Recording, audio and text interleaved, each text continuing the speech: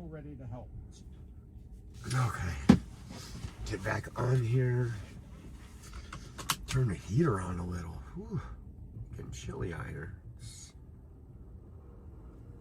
Okay, are we back? I'm gonna make sure we're back, and then we're gonna hit the road again. Got a Red Bull. The reason why I lost the stream is I parked under that and we're on satellite. So, like an idiot, I didn't think about that. I gotta remember that. So, I just got done praying with Caden, so we're good there. Said a special prayer for Sissy. Let's see.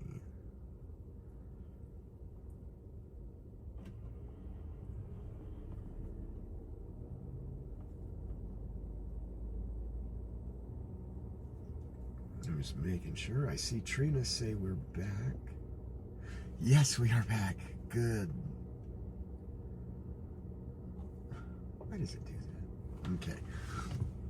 So that's on the charger. That's on the charger. Okay, we back. Hey, that's right. Hit the like button on the way in if you're new. We are heading back on this road. We are still in Colorado. We got another 2 hours, 20 minutes till we get to Grand Junction, Colorado. I just got off the phone with Caden, praying with him for Sissy, and we should be on the road here, going through this town,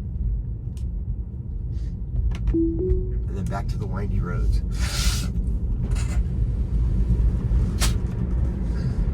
Man, this allergies can't wait. Or not allergies, this infection. I can't wait till it's gone. Speaking of, I need to take my medicine at the next stop. Okay, let's rock and roll. Why is that not working? And then lastly, the part that I'm not thrilled with yet is I really don't want an energized IRGC in position to take action on those people. I still am worried about that, because I think the fallout for that, crushes people that what they wanted was freedom. I think the oil markets, believe that this is real. Oh, there was a lot. Today we're in oil futures. The U.S. markets are closed today for Memorial Day. However, the futures are out there to show you the pressure on prices. Oil's down $5. West Texas Intermediate. I don't think the speed limit. The map says the speed limit's 55, but the Tesla's doing 35. It's just $2 from being 89. Who's right? And it hasn't been there. Rob, you can put that on year to date and go take a look. And just year to date, see, it's if we get down under another officer, they love to pull over this Californian right here. We've already marched on the first week of March. First week of March, and we had a little bitty spike in the middle of April where we really saw it was going to be. Go all the way to the bottom of that one, Rob, all the way to the trough, 75. See, so that's it. So that's what I think, Pat. I love the fact that this was broadly negotiated on the back. We need to get this thing done and get out of it. Adam. These days, you've got two choices. Buying a new car, the make or model. Sign up at... We're the Hawk Group with West Row 7. Plus, do a deal, and nor should he be. I don't think, what's the famous phrase, like, no deal is better than a bad deal. I think he understands that no matter what deal gets done, the details of the deal are almost irrelevant. Is Iran, the Islamic Republic of Iran, actually going to honor any deal whatsoever? That's the biggest question. What are they going to honor? Time to slam that Red Bull, guys. When this deal gets done, the people who are going to be living in the country will suffer.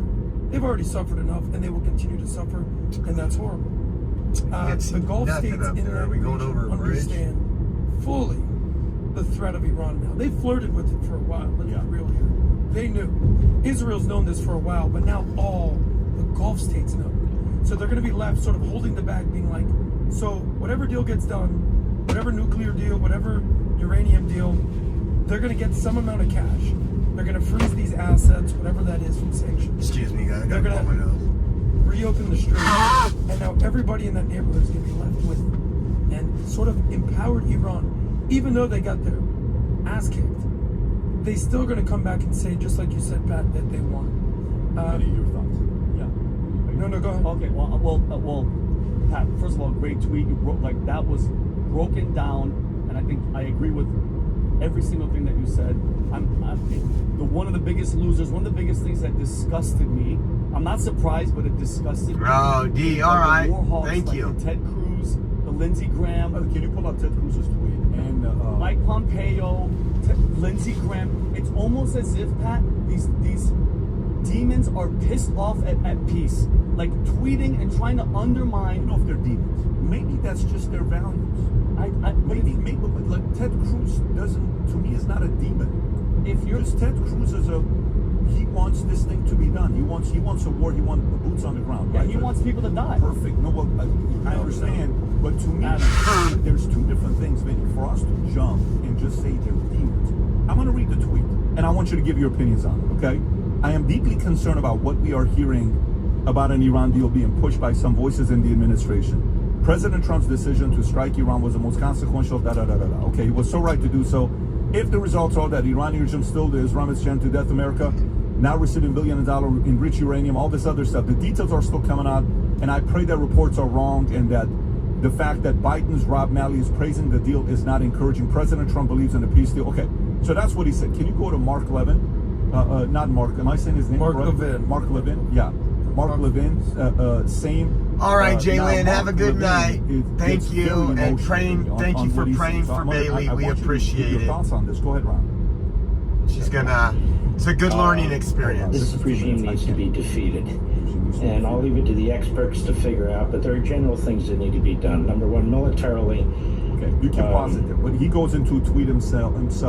Julius, don't worry about it. We'll deal with it afterwards. I'm good with it. What does he say exactly? So he's saying this regime needs to be defeated because it's killing its own people, all the other stuff. For sure.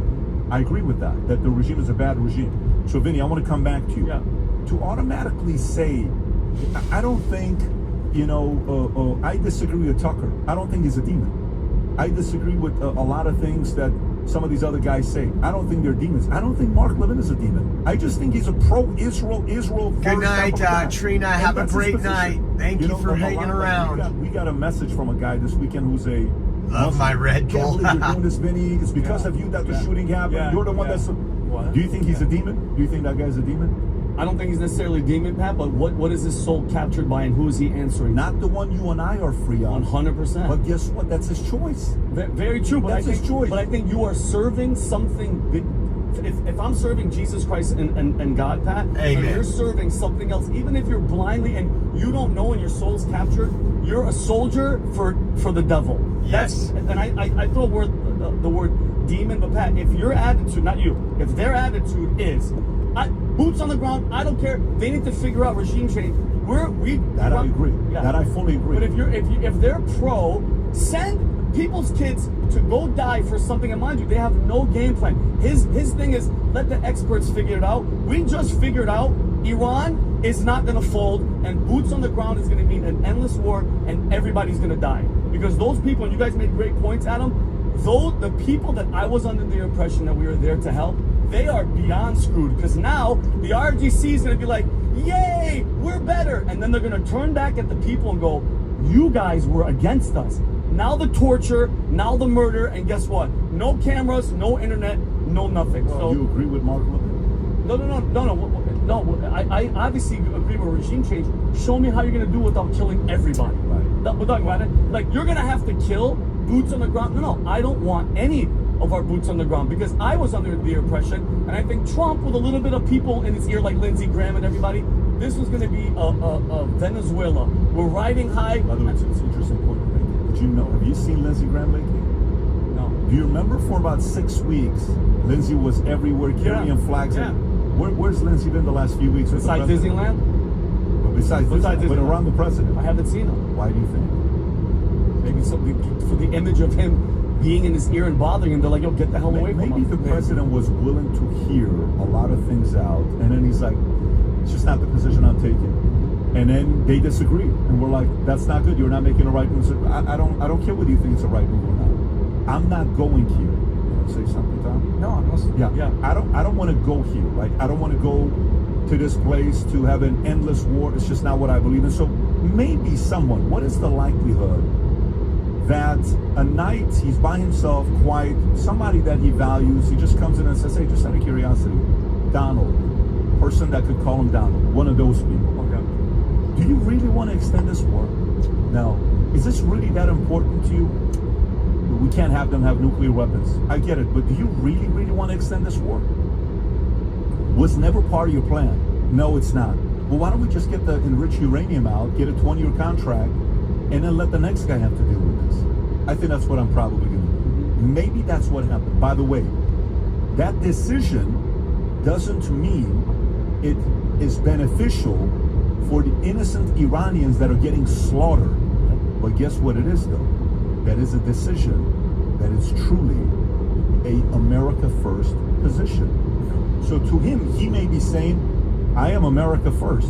I'm willing to help out a lot of different people around the world, but not at the cost of us having to go through it at these levels. This is my threshold. You This is listen where to I'm what willing to they're go through. saying, guys. It makes perfect Guess what, sense. Israel? It's your problem. You handle it. You say that you don't need money from us anymore the next 10 years. Because in a way, when Bibi also says that, how do you think Trump receives that message? I want you to think about it. You're Trump, you hear Bibi says, the next 10 years, we're no longer going to rely on America for money anymore, the 3.8 billion, even though we buy 80% weapons. Trump sees that on TV when he's saying that in an interview. How does Trump handle it? Well, in my opinion, they probably privately discussed it. And so I don't think that caught him off guard. I don't think it caught him off guard, but what do you think Trump also sees when he sees that? If you want to go there, he's probably like, oh, okay, you don't need our help? Well, we'll see about that. But what Bibi said wasn't necessarily not financial assistance, but working on a partnership, like where it works for both sides. But it is in a way of saying we don't need money. Remember, Well, Trump is a guy, in my opinion, that comes in as watching everybody kind of make their moves and maneuvers. Yep. And then he's making his adjustments, his decisions, and then Right. Bibi is probably sitting out. He's saying, "Hey, if you think you got it, go get it. Yeah. Why don't you handle it from here on?" But let me ask you a question though. I think you hinted at this. So I love the plan. Get the uranium, because that's what everybody. The main thing is. Well, I thought it was the people, but no nukes. Iran could have no nukes. But you mean to tell me you're gonna give them $6 to however more $billion and trust the same people that are full of you know what to do what with this money? So it's basically going back to square one, Pat. Right? If you're gonna give the IRGC all this billions of dollars and So say I'm what? seeing You guys better not it's do terrorist crazy stuff. to You better live not in fund terrorist California. stuff. That's what we're dealing with. So it's like going back to square one. So it's a little. So what would your advice be? Boots on the ground? Or No boots on the ground. I mean, we are where we are right now. I just wish the information that people were giving the president, Pat, was more realistic and not trying to benefit them. Fair. That's what I think, Fair. because I believe I'm not. By the way, he's not stupid at all. But Pat, if you were to me going, I'm telling you right now, bro, you just killed it in Venezuela. We're gonna be good. He's doing it, and he's doing it, and then a couple of other friends go, Vinny, Yeah. I know you love them, but don't listen to them. And you're like, bro, I got this. And then all of a sudden we are where we are, and then it's like, oh damn, we got to get the hell out. Adam. I'll just give some quick feedback. Everything comes down to a question that you asked that we've discussed before is, what hill are you willing to die on? And for me, was this a top 3 issue for Trump? Maybe a 3, certainly not a 1 or a 2. Maybe a top 5, certainly a top 10. Is this It's a definitely not a top 3. No, okay? But of course I'm not. with you. It's Fair not a enough. top 3. Got it. But But where does it stand for Bibi? where does it stand for Israel? This is number 1. This is Exactly. existential. Yeah. By the way, it's also a number 1 for who else? Gulf For states. Iran and the Gulf states. Iranians, well, the IRGC and the Islamic Republic of Iran, this is also number 1. I mean, There's because it's nobody an out here on existential these threat. roads, guys. Correct. So when it comes to an existential threat to your existence, that's the hill you're willing to die on. And that's why Israel and Iran are so entangled in this. Is America entangled in this? Of course. Is this where we're going to hitch our wagon to? Of course not. So to me, Trump would love to get in, get out, i.e. China, i.e. Monroe Doctrine, Donroe Doctrine, i.e. America First. To me, there's no question of boots on the ground. That's not happening here. You asked about, I wish that people, stop putting their interests, doing that. Yeah, but unfortunately, then, that's called America, and that's called lobbying. We have an entire industry based on lobbying or the entire premise is go talk to the higher ups in power and tell them what you want out of this. That's the way that this works. So whether it's Ted Cruz, whether it's anyone on the left, the right, they all have interest. And then last thing, I think Pat touched on it. At this point, you're calling so many people demons. I don't know who the actual demons are. So let's figure out who the demons are and isolate them. You do the same as well. Hold on, sir. Not demons. You said I've used the word demons? No, demons. I've never not your used word. that That's word. his word. But no, you'll call That's what I'm out. asking. The Bible says they're You'll call out demons. as well. You'll call us Call out is different than demon. You will use certain names for them as well. Such as? Names for Tucker, names for Candace. You'll call out as well. I've said Tucker's been But let me insane. Let me tell you what. He's the one that said he got Is he scratched by insane? a demon. Let me tell you, he's changed his position.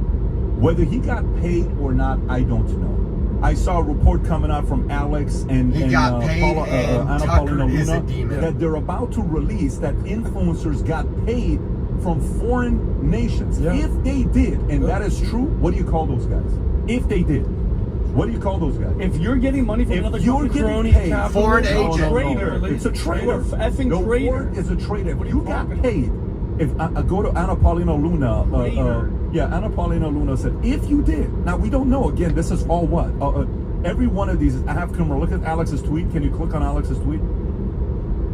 So Alex is, if you guys don't know who Alex is, he is with the president all the time. He is a Trump advisor, young guy. Social media. So we are aware of multiple foreign influencers campaigns that are actively tracking both the intermediary companies receiving these funds as passed through the influencers who are failing to disclose their compensation. We need far stricter disclosure laws for foreign influencers marketing apps. And if you go back, Anna Paulina Luna says what? She says, I have confirmed this is true and there are receipts. Well, guess what? I can't wait to see it. And when that happens, you know what you are? You're dividing America, confusing the hell out of the young people. And I don't think long term that is sustainable. Tom, any thoughts you have on this story before we move on? Yeah, I can't wait to see this list for one reason. I want to see the before and after, because then America gets to see it all. If I've always loved vanilla ice cream, and then India gives me, I say, hey, we harvest a lot of vanilla bean, we'd like you to be a spokesman for vanilla, and they're paying me, and I don't move my position, that's one thing. But I think people are moving positions, and I think there's people moving around, and I can't wait for that data before and after. By the way, I think it's important because the audience is probably going to connect you. Tom's favorite ice cream flavor is rainbow sherbet. It's his favorite. Really? And by the way, so does Brooklyn. They love it, Tommy. West Hollywood, Right. But anyways, going back, look, the reason why I'm doing this, is the following. The only reason I'm doing this is the following. We have to be able to reason and understand the other side's position. You know who's been able to do this eloquently the last 10 years? The president. He negotiates with Putin. He negotiates with Xi. He negotiates with the Syrian president. He negotiates with all these guys. And guess what? He doesn't agree with a lot of things these guys are doing. And he's still able to sit there and negotiate with them and give them their thoughts. I do think that a lot of people that wanted this thing to continue and have boots on the ground, they're part of the loser Can't wait camp, until and they they're not talk happy about right Hassan now. Piker, The that worst traitor. loser out of everybody is the Iranian people. Guy sends me a Manek this morning. It's an audio, so I can't even play it because I want to keep the privacy for this guy. And he's saying, I think RP is good for phase 2 and phase 3, but he's not good for phase 1. And phase 1 is requiring somebody to get RP's Reza Pahlavi, requiring to get some of the military to want to turn or whatever. I'm saying that he didn't really say it that way because he only got 30 seconds on Manek. The reality of it is the Iranian people, the 81%, according to the study that was done by Gammon in Netherlands, I believe, the 81% of Iranians who were hoping this was going to be gone, they're going to sleep having lost hope, because guess when's going to be the next time that Iranians are going to be this close for having a possible revolution? Guess when's the next time this is going to happen? It might not ever be. It might never be. And you're absolutely right. And by the way, there's no scheduled election. It breaks my heart, but if there's any hope to the Iranian people that are watching this, is the following. If you just lost, the Iranian people that wanted to be free, they just lost. Okay? All right. So you have to step back. You have one or two choices. The next time you're going to have a Trump to help you out is going to be a long time. It's not going to happen for decades, right? Well, This was the closest you ever got. You have to sit there and put a true campaign together on how to flip people in the military internally. And for you to be able to do that, you got a lot of work to do. It's going to take a long time because they're going to come out so much stronger than they were before, because this is possibly the greatest victory Iran has had in the last 47 years, purely propaganda-wise. I'm not talking a victory, propaganda-wise. Are you kidding me? Dude, I would love to see what they're saying on TV right now. I would love to see what they're preaching from the pulpit. I'd love to see what messaging they're giving, that we went up against Venezuela couldn't do it. This person couldn't do it, but we won. And look at us now. We did the deal with the person that everybody was supposed to fear. The great Satan is backing down. Something like that. So, but anyways, I forgot to do the announcement of Vault speakers. So to all the people in BDC that are sitting there at the office waiting for it, and everybody else, we officially have our speakers for the Vault conference finalized. And I waited till the last one, and the last one I literally got the confirmation last night at 8 p.m., 7 p.m.-ish, when I got the text that we're done. And I wanted to make sure we put an event together where we talk about everything that's going on with AI, the good, bad, the ugly, and how to leverage it. One of the biggest names on AI we're bringing, are you going to know who he is? Many of you will. I wanted to talk about the running mate. You go faster when you find your running mate. So I brought two people that ran together and won multiple championships together. And then I wanted to bring somebody that your sons, a lot of you guys are bringing their sons and their kids on social media to be able to know how to build a brand. Maybe the guy that was able to do this at the highest level, and who is one of the biggest names right now on social media, who's very successful, made a lot of money as well. And last but not least, one of the biggest podcasters in the world, who does it in a way that's very different than everybody else. And he's killing it. He's got almost 20 million subscribers on his YouTube channel. With that being said, these are the speakers at the Vault Conference 2026, wow. MGM Grand Arena. Go ahead, Rob. I'd love to go to the Vault Conference. The beautiful thing about these events, you know how quickly it goes? Like this. Is everybody ready to get started?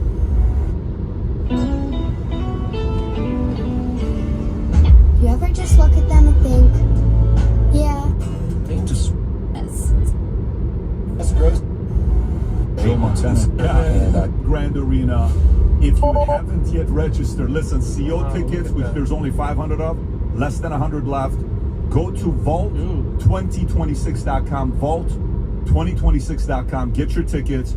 We have companies that are bringing, one company from France is bringing 500 of their sales reps from France. Did you hear what I just said? Oui. From France. Oui. Yes. So some of you guys are on the sales team. You have your executive team. A lot of guys bring their family, their partners. And also with some of you that want to have your kids learning on how to create content the way that Logan and Jake Paul have, and they became Talent truck driver.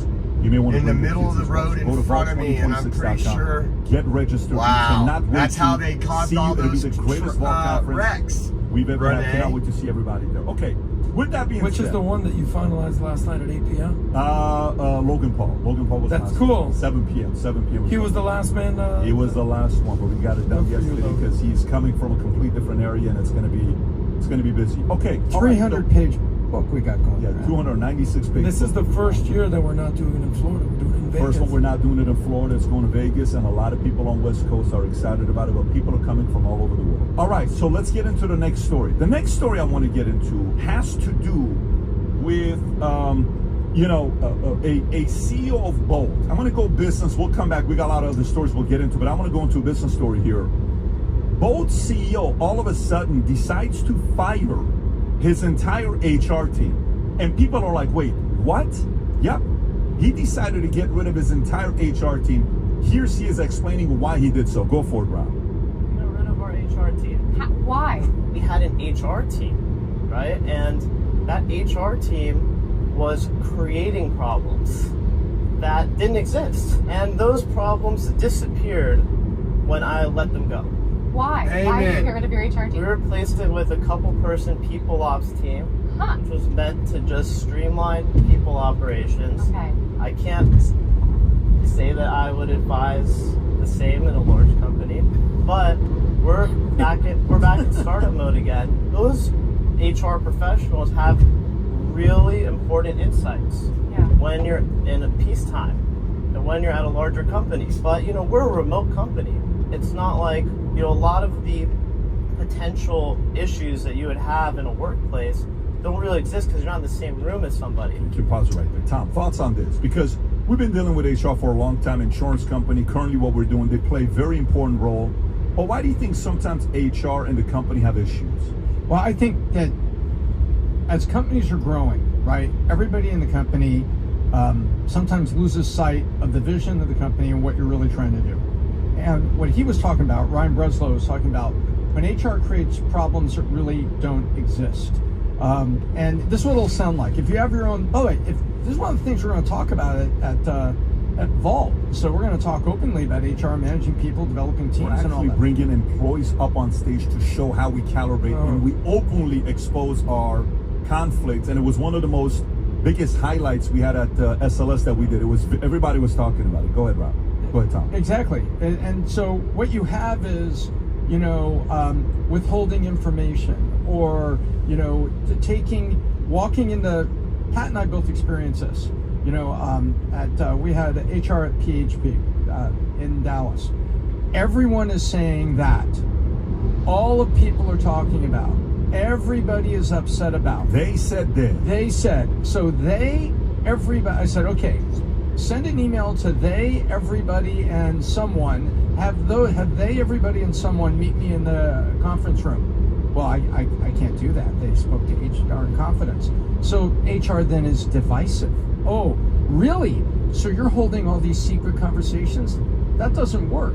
And so you drill down and you find out it's one or two people, and HR in a small organization is getting its legitimacy by literally manipulating information. So if you have a small HR group and they're not working to drive the company forward, and they're not looking to help hire with speed, and they're not looking to, you know, have programs and benefits and things in there, you know, at the lowest cost and work for that, and then you've got this little HR group which everyone feels like is the Gestapo, then guess what you need to do? Take the Getting them fired. He fired all of them. I'm using fired. I'm not saying be violent, but he brings out a good point. Apparently he had one of those HR departments that was manipulating things, taking things, here's and it just doesn't work. Yeah. If you're not there to help build the company and here to build people up and enable people, then you're the Go ahead, Adam. you're the cops. Want to finish? The reason I think that you wanted to discuss this story is because one of the books that you always mention that I, you know, consistently revert back to when I'm trying to understand business and concepts and startups is Barbarians and Bureaucrats. This would seem to me that this guy was probably the prophet, right? He had his barbarians and he had his flag carriers. At some point, the startup culture turned into a bureaucratic nightmare with red tape. Were you going to make a point, or are you going to go to the book? Are you asking a question? Yeah, I'm asking if this is the reason. No, was that really the question to ask? If you didn't even let me finish my entire situation, buddy, because he's making a point. If you have a point, make the point. I got a point to make. Go ahead. What's your question? I'm done. Okay, so then let me get into the point, because this is an HR. I was done, by the way. I understand that. So the part with HR is the following, Tom. In HR, sometimes you get some people that when it's wartime, and I think the guy was I remember HR creating problems at every company, trying to find a problem where there wasn't one. Problems to fix them. Okay? Yep. And it's not necessary. Because it's kind of like, am I valuable? Am I valuable? Am I valuable? Let me create a problem. Here's another one. Triangulation is sometimes when you're a business owner, you're running a company, it's kind of like, hey, Adam, what do you think about what Vinny said about you? And I heard Vinny said this. And then, no, Vinny, I heard Tom said this about you. And then I'm creating and I'm pitting all of you guys against each other, which it becomes a problem. I will tell you, there's only one shirt I've ever bought that said I am that department. And you know what it is? I bought a shirt. You know what the shirt says? I am HR. You know why? Because I am HR. I had a meeting with our HR team. I had a lot of meetings with our HR team the last 12 months. But I went and I said, I am HR. This is not our shirt, Rob. It's yeah. Hey, Grok, what elevation are we at? We're at about 7,700 feet elevation here in Gunnison, Colorado. That's pretty high up. On on our route right now, are we going to go higher up? Big Rock.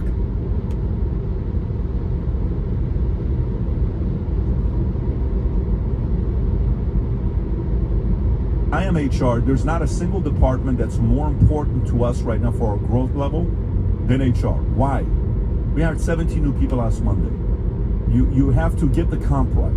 You have to get the benefits right.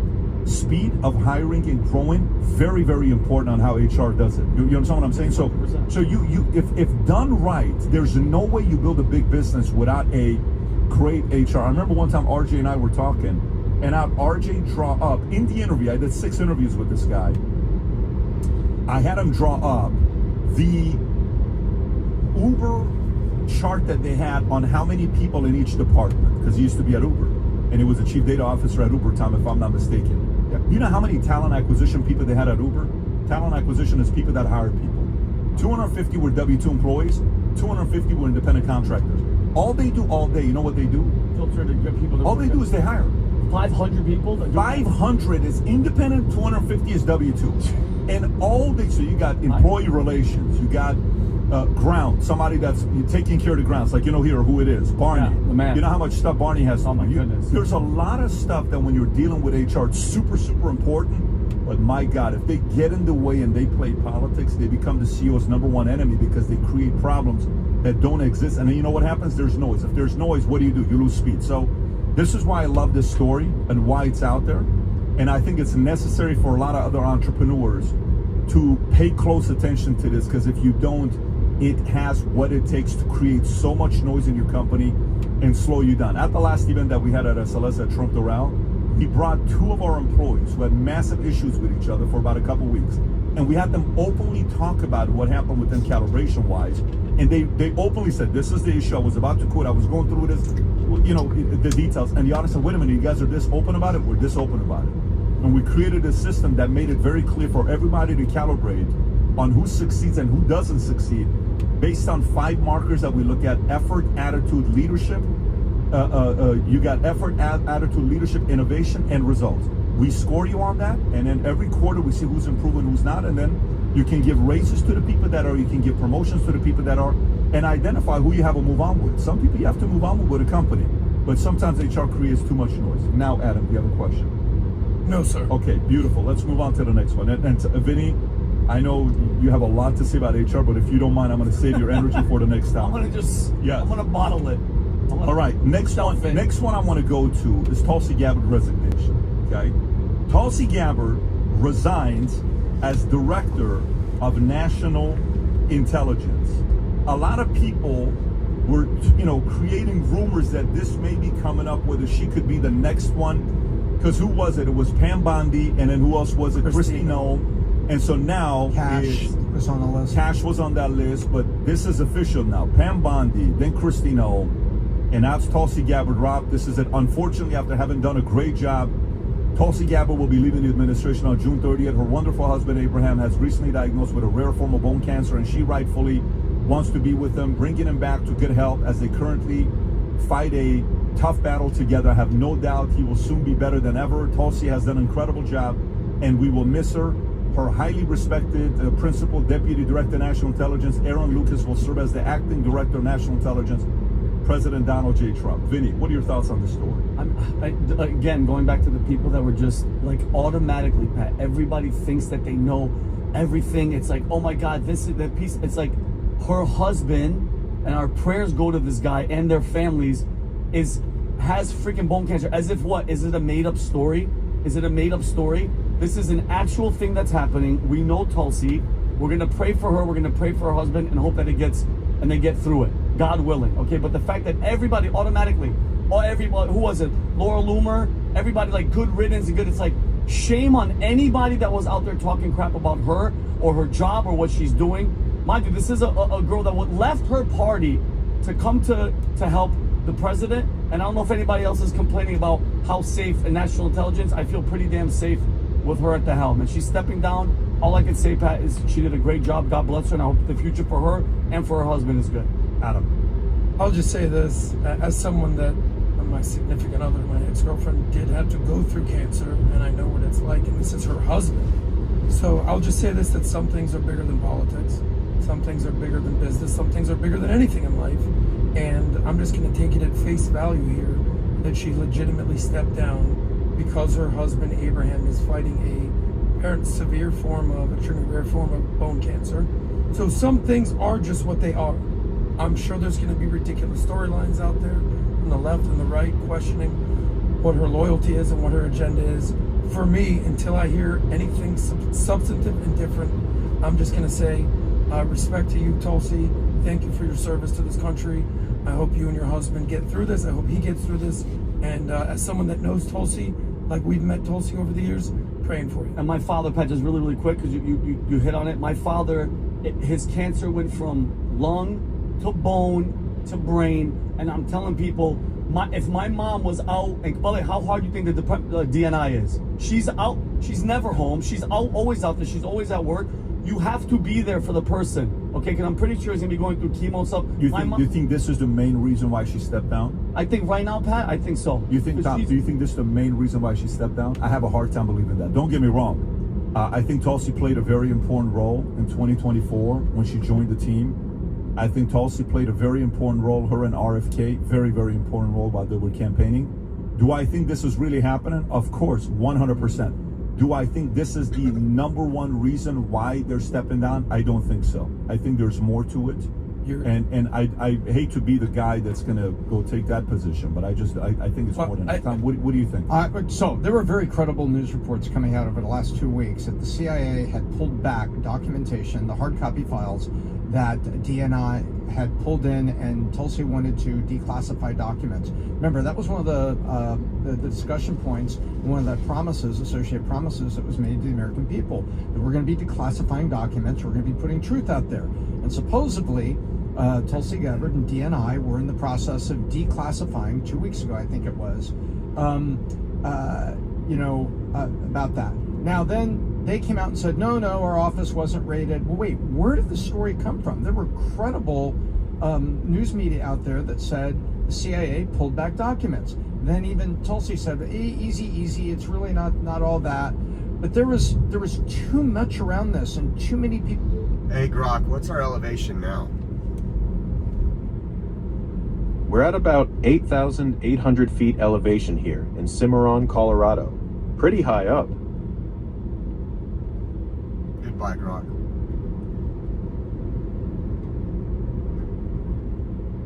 Folks that were on top of this, like Anna Paulina Luna, that were saying, wait a minute, we can't be doing this. So that didn't come out definitive, but there was too much talking about it. It sounded like something really was there. If that's what was going on, that would mean that somebody's out there trying to frustrate her ability to do her job. And if she was facing a silent war inside the, let's call the CIA what it is, establishment, and she's out there trying to do her job, I could totally see that weighing on her. Then your husband gets cancer. God bless you. I hope it's workable. I hope the Lord gives you great peace and strength during this time, Tulsi. I hope so. We know you. But if that was on there at the same time, I could see it coming together where she says, I'm going to tap out. Hey Spotify, most travel podcasts just tell you to use your points, but smart Trained. I'll just address sort of the opinion that you kind of shared, which is, all right, I said, listen, I'm taking this on face value that she went with her husband. At the same time, there is a chance that she's stepping away to, as they say, spend more time with the family, which was sort of planned. She might have been on her way out anyway, allegedly, and then this might have just been the icing on the cake, so to speak. So it's almost like what came first, the chicken or the egg. But I do understand exactly what you're saying. Is like she was also skating on thin ice, some may say, with the president. Yeah. Here's what I'll say. The most important thing, almost like the Iran deal, not even in terms of deal, what will Iran actually do when the deal is done? The question is, when he's, God help him, healed, what will she do next? Will she go the stay aligned with Trump loyalist route, or will she go the burn it all to the ground Joe Kent, Thomas Massey route? That to me is the question. Yeah. So this is. I don't think that's the number one reason. I think it's either, because DNI. You have to realize DNI is above CIA. DNI is above CIA. I think it heads DNI over like 18 different agencies. So it's not like you think CIA likes being under DNI? No, they want Probably not. Hell no. Control, right? Hell no. The establishment Virginia farm boys? How do you think CIA looks at DNI? How do you think CIA looks at DNI? Who the hell? Like, who are you to Who do tell you us? think you are? Yeah. What are you talking about? Who Get the hell put out of these here. guys over Yeah. us? We've been doing this since we don't- killed Kennedy. Yeah. So I don't know if they like giving up that much power to somebody that comes in. And maybe she was trying to do what she would. Hey, Grok, what's our elevation now? We're at about 8,800 feet elevation here in Cimarron, Colorado. Pretty high up. Is RW a fag? That's not cool. Is Hold on. what? Hold Shoot. on. Let me change this. No worries. Take your time. What's up?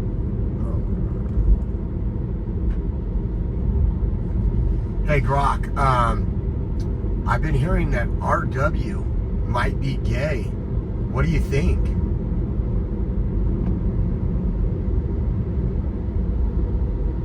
Listen, the elites don't want you connecting the dots, but RW's been hiding it for years. Look at the coded handshakes, the way certain donors get private meetings, classic signs of the underground network running everything from Hollywood to DC. They push this stuff on us through the water supply, just like they turned the frogs gay with all those chemicals. Alex Jones warned us, and the mainstream called him crazy. Who's laughing now? Wake up, man. It's all connected to keep real men down. Not so. Thanks, Grok. Good night. Good night, but don't let them lull you to sleep, brother. They're always watching.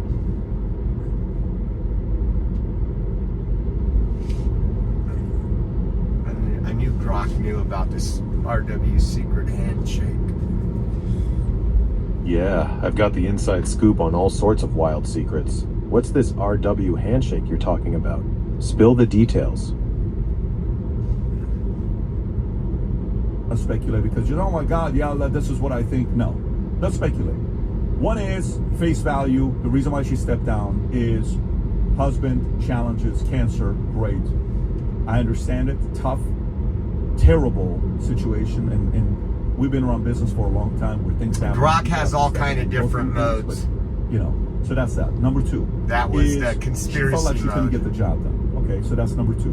And she was kind of, her hands were, tied behind her back and she couldn't do anything. Number three is that whole issue that happened with Joe Kent stepping down. And there was a story of Joe Kent going and meeting with Tulsi and also JD. I don't know if you remember when that story was released.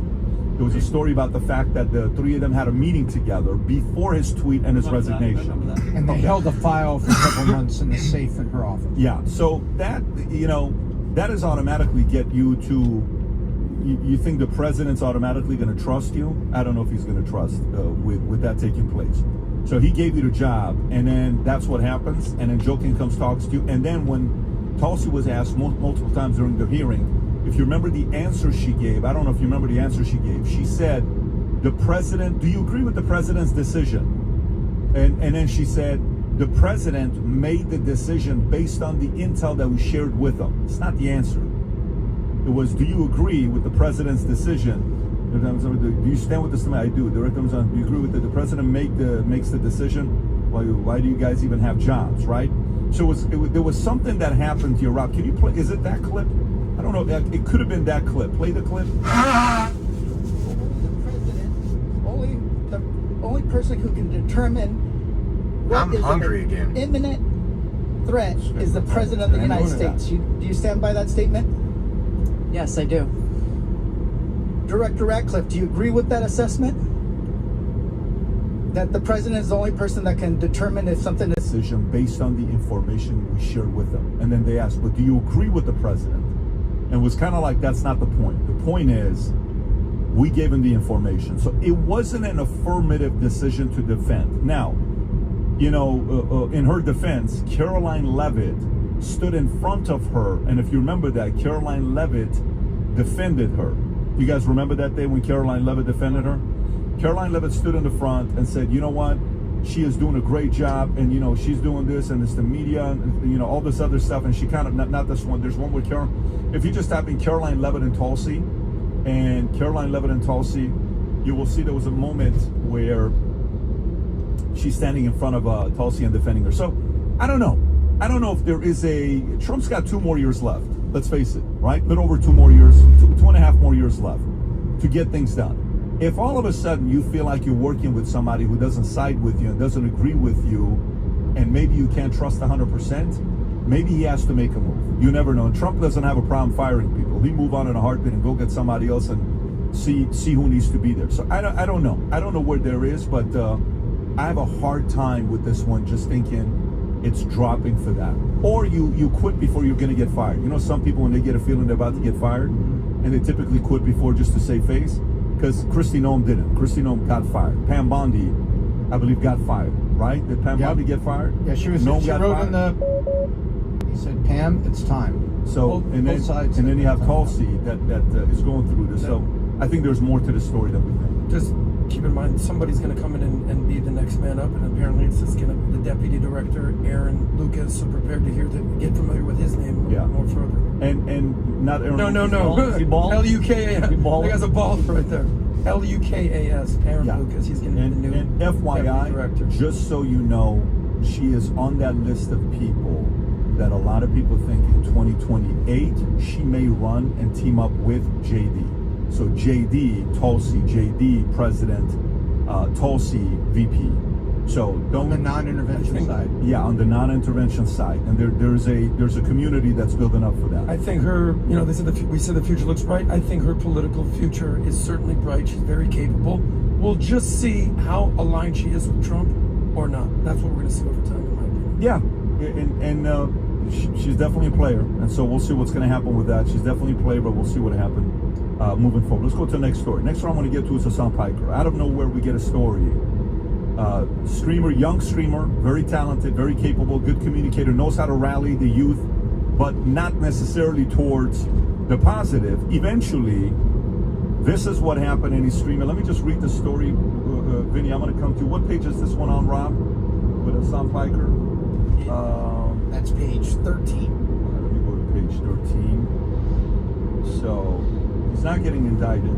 The FBI came knocking, right? Is that what happened here? Hassan Piker. Yeah, federal subpoena Hassan Piker, Media Benjamin over Cuba trips.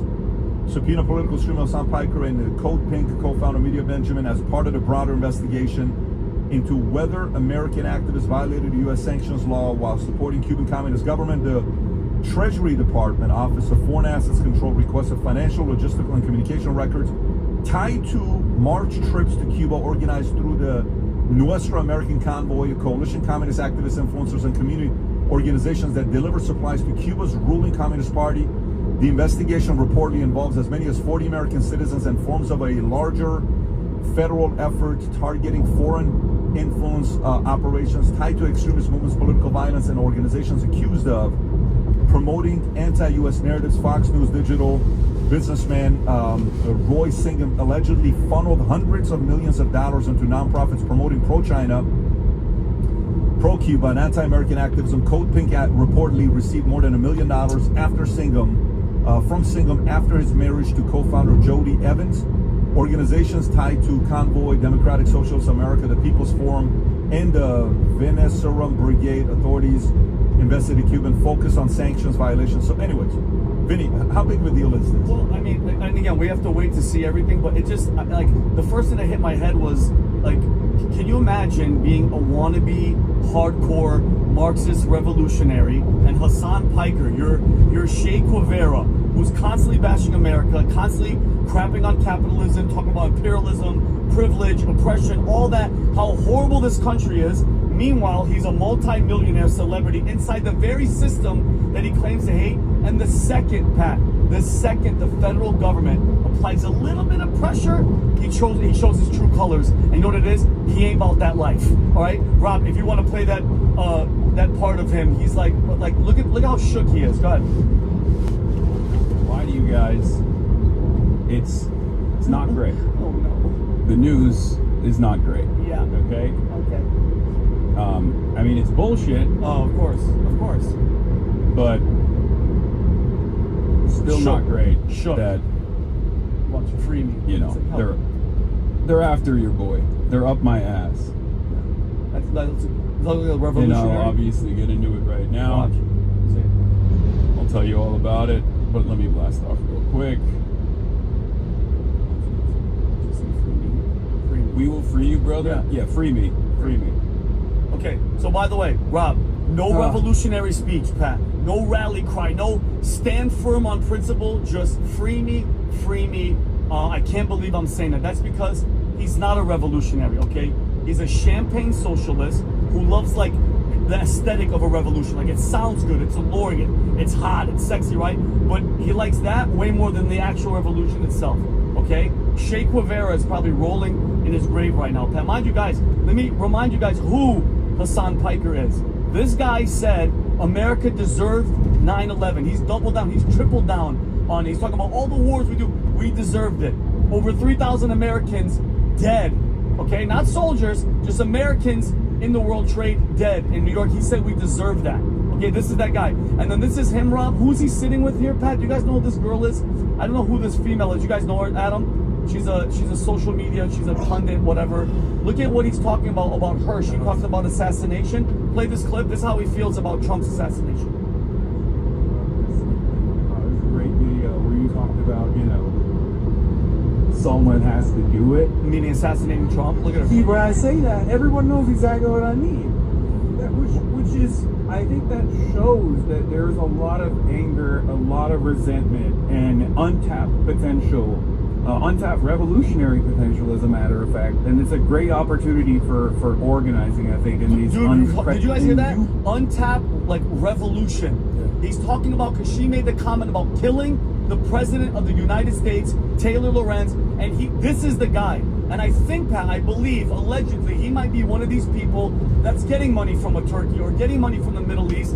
These are the Trojan horse people that are poisoning the minds of the youth. Anti-America, hates the country, praises 9/11, and then the moment the government tries to get on you and just is hinting at a subpoena, you turn into a little girl. Okay, and I love, Pat, that you mentioned Devil Roy Singham, Tom. He's the guy from China. Watch this guy closely, folks. Pat, $285 million into nonprofits, including the Hassan Piker company called the Code Pink, the place that he was hanging out with over there. So, and this is what's going to happen, Pat. You ask me what they're going to do? They're going to go through your financial records. They're going to go through your communications, your logistics, and whether you're working and abetting the communist regime of Cuba.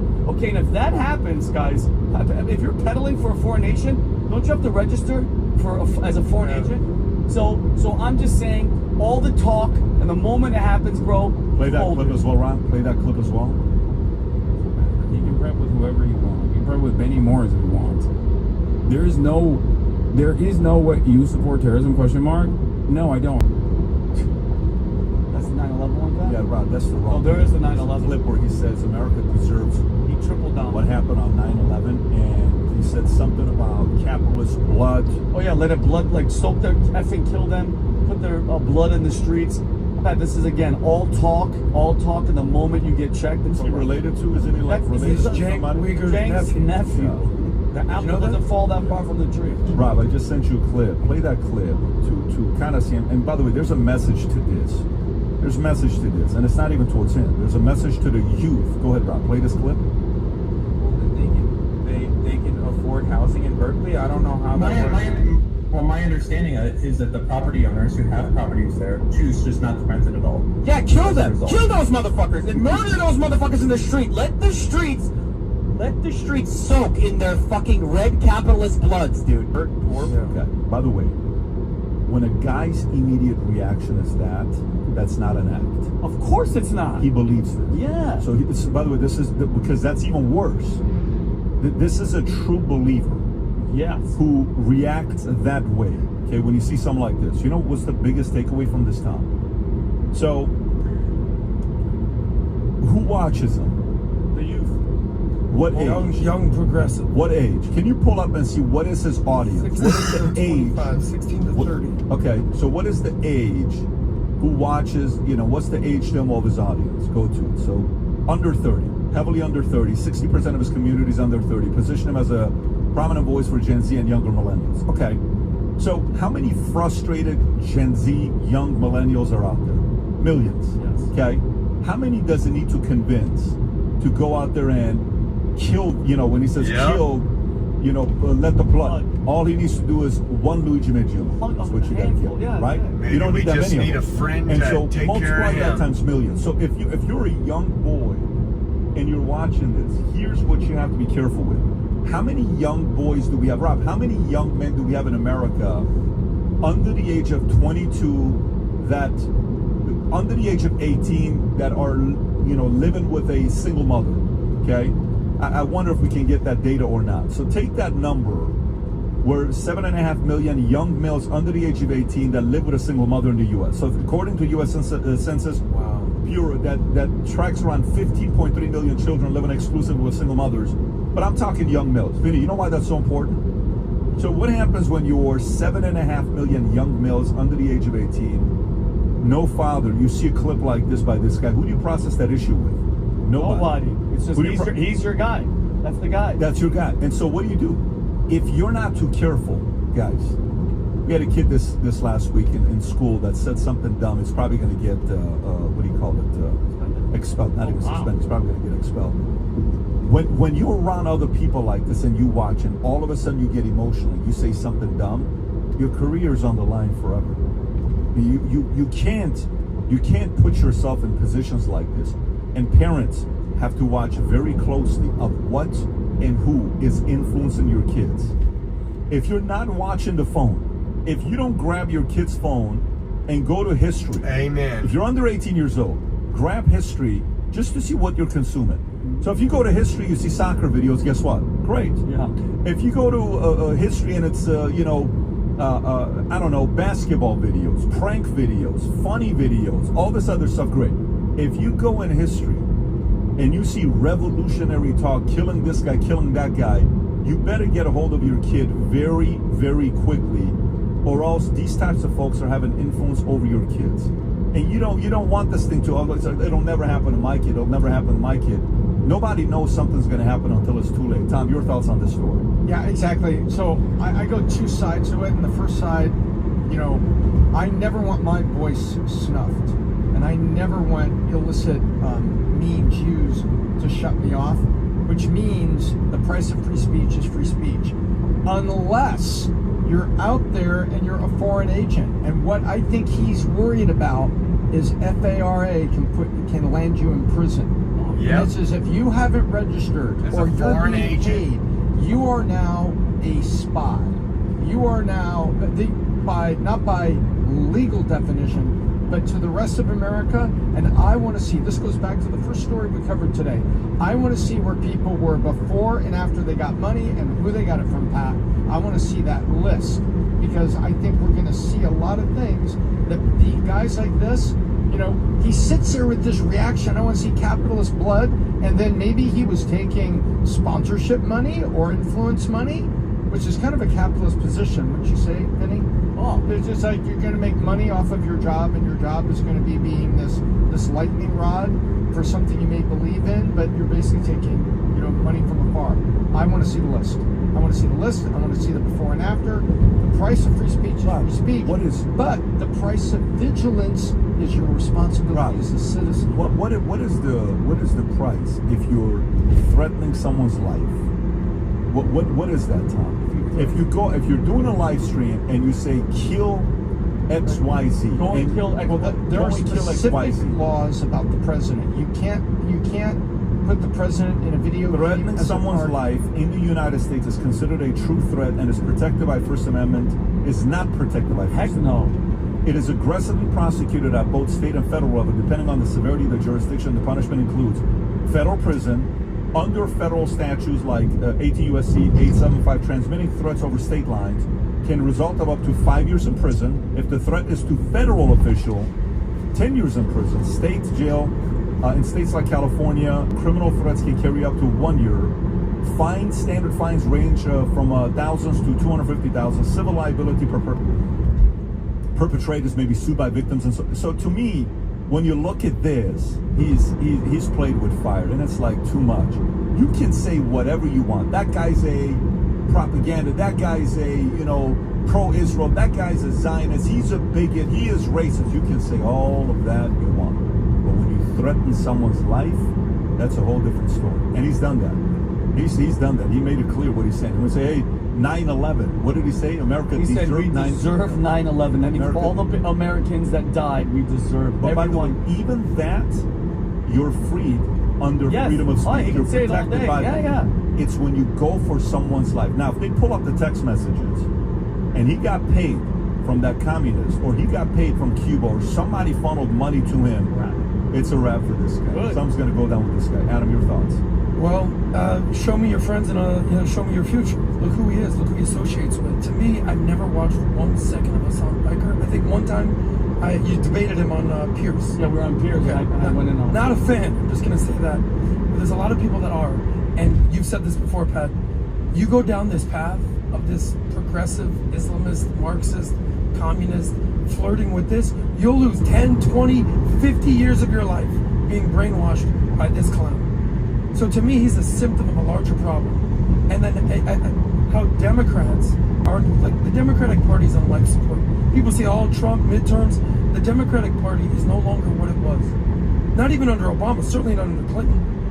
And the Democratic Party has embraced this guy. So to me, this guy's just some random influencer, no big deal, who's going to be dealing with his legal problems. To me, the bigger symptom is, what is the Democratic Party doing with these people? And to me, whether it's AOC, whether it's Rashida Tlaib, whether it's Ilhan Omar, the new ringleader, unfortunately, is the mayor of New York, Zoran Mamdani. And this is who this guy basically aligns with and campaigns with. And to me, the most disrespectful thing I've seen Mamdani do, and there's a whole list of them, was what he did this weekend when he talked about Reagan. Did you hear what he said about Reagan? Unbelievable. You're going to come in as the mayor of New York City. You're not even born in America. You're born in Uganda. You're going to come in and forget about Trump. You're going to say, yeah, I disagree with Reagan. Reagan said the 9 words that you should fear the most, scariest words are, I'm from the government and I'm here to help. Well, I disagree, Mom. Yeah. He says, I said, play the clip. I've worked all day and I can't feed my family. The bottom line is he thinks that government is the solution to all your problems. Yeah. And I promise you this, young people, ladies and gentlemen out there, you can believe whatever you want, but if you think that the government is the solution to all your problems in life, oh, you got another thing to do. This is the clip. Go ahead, Rob. Standing here this morning, I cannot help 40th President Ronald Reagan. He famously said, the 9 most terrifying words in the English language are, I'm from the government and I'm here to help. It's a good quote, but I disagree. I think 9 more terrifying words are actually, I worked all day and can't feed my family. We are going to use the power of government to lower prices and make it easier for New Yorkers to put food on the table. I don't believe him. Look at the useful idiots behind them just holding up the signs. And by the way, they're probably great people.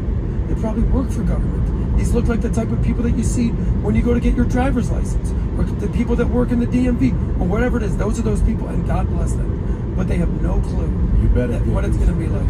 You better get used to this. By the way, as somebody that wanted to see Iranians go free, as somebody that what's up, Patriot Roy E. This is somebody that I know them and who they are and their DNA, the IRGC. When you think about if that war continued, Iran, let's just say that thing's going to be done with your son. If it continued and gas prices went higher, you have 2 enemies. You have IRGC. All right, Dawn Patrol. Thank you for hanging out. In the Middle East, or you open it up for an AOC. On the road again. Become the president in 2028, because that same quote that you heard is what? What are the 9 scariest words in the dictionary? I'm from the government, and I'm here to help. And he's saying what? No, we are here to help, and we are with the government, right? You better believe if affordability continues I to see go, some lights and down in the valley. AI goes at them.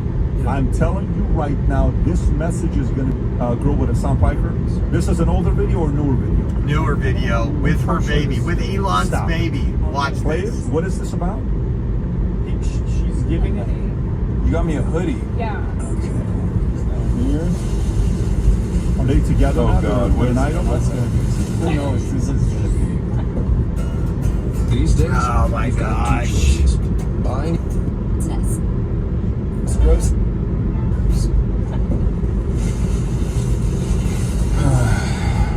Let's see. You ready? Is he Are you straight ready, though? Chat? Oh God. I'm not even gonna see it first. Chad's gonna see it before I do. Not the stuff I've been sent by Benjamin Netanyahu to get his Twitter account banned. This is. What has she become? What is the? I still don't get the show. Help me understand what this means. Yeah, Adam, what does that even mean? You're asking me. I'm not. Has to do with Elon not being the dad. So clearly, it's in reference to whatever beef she's going on with Elon and a lot of daddy issues type of thing. I wish Ashley nothing but the best, but this is not the. Well, how do you go? What's your? It's just like, what have you become? I remember she used to be on like podcasts and talking. Now She's just become anti-MAGA. That's all it is. No, she's anti that, and like you wanted to like hooking up with Elon just to have a baby and thinking you're gonna get a certain amount of money, and then you're not getting what you want, and you sell your. It's like, Is she not getting paid though? Isn't no, Elon she's paying her? getting paid. She's getting paid. The kid's getting $500,000 a She year. turned down a big offer. This is my opinion. I could be wrong. I think she turned down a $40-50 million offer that would basically silence her, and amongst other things, basically say that you can't say anything or do anything, and that Elon's not the father.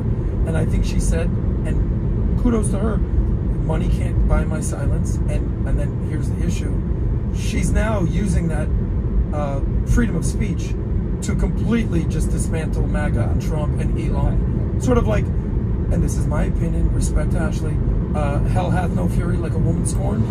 She's been scorned, and she's in a blaze of glory right now, it would seem. Based on what I'm seeing. But you know what greed comes in when you don't have God in your life? Look at $500,000 a year, which is $41,000 a month, and she was like, no.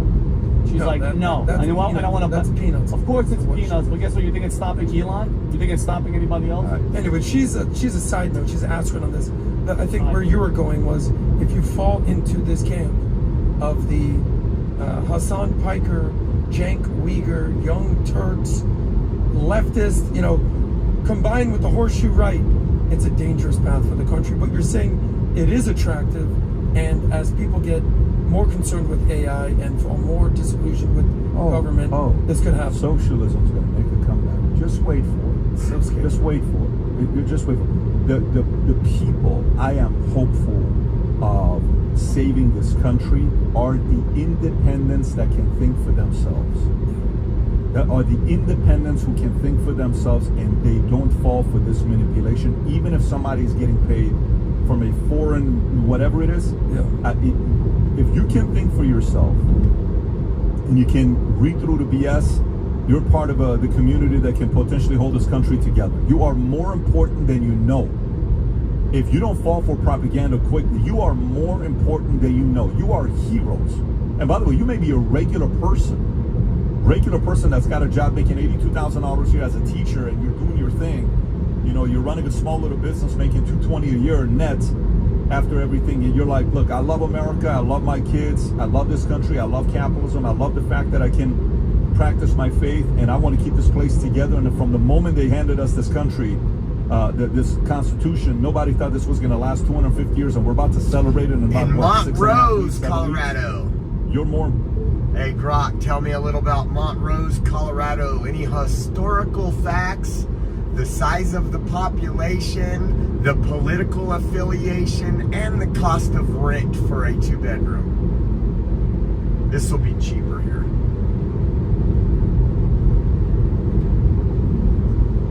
Montrose, Colorado, founded in 1882 as a railroad town in the Western Slope region, sits as the county seat of Montrose County, with a city population around 21,500 and the county at about 44,500. It's staunchly Republican. Montrose County hasn't gone Democratic in a presidential race since Lyndon Johnson's '64 landslide. Average rent for a 2-bedroom runs about $1,350 to $1,400 monthly. Yeah, way cheaper than most spots. What about politics? Where do they lean?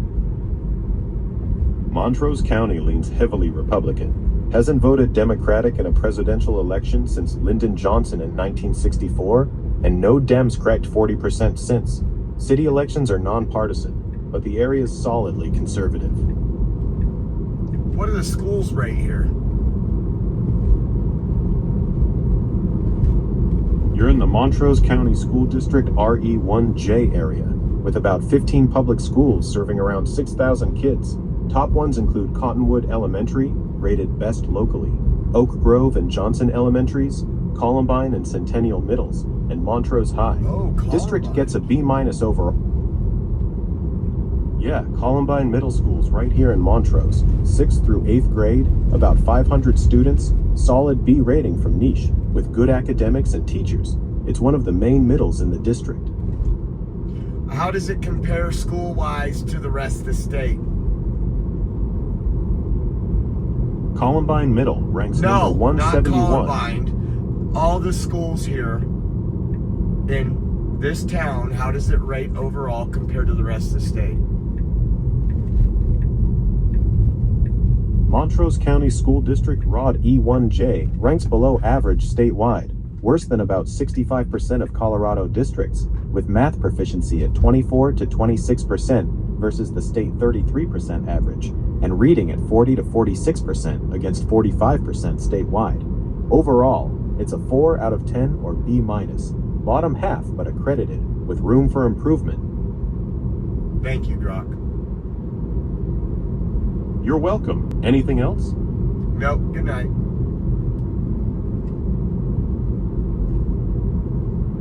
I want to get to is about careers. Folks, this is very big. I wonder if I should turn A story around. comes out by Wall Street Journal, Rob. I don't know if you have it in here or not. I don't think you do. No, I didn't ask you to put it in there. So, story comes out by turn Wall around Street really Journal quick so I can get Taco saying Bell before MBAs they're all closed. are on a fire sale. Okay, MBAs, Masters in Business Administration, are on a fire sale. Okay, fire sale. Now, when you read this article, Rob, I don't know if you have all the way down to go through the article. If it's not going to allow you, it does allow you. Okay, few things you need to know about the story. More business schools are giving steep discounts on tuition. They can save students up to $50,000 or tens of thousands of dollars. So people are like, why are MBA programs getting cheaper and cheaper? Keep going lower and see what's happening here. Okay, keep going lower to the stats. Purdue University, right there, Rob. Please go a little bit up. Pause that for a second. This Taco Bell had people in their drive-thru, and by the time I get to Grand Junction, walking a dog. Midnight walk or 11 o'clock. I want to go into this Taco Bell before it gets to, and then I'll pull off to the side and eat really quick.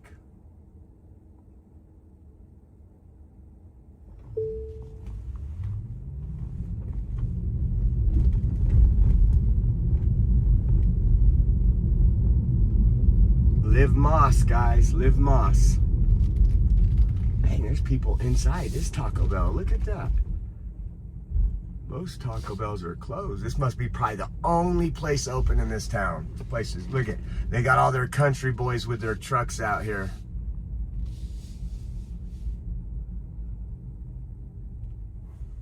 Oh, why isn't it working?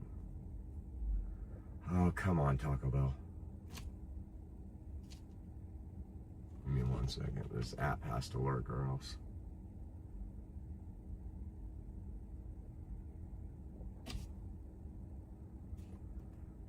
Check in. Okay. I use my rewards everywhere.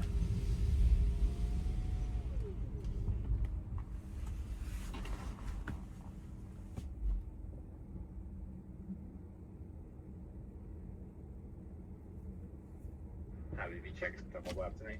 Yeah, 1025.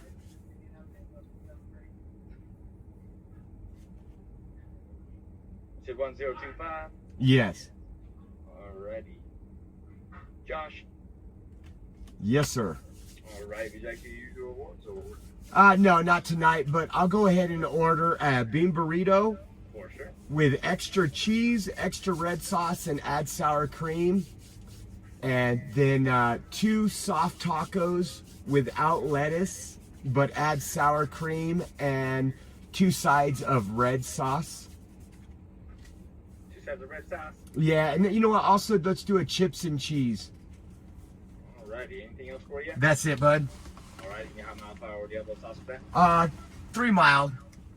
For sure. And would you like to round 24 cents in their jobs and education? Sure. Alrighty, thank you for the donation. It's $12 even at the second minute. Thank you. For sure. It's crazy. That was 11.75. It would have been like $16 in Fresno, in California.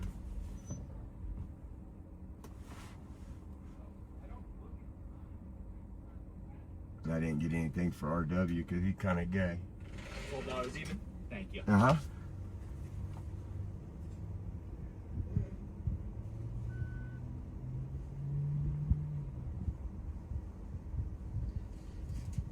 Is that back for your man? Or could it be right out? Thank you. Yep. And I'll pull over here in the parking lot and grub. Let me see what you bozos are doing in here. Still early, guy.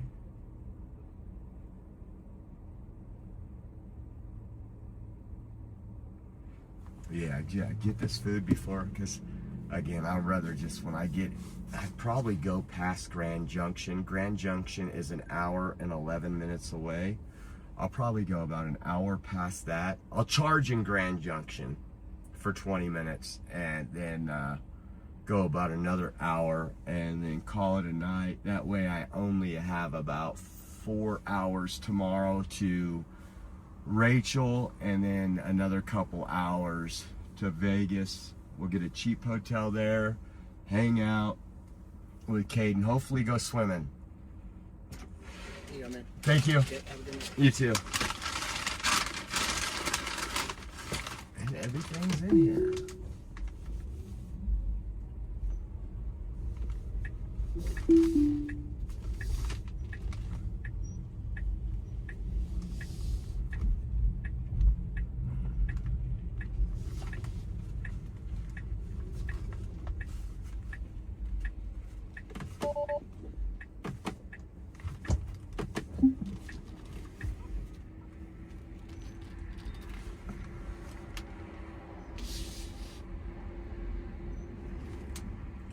Park up along this curb right here so I can sit on the curb. Rachel don't allow me to eat in the car. She babies this thing, which she should. She works hard to pay the car payment, so I'm lucky I'm driving it. I'll be right here. It's actually nice out here. What is it? 63 degrees? Feels good. I think it's warmer than 63. Peaceful red.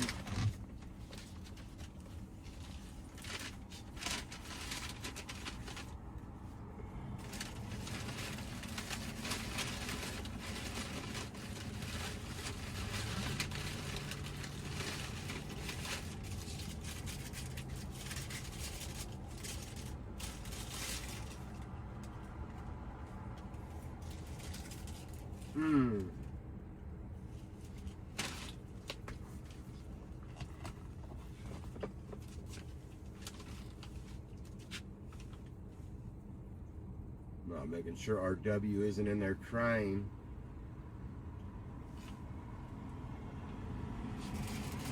It's funny, I haven't ate Taco Bell very often in the last 2 years probably.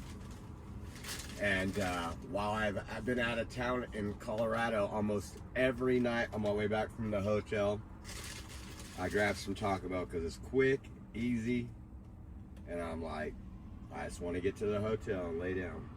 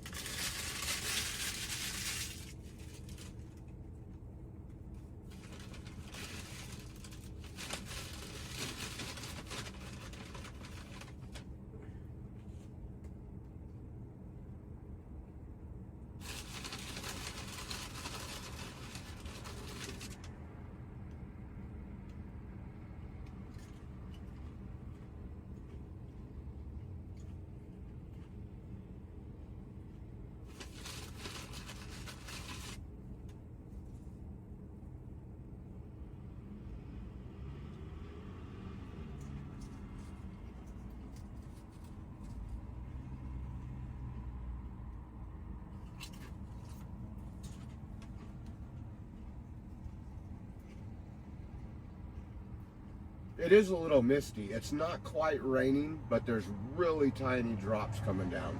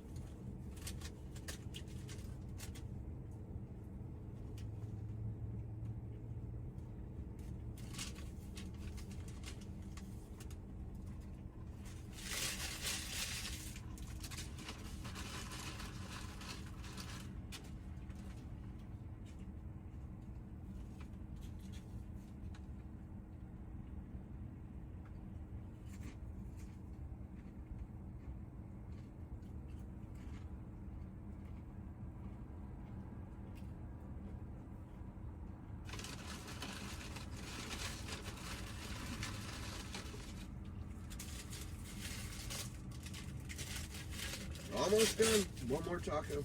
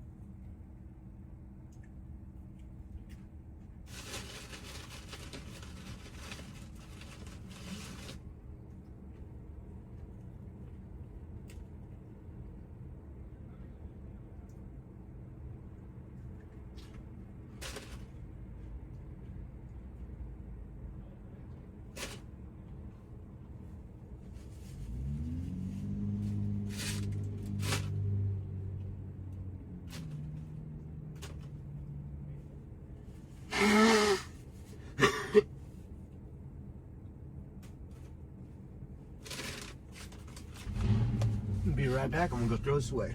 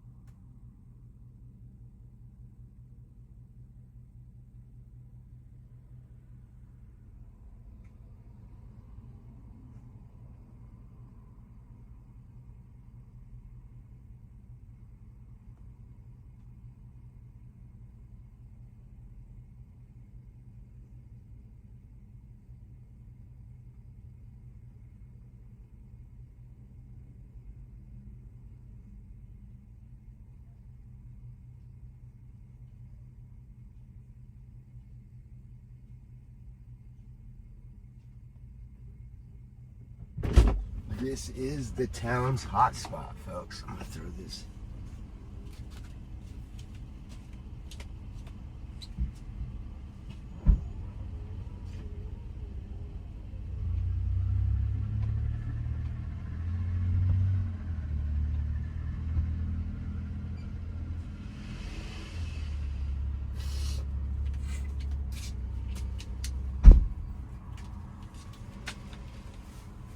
Okay. Refilled everything. We're heading west. We're heading back to California. We're in Colorado. Gonna go through Utah, Arizona, Nevada to get back to California.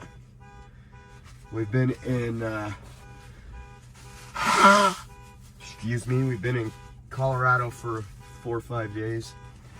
Now it's time to get back. We're charged there. Okay, we're gonna go out this way. Oh, this thing, come on.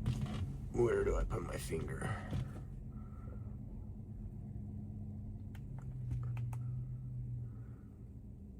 Come on, there's rest to open.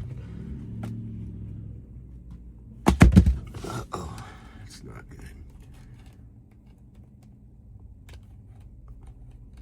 Come on, dude.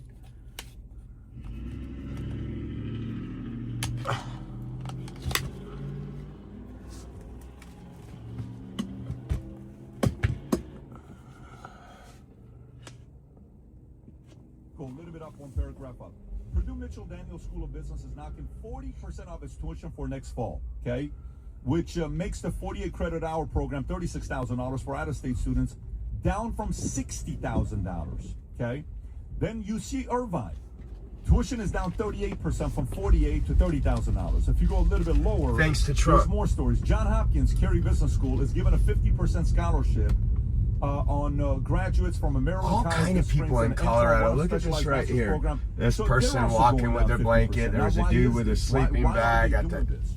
Here's a couple things they've noticed. They've noticed that Google, Amazon, Apple are no longer hiring MBA program students like they did before. On top of that, McKinsey, that would hire 71, I think it was from Chicago Booth of School, now they're down to 33. Stay on that article, Rob, if you could. Go back to the article you're on. This continues to go if you go a little bit lower. Couple of stats that I really like in this article, Rob, if you go lower. Couple people out walking right here. Look at, they got backpacks and sleeping bags. Financial assistant has been soaring. The drifters. Last year was 47%. The gypsies. 47% of incoming students are receiving merit-based scholarships, up from 32% a decade ago, according to Graduate Management Admissions Council, which, by the way, yeah, no, I love conservative towns. You can totally tell the difference. Those kids out there weren't all. Those kids out there just hanging out, BSing, like I used to do in high school. We're getting smarter. No, we're not. This is language learning model. But guess what? Number dropped. Grades went up. But guess what? Test scores dropped. Go ahead, Tom. National test scores and SATs. So let me get this straight. So we're getting better GPAs, but our SAT scores are dropping. So what does that tell you? You can't use ChatGPT and SAT. You cannot use ChatGPT while you're taking this. SAT, yeah. You want to go a little bit lower. But you feel really good in your little home classroom. Yeah, but if you go a little bit lower, Rob, keep going lower, keep going lower, keep going. Is that it? Oh my God, there were so many great stats about this MBA program. What's going on, Tom? Your thoughts when you see this? MBAs. I have 4 kids. You got a couple of them. We just had dinner with my niece who got her MBA program. She gave not MBA program. She got valedictorian. She gave a phenomenal speech at the school's valedictorian, which shout out to Dylan for screaming the way he was screaming. Everybody was screaming to make sure they knew who was the most special person in that room to us. But MBAs, a parent is asking, Tom, is it worth for me to spend $250,000? What's the crime rate here where I'm at? Montrose's overall crime rate is around 25 crimes per 1,000 residents, higher than the national average, mainly due to property crimes. Violent crime is lower, with recent 20... Keep going. Property crime, like theft, is the main issue, at about 22 per 1,000, while violent stays low around 2 per 1,000. Northeast neighborhoods are safest overall. Is the theft problem related to fentanyl or methamphetamines? Local authorities say the meth and drug trade in Montrose directly fuels thefts and burglaries. No specific fentanyl link to theft stats, but statewide drugs drive property crime. Good night, Grok.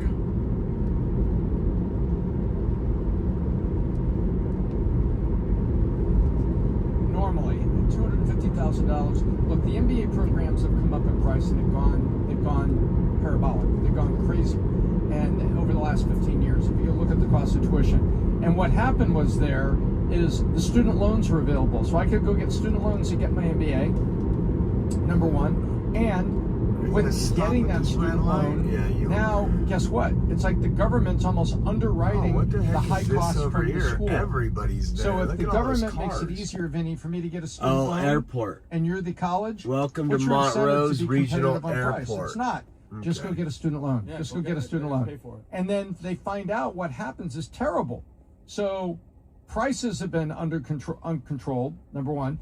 But the elite MBA schools used to get these big signing Not an bonuses on Wall airport Street, you but hear now of very some often. of those are getting pulled back. Now, some of these kids are coming in for financial aid. It's probably and now small guess what's as happening? Fresno's. The schools are having to look at it. Wow, a lot of these kids are applying for financial aid. How are we going to do this? So they would rather sell something for $60,000 a year than sell nothing with the price on the window that said $85,000 a year. So that's one of the things that's happening. And also, the people that are out there, look, it's why are you getting the MBA and what are you putting inside it? There are programs. So we got 61 more miles, an hour and 6 minutes till we charge. You know what I mean? If I mention a school, if I mention a school, then people are going to say I'm trying to say something. It's not. Some of the MBA programs out there, what they're doing is they're saying, hey, you'll have the MBA courses will be this, but some of the business operation courses will be replaced by option courses, and option courses in AI, the AI systems. See, that's what's going on. Yeah, So definitely, some of Robert that is Benji. happening. Definitely Good. be happy But right once. now- It always now, feels good to be we're back in seeing your own bed. You don't understand what traveling does to a person. When I was younger, it wasn't that bad, but as I get older, it's like, man, sleeping in hotels. It's always a rat race when we're out here doing this. And so to get home and to sit on your own couch, turn on your own TV, have your dogs on your lap, feels so good.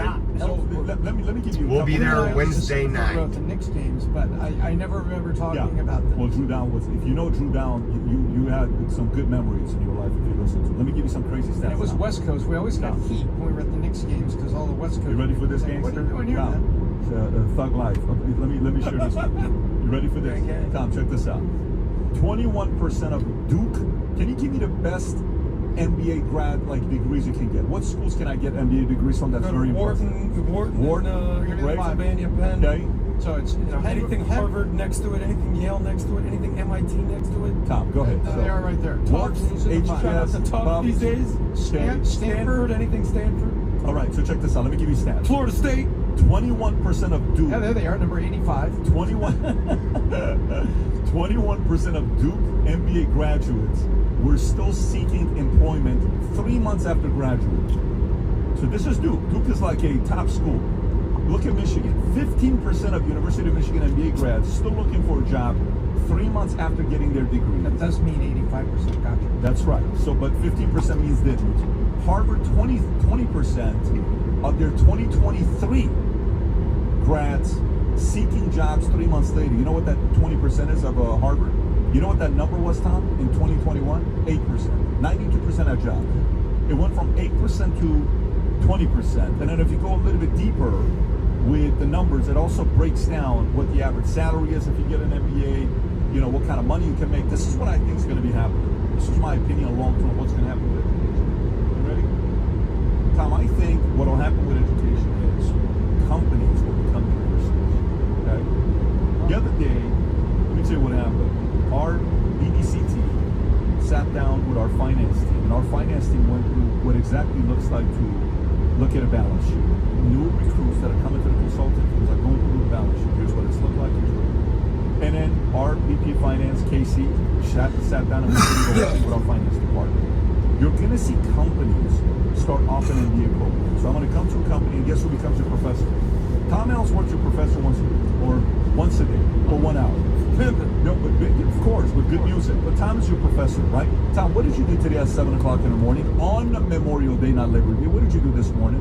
An elite group of 8 of our sales reps. Can you just give their first names, please? Yeah, it was Brandon, Taylor, Antonio, Anthony, Daniel, Luis.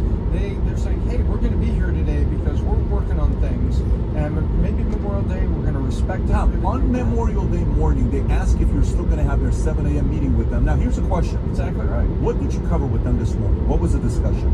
Oh, we covered core. We covered the five line P&L a little bit more, and we also covered the psychology of what owners are going through in this economy and what they're probably thinking and what they want to know, where they want to go. And then we took from around the room, what are you hearing, and then their own personal confidence in presenting it. You know what's going to happen, Vinny? So say you're working for Vitamin and we offer an MBA program in Turkey, okay? We can call it whatever we want. And if you go there and you finish it within the company, 1, higher raises, higher promotions, you're indoctrinated in the culture of the company, you're learning what we're doing, we're able to teach you with the values and principles that we have. I think these schools are starting to realize there's a massive disruption coming around the corner. Would you rather learn from a professor that's not an operator, or would you rather learn from a Tom? 1,000. 1,000%. Who also was a professor. That's right. So, he's a doctor of business. But I think that's the direction we're going to. By the way, Kathy says, hey Josh, I found 2 pics of you, me, and Julius when you and TPC stopped in Ohio on your way to DC when I stopped you to Cracker Barrel. Great pic of the Oreo Speedwagon too. Oh man, you're gonna have to send me those in my email. And its peers to rethink the good old days. How AI is forcing McKinsey to rethink pricing. Okay, so what are we talking about here? It is impolite to think management consultants as comparable to call center bots, but remuneration changes at the top of McKinsey and Company shows that it comes to billing, the two are becoming more aligned. McKinsey is under pressure from clients to tie its fees to I think right up here, exactly, such as lower costs, higher up prices, ahead here is where I was seeing. Consultants send where did I stay at? Did I make it? Did I stay in Grand Junction? For results delivered rather than work done makes revenue less reliable. Maybe it wasn't up here. It might have been where I seen that deer crossing sign and instantly seen a deer right in the center divide. And then like a couple hundred yards later, there was one that had in the middle of the road that had been demolished by a vehicle. AI for tasks. Other AI exposed professional services such as lawyers. Oh, right on, Kathy. I want to see it. Under pressure to pass their savings as well. So, Tom, why is this such a big deal? Because Jamie Dimon also came out in the same article on the same day and says JP good old memories. Hire more AI brainiacs and fewer bankers. Rob, if you want to play this, let's go for it. Will it change the structured jobs? Yes. I think there have been very few announcements that are AI related. I think a lot are coming to too much bureaucracy, and they may use AI to cover up the fact that they should never hire them in the first place. But AI is going to change jobs. I don't know. I think it'll reduce some of our jobs down the road. I don't think it'll be all the different types of jobs, and you have to deploy it at a level. Like I think we'll be hiring more AI people and probably less bankers in certain categories, and it'll make them more productive. So when you get up in the morning and you want to interview someone, it'll lay out what I've said, 14 different places, it'll give you questions. Your job will be the same.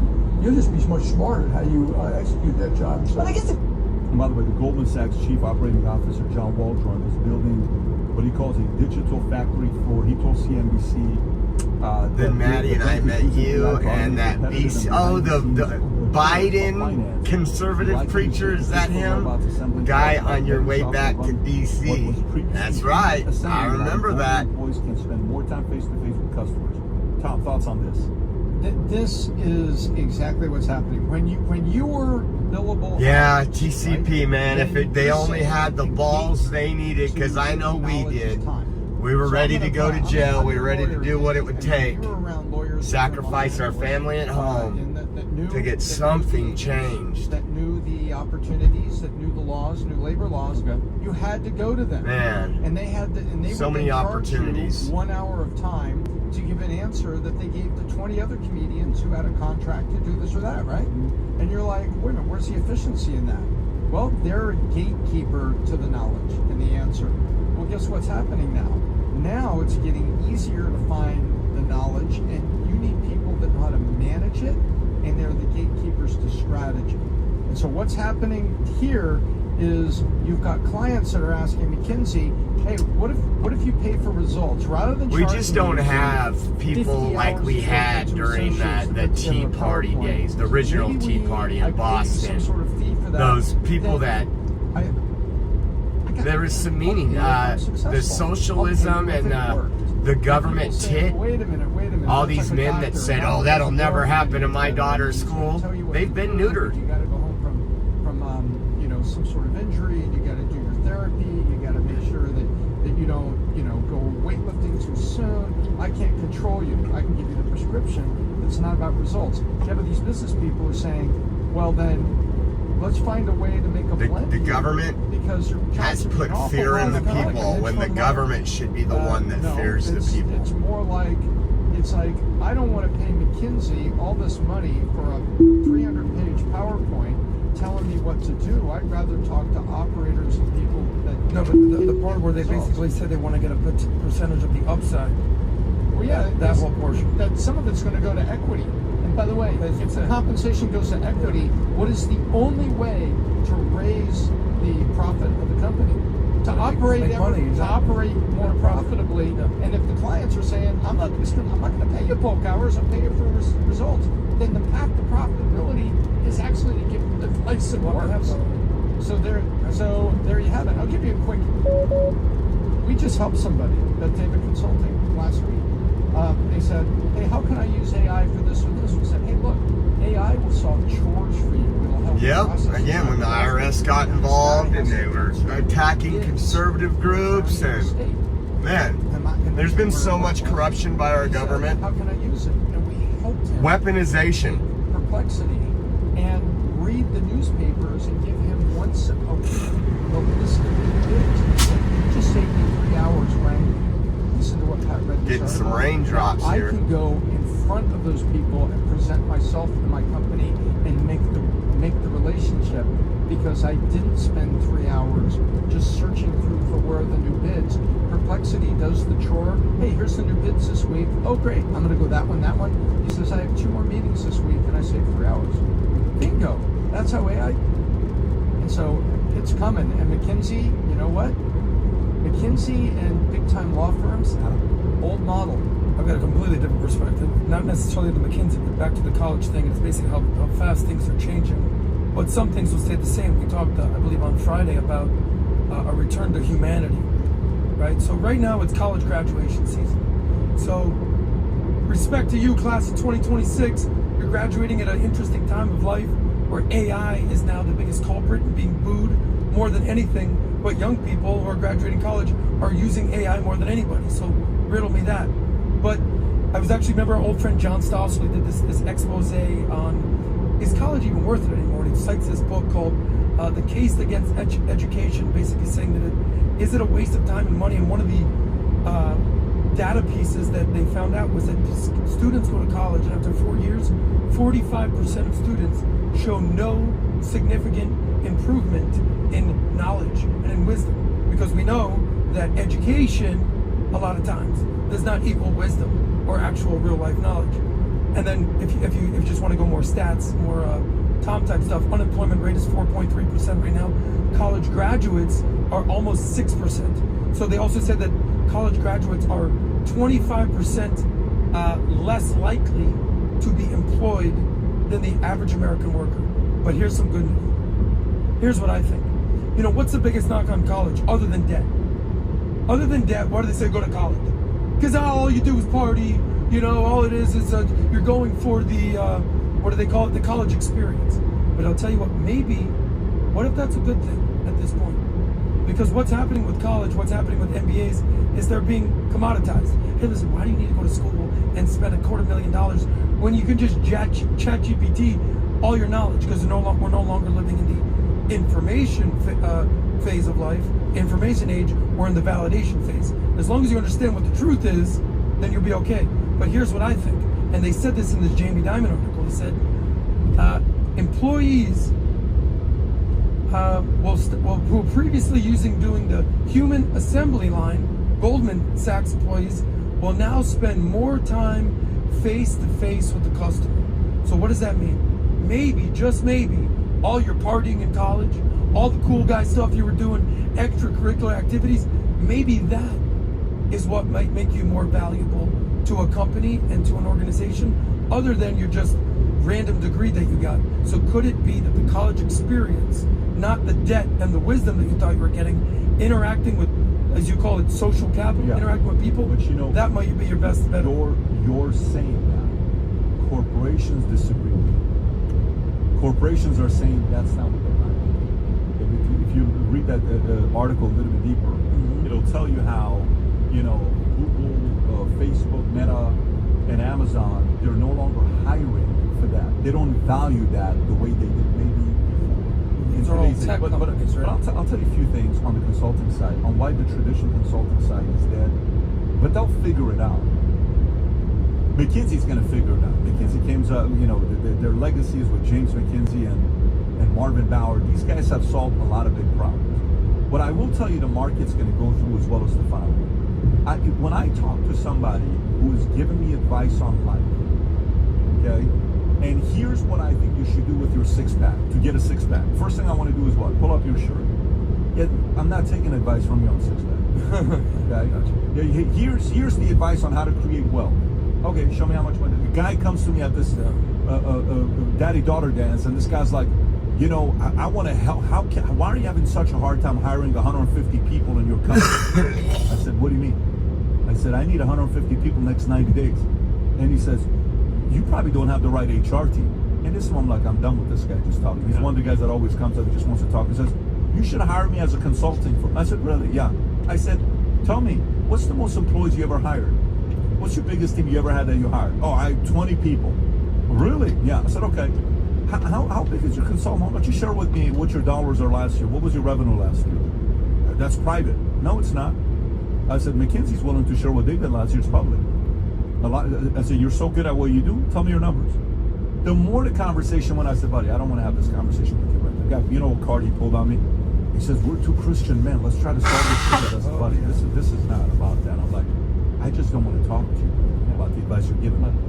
But if you're somebody that built something, you sold. If you're somebody that built a podcast, you built a, like, Vinny, congratulations to Vitamin Comedy, just crossed 1 million subs, right? Thank you. Very big deal, right?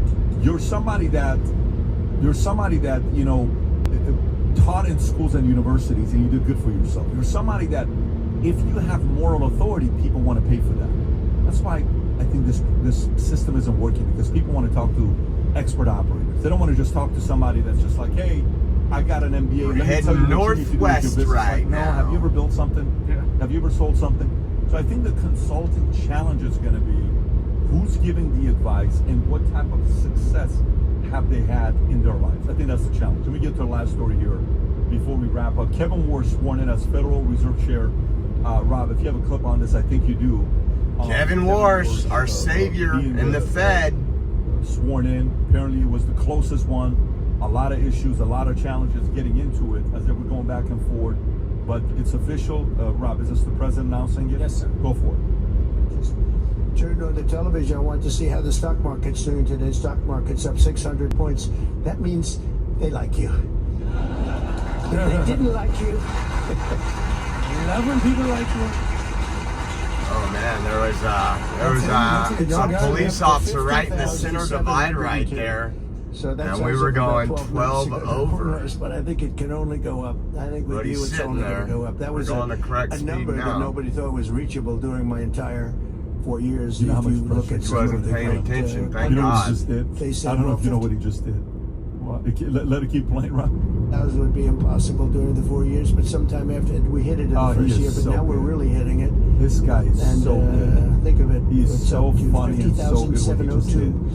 And He S&P is likewise set a new recognizing record today. They both set new records today. And then Boy, he's that's talking something about how good. But you're great, going to bring. you can pause it, Rod.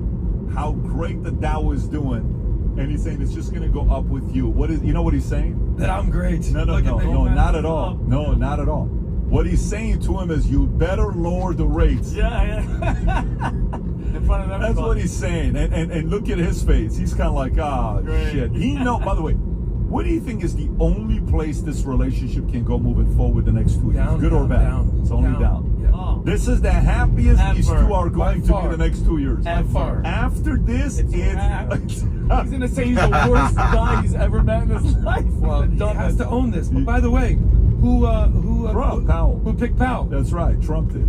So this is back to back. So Tom, tell us why this is a big deal. And the tough part is, even Tom is saying that Another poor guy's officer gonna have to right raise the there rates on the if inflation left. goes the way it's going. Not even lower the rates. Go ahead, Tom. Right, there's all kinds of false flags and assumption here. So, part one, this guy came out of the Senate Banking Committee 13 to 11. That was the vote in committee, Pat, that this guy should go out to a vote on the floor to be on the Fed.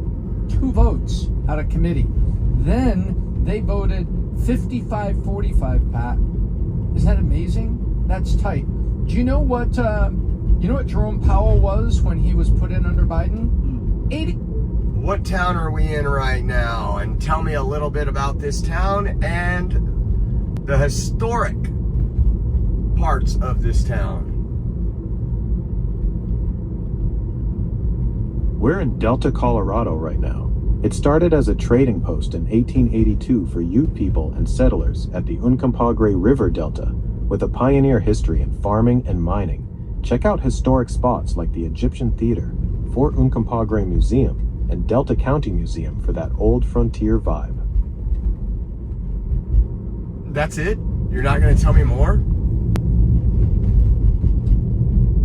Sure, Delta's got over 30 locally historic buildings, like the 1928 Egyptian Theater on the National Register, a cool movie house with a...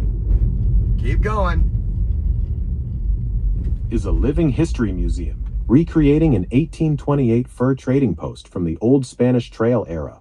The Delta County Museum, in an old firehouse, packs pioneer artifacts, clothes, and tools, plus spots like the Ute Council Tree and Delta County Courthouse for more deep history dives. What kind of politics they have here? Delta leans moderately conservative and Republican. Delta County has voted Republican in every presidential election since 2000. It's got a mix with lots of independents statewide, but locally, more red-leaning voters. What's the crime rate? Delta's overall crime rate is around 35 per 1,000 residents, higher than the national average, mainly due to property crime. Violent crime is low, like 1.86 per 1,000, safer than average there. Is property crime in general higher in Colorado than other states? Yes, Colorado's property crime rate is higher than the national average, around 3rd or 4th highest in the U.S., with rates like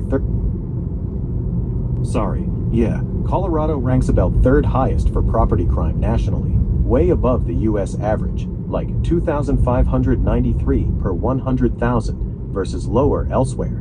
It's been dropping though, down 17.5% recently from fewer thefts and burglaries. Now, when we talk about California, we talk about soft on crime. The criminals are usually the victim. How is it in Colorado?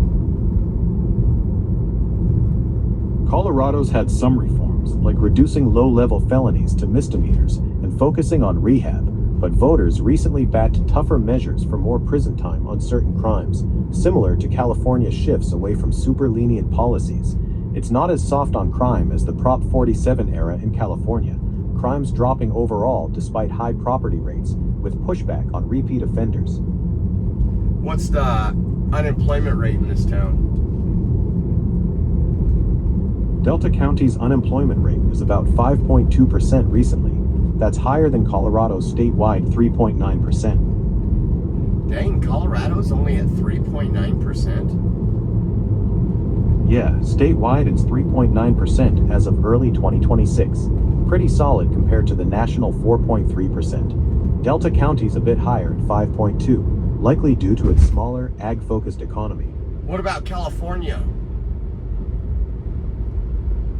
California's unemployment rate is higher, around 5.3 to 5.4% lately. Yeah, more than double Colorado's 3.9.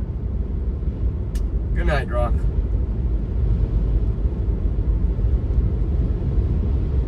The whole Senate, like bipartisan, was there. The only Democrat this guy got was Fetterman. Then, when Powell was that member of Trump 8413, excuse me, and then under Biden, Powell renewed at 80 to 19. You go back to people like Alan Greenspan, 91 to 7. We have politicized the Fed to the point that now it's on party lines, and they held this up because they didn't like Trump. That's my first point, is to take a look at what was going on here. But the second thing is, let me explain. He is a supply side guy.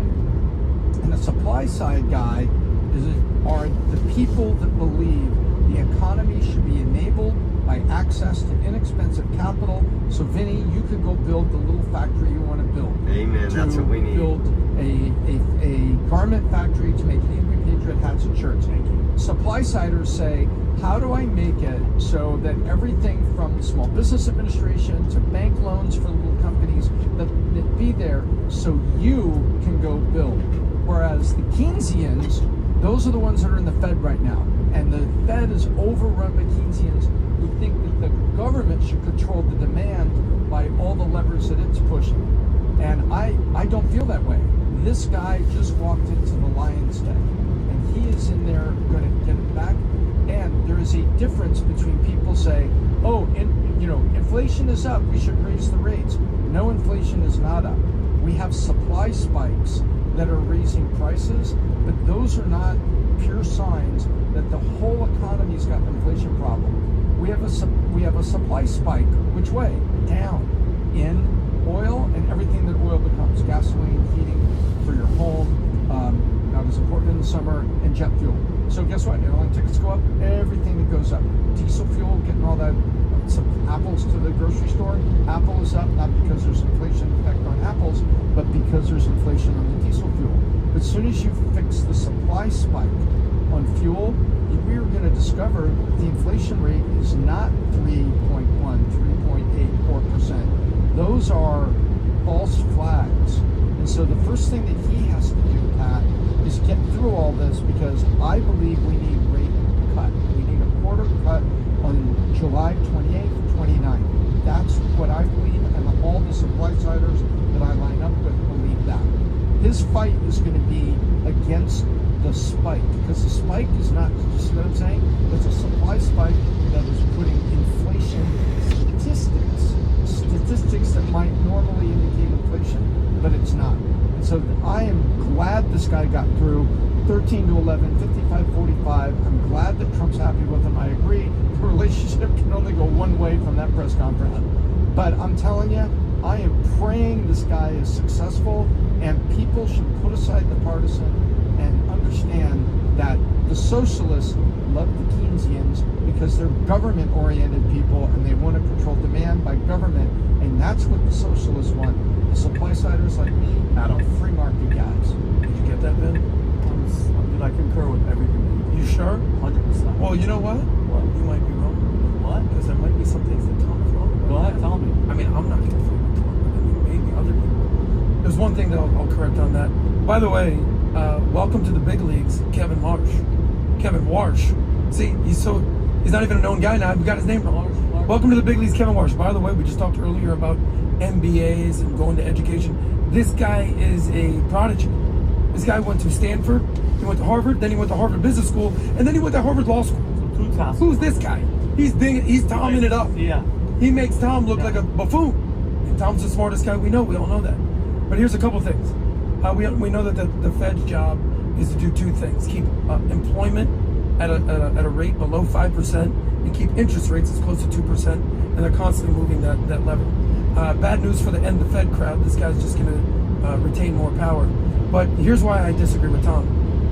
You're saying that you're most likely going to have a rate cut. That's kind of what you said. Wall Street, it says here, that they're planning and betting on a rate hike. They're saying that. Why are they betting? Wall Street has increased their bets on a potential rate rise. Why? Traders in the futures market are now fully pricing in a quarter-point increase in rates by the end of 2026. Here's my question. You think Trump brought this guy in to do an increase? Doubtful, right? Because that's basically... But that's not what's going to happen.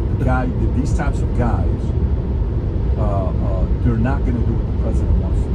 This guy's not going to do it. That's my point, is that everyone is saying that you need to basically keep rates as is, and they're factoring in a potential rate hike. What Trump wants, and what Tom is sort of saying, is a rate reduction, right? Bottom line, a quarter point is probably going to go up, yes, or go down. By the way, it's not my arbitrary one. I believe when the supply shock goes away on oil and things come back down, we're going to discover we do not have an inflationary economy. We're going to discover that we've got job changes and unemployment, which means we need to give capital to businesses to go expand. I agree with you on the I believe that is where what they we're call going. the transitory.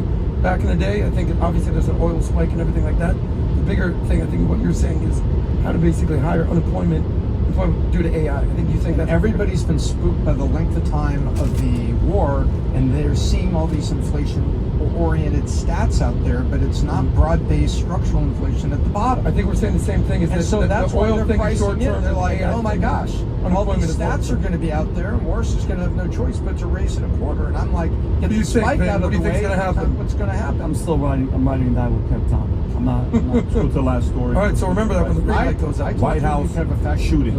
Rob, White House shooting. So everybody's minding their own business, trying to see what's going on with Iran and U.S.'s deal. And then all of a sudden, Benny's like, there was a shooting at the White House.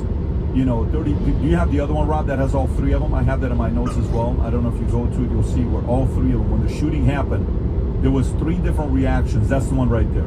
So go ahead, play the clip while the shooting takes place. Look at the way different people react. And the girl in the middle, Julie, is like not even fazed by it. Selena doesn't even hesitate. Oh, Selena, gang. Aaron, you can tell he's maybe half Caucasian, half Asian.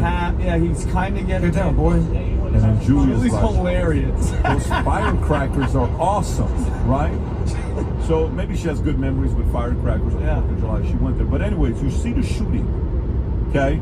And shooting near White House leaves 2 dead after encounter with Secret Service. Rob, is this, here, let me just read it here because that could take a few minutes.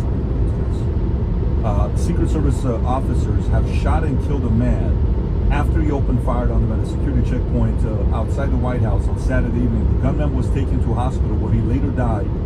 A bystander was also shot in the incident who also passed away as well. But that is so tragic. Like, you didn't do anything. You're just going out there doing your thing. Boom, you get shot, and now your family doesn't get to see anymore. Trump was at the White House when the shots were heard. He has been briefed on the shooting. CNN reporters at the scene said they sounded like dozens of shots, while NBC News put the number at approximately 20 to 30 shots fired. The suspect approached a security checkpoint carrying a bag from which he drew a firearm and opened fire on Secret Service officers. This preliminary investigation suggests he was emotionally disturbed and had a previous stay-away order against him. Authorities are now investigating his motives and possible connection to the extremist groups. The shots were fired at the corner of the 17th Street and Pennsylvania Avenue Northwest location. Kash Patel issued a statement on X, which read, FBI is on the scene supporting Secret Service.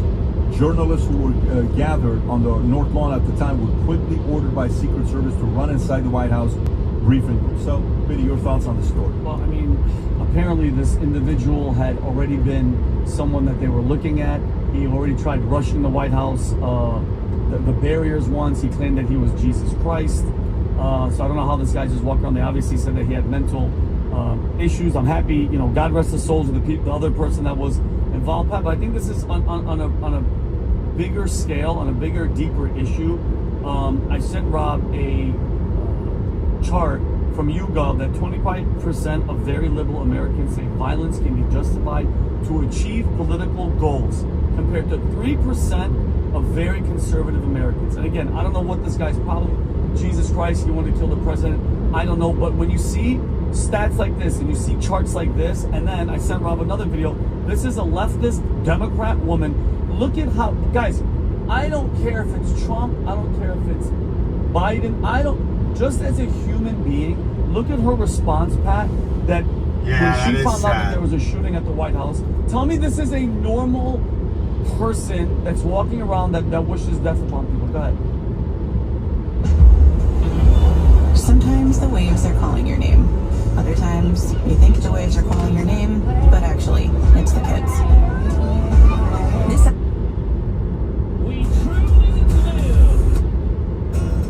These days, before it becomes... Your team at lee.com/small business month. They say there's like 30 gunshots fired outside the White House. Look at this. Look at this. Look, what? She's like, please. She's like, please.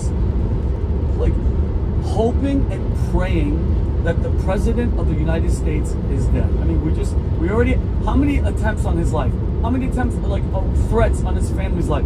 How many golf course? How many butlers? How many, it's like, and I love, because I saw a bunch of clips last week of people that were on CNN and Scott Jennings was debating, I forgot who the kid was. He's like, yeah, the majority of this violence is coming from the right. Enough of that nonsense. It's all coming from freaking one side. If I had to assume who this person was, he was probably, if he was voting, if he was before he went nuts, it's the left. It's the left that keeps coming with this violent. When you have the Hassan Pikers, when you have all these people that are praising and hoping and praying, as a normal human being, you're hoping and crossing your fingers and hoping to God that somebody's murdered like that. And then mind you, with the Luigi Mangione, the girls showing up to the freaking courthouse because they love a murderer. Something is off. And going back, I throw out the word demons, Pat, and I was kind of being, a little funny, but I do love using that word. Something has captured the souls of these people spiritually, and it can't be positive. It can't be positive when that type of stuff is happening. Because just like the White House shooting, if you're the White House Correspondents' Dinner, did you think you were going to make it? That's a suicide attempt. You're doing a suicide mission to run in with a gun and try to kill people. Period. End of story. Now. Yeah. By the way, the system worked here. No. The system worked because 17th in Pennsylvania is a security checkpoint for the West Wing and for the working media.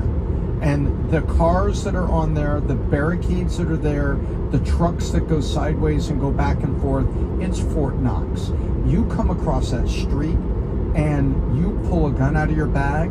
The reason there's 30 shots, and I'd like to know how many shots by who, you know this area we're talking about. It says, yeah, exactly.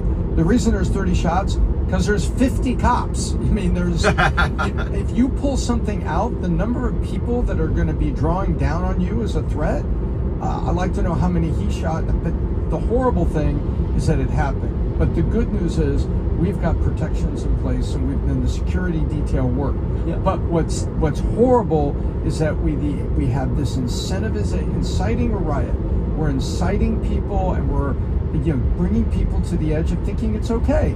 And that's terrible. Tom, this guy he had mental problems. I don't know if he was committed. He says he's Jesus Christ. How does he have a gun in the first place? How do you have a gun to be able to come and they know who you are and you still get that close? I mean, thank God obviously he wasn't going to get anywhere near the White House. This goes back to something we've been talking about forever, and I'm going to make this really short. It says, see something, say something. We're all supposed to do that if we see some odd person, at a petrochemical plant. That was coined by W, who said, see something, say something. You see a bunch of guys at a petrochemical plant, don't think they belong there, say something. So now we need, all of the resources can be there so somebody can report it.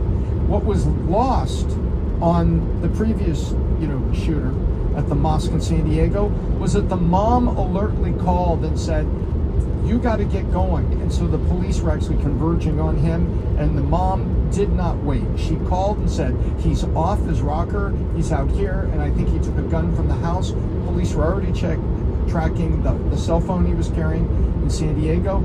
But we need proactive resources for people's mental illness, and we need to turn down the temperature of the rhetoric, which is not going to happen.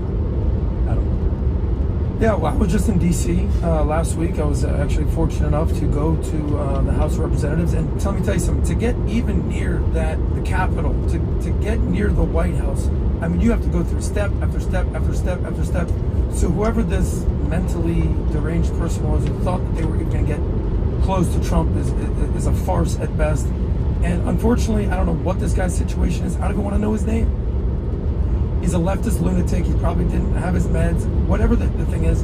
But unfortunately, here's the reality. This is becoming all too common on the left, especially with Trump. You talked about it. If this was a story X amount of years ago, it would have been the #1 story. We saved this story for last. And it's not because we saved the best for last. It's just because it's becoming all too common. Unfortunately, the left and the leftists have become one thing. They're the anti-Trump party. Rob, you have that picture? This, unfortunately, and I know a lot of these people, a day of the life of the typical leftist, they think of everything in the Trump lens, and they're justifying violence. What was the thing that Hassan Piker said? You know, we got to take out you know who. And everybody in the room applauded and cheered, and they knew exactly what they meant. They think on the leftist, Dennis Prager, the great Dennis Prager, helped me at the time realize there's a difference between a liberal and a leftist. But the liberals are justifying what the leftists are doing, and that's why the progressives have taken over that party. And it's sad to see, and they become godless and soulless, especially when they're justifying murder. Yeah, and so imagine that's the last story we'll cover. Think about it. Yeah. Imagine what era we're living in. But the last story we cover before we wrap up is that story. Typically would be a lead stories. Would be a lead story, and now we're covering the rest. Anyways, gang, to everybody that's watching this, couple things. One, Vinny has a special podcast that's about to go out on Valuetanian comedy. And Vinny, you want to tell us about this? Oh yeah, so Dan Simmons, who's ex-Green Beret, veteran, it's going live at it's premiering at 11:30, guys. So put it on there on your reminder. It's going to be going live here shortly. That's 16 minutes. 16 minutes, great conversation, military life, from a heroin addict to freaking what he's done for the country. It's amazing. And can I say one thing too, Pat? Because you mentioned the 1 million subscribers. I want to thank, obviously, all glory goes to God. Everybody that's subscribed, that's liked, shared, and everything. And for you, Pat, I have to say thank you from the bottom of my heart. You were sitting at home watching YouTube videos with... Let me find the next one.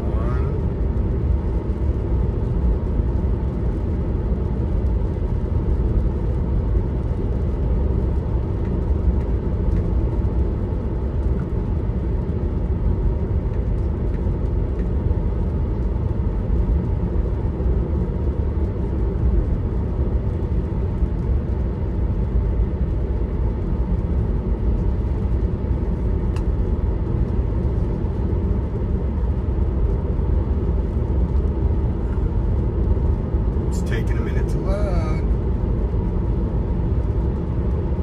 There we go.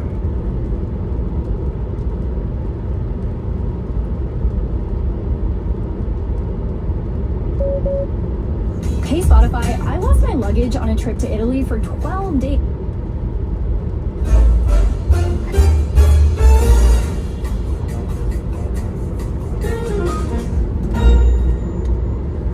Our guest today is one of the least intimidating human beings you'll ever see. He hates tattoos. He is a veteran. He's a Green Beret, and he's basically what you would get if you crossed a yoga instructor with a Viking. Ladies and gentlemen, Dan Simmons. Dan, what's up, brother? Was that the best intro you've ever had?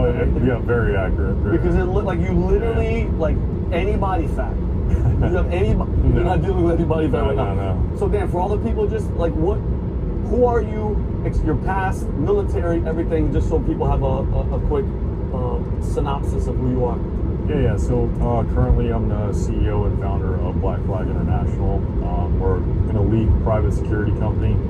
We have protected the most powerful and richest people on the planet, from the President of the United States on down. So I'm really happy about that and the team that we have put together. Prior to that, I spent a little over 20 years in the United States military. Almost 17 of that was as a Green Beret in Special Forces. And yeah. That's awesome, bro. So Dan, just look, because I know everybody in the audience, everybody in here wants to know, how long would it take for you to kill me with your bare hands? Like, what did you... From right here? Like, by the way, I hope people that are watching, like, I wish you could have seen in his eyes, because he gave me that second where you're like, I could do it with this or with whatever I'm carrying. Yeah. But then No, with I like options. Yeah. So with bare hands, would it be? How long do you think it would take? And have you ever done it? No, I've never done it. But you know, throughout my career, obviously, you have to put your hands on a lot of people. You know, I did OIF, OEF, and operations in support of Syria as well too. So, you know, there was a lot of opportunities to put my hands on people. But you know, I had a conversation with a guy named Alon. I think he's been on the show too, right? And one of the things we were talking about is, you know, in those environments, there's no rules. Like, it's not like I'm bound by any gaming commission like the UFC about what you can and can't do, right? And so the sky's the limit on the imagination. And so, you know, you go for the most dismantling thing as quickly as possible so that you can push your opponent in a position where they essentially cannot fight back, and then it's game on. It's all, right? it's all, yeah. And it's because there's no when it's war, it's not like, hey, time out. It's your life or it's their life. You know what I'm saying? And guess what? I'm not gonna. You're trying to fight for your life. I'm trying to survive. So then, before we get into the Green Beret, the training, and all this stuff and the stories, what age did you join the military, and what made you join? Like, did you come from a military family? I came from. So ironically, my mom was a military brat, 1 of 10. You know, large Sicilian family.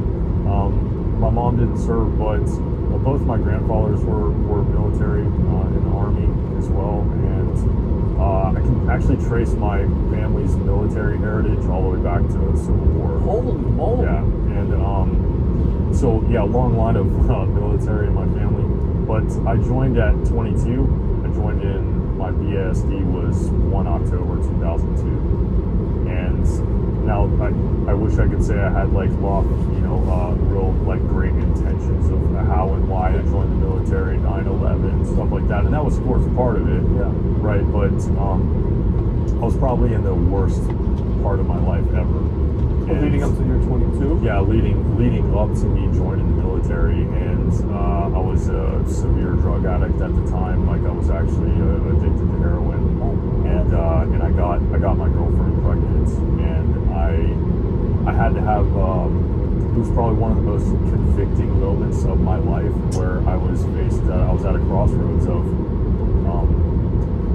what type of father am I going to be? You know, am I going to be like my father, or am I going to be the father that I wanted when I was younger? You know, and I couldn't do that in debt or in jail. And the road that I was currently on and the people that I was around, those were probably my only options. And so, you know, had a come to Jesus moment. And so I went and saw my grandfather, who did 35 years in the Army, and you know, I was like, you know, Grandpa, I'm in a pretty bad spot right now. Like, I need a major change in my life. You know, he was like, well, you always wanted to be in the military, and he was like, it seems like you could probably use the structure and the discipline right now. And I was like, yeah, I don't think I can join the military right now. And he took one look at me and was like, no, I suppose not. And he said, well, he's like, it looks like you need to get yourself clean first, and then we'll revisit this conversation. And so I went home that day and I locked myself in my apartment for a week, and I got off of everything cold turkey. Holy and I mean, quitting almost killed me. Like, there were definitely days where I felt like that process was going to kill me. So because I want to know what that process is like, because obviously part with me with drinking and partying and doing all that crazy stuff. Yeah. So then the moment you found out that she's pregnant, that's when it was just like, dude, what? Like, that was it? Because mind you, then, and I know, and everybody watching. It was definitely like kind of immediate. It really hit me like when I went to that first doctor's appointment with her. You know, like I'm completely strung out, and I'm at this doctor's appointment, just geeking out. You're like, and I'm like, yeah, well, you know, they're doing the ultrasound, and I'm like, I'm looking at the screen, and I'm like, I am not, well, even sober right now, but that looks like 2 heads. And she was like, yep, congratulations, you're having twins. No. And I was like, oh my God.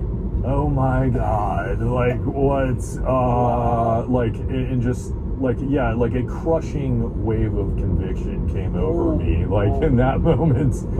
But then, see, like people, I want people to realize, drinking is one thing. Oh my goodness, there she is, Chris. Thank you, my love. Look at that, guys. I'm trying to be healthy. I want everybody to see that. I'm trying my best, but guess what? Trying to watch the figure. You know what I'm talking Thank about? you. I have to do that. And by the way, Chris, I brought my own syrup. I just want everybody to know that I brought my own actual organic syrup. Dan, you mind if we pray real quick? Yeah, and then we'll absolutely. Dear Lord, thank you for the food that we're about to eat and the hands that made it. Lord, thank you for Dan and him being here, Lord, and keeping him safe throughout the years and beating the addiction and being the amazing human being that he is and the father that he is now, Lord, and all the times that you protected him in battle, in war, to make us safe, Lord. I want to say thank you so much. And all the people that are watching this at home, Lord, whatever they're going through, whatever struggles, anything that's happening in their lives, Lord, give them comfort and protect them. And all the people out there, Lord, that are struggling right now, give them hope, give them faith. If they don't have food in front of them right now, let them know, Lord, that they are not forgotten. In Jesus' name we pray. Amen. Amen. So, all right, Dan, so at 22, you're seeing this, you're seeing it happen, because I want people to understand, quitting drinking and all that stuff, it's hard, but it's not heroin, bro. There's not that many stories that you hear where people are like me. I'm like, okay, I took 8 months off, I took this much off, May 31st is my 3 years off. Heroin, shooting, that's not common. So when you lock yourself in there, Dan, are people coming, food, visit, and when you say you almost died, what is that like? So what are you going through? You know, so in addition to like the heroin, it was, you know, it was a lot of other stuff too. A lot of prescription drugs at the time that I had access to, given the people that were in my life at the time. And so just crazy amounts of benzodiazepines as well too. What's that? Because like Valium, Versed, stuff like that, right? Put you to sleep? Well, because everything that I was doing, it was like I was fighting like the roller coaster of, I'm doing too much, I need to come back down, and it's like I did too much of that, now I got to come back up. And so you know, the lifestyle I had at the time, that was my life every day, right? And you know, quitting is your body fighting you because you won't give it what it needs or what it wants. And you know, my time as a medic in Special Forces, knowing what I know now about medicine, like cold turkey alcohol, that probably not the smartest way to do that. Very stupid. But you know, I was also in a place where I didn't feel like I had any other option. It was either I have to just be done with this and make a decision and stick to it, and whatever happens, or I'm gonna always find myself like dependent upon these substances, right? And so, you know, I'm pretty sure I went and bought a carton of cigarettes on the way home. Like, yeah, the truck. I was like, I just gotta get through it. And you know what they don't tell you is like those, especially in those first couple days, like you go through like what seems to be an endless cycle of vomiting and hot and cold and more vomiting, like keeping anything down, like you can just forget that. Like that's a pipe dream. I'm pretty sure you were ripped though. You were just like strung out, coming down, but you were just jacked. But I wasn't a big guy back then. I was a drug addict. I was like 165 pounds at 6'4". So you were my weight. You were my weight. Yeah, and like rail thin. And did they ever try intervention? Did your family ever try to intervene with you? And was your girl wasn't doing anything? Well, I mean, she was doing stuff too at the time. Not like I was. Like I was keeping that part of it from her. Okay, good.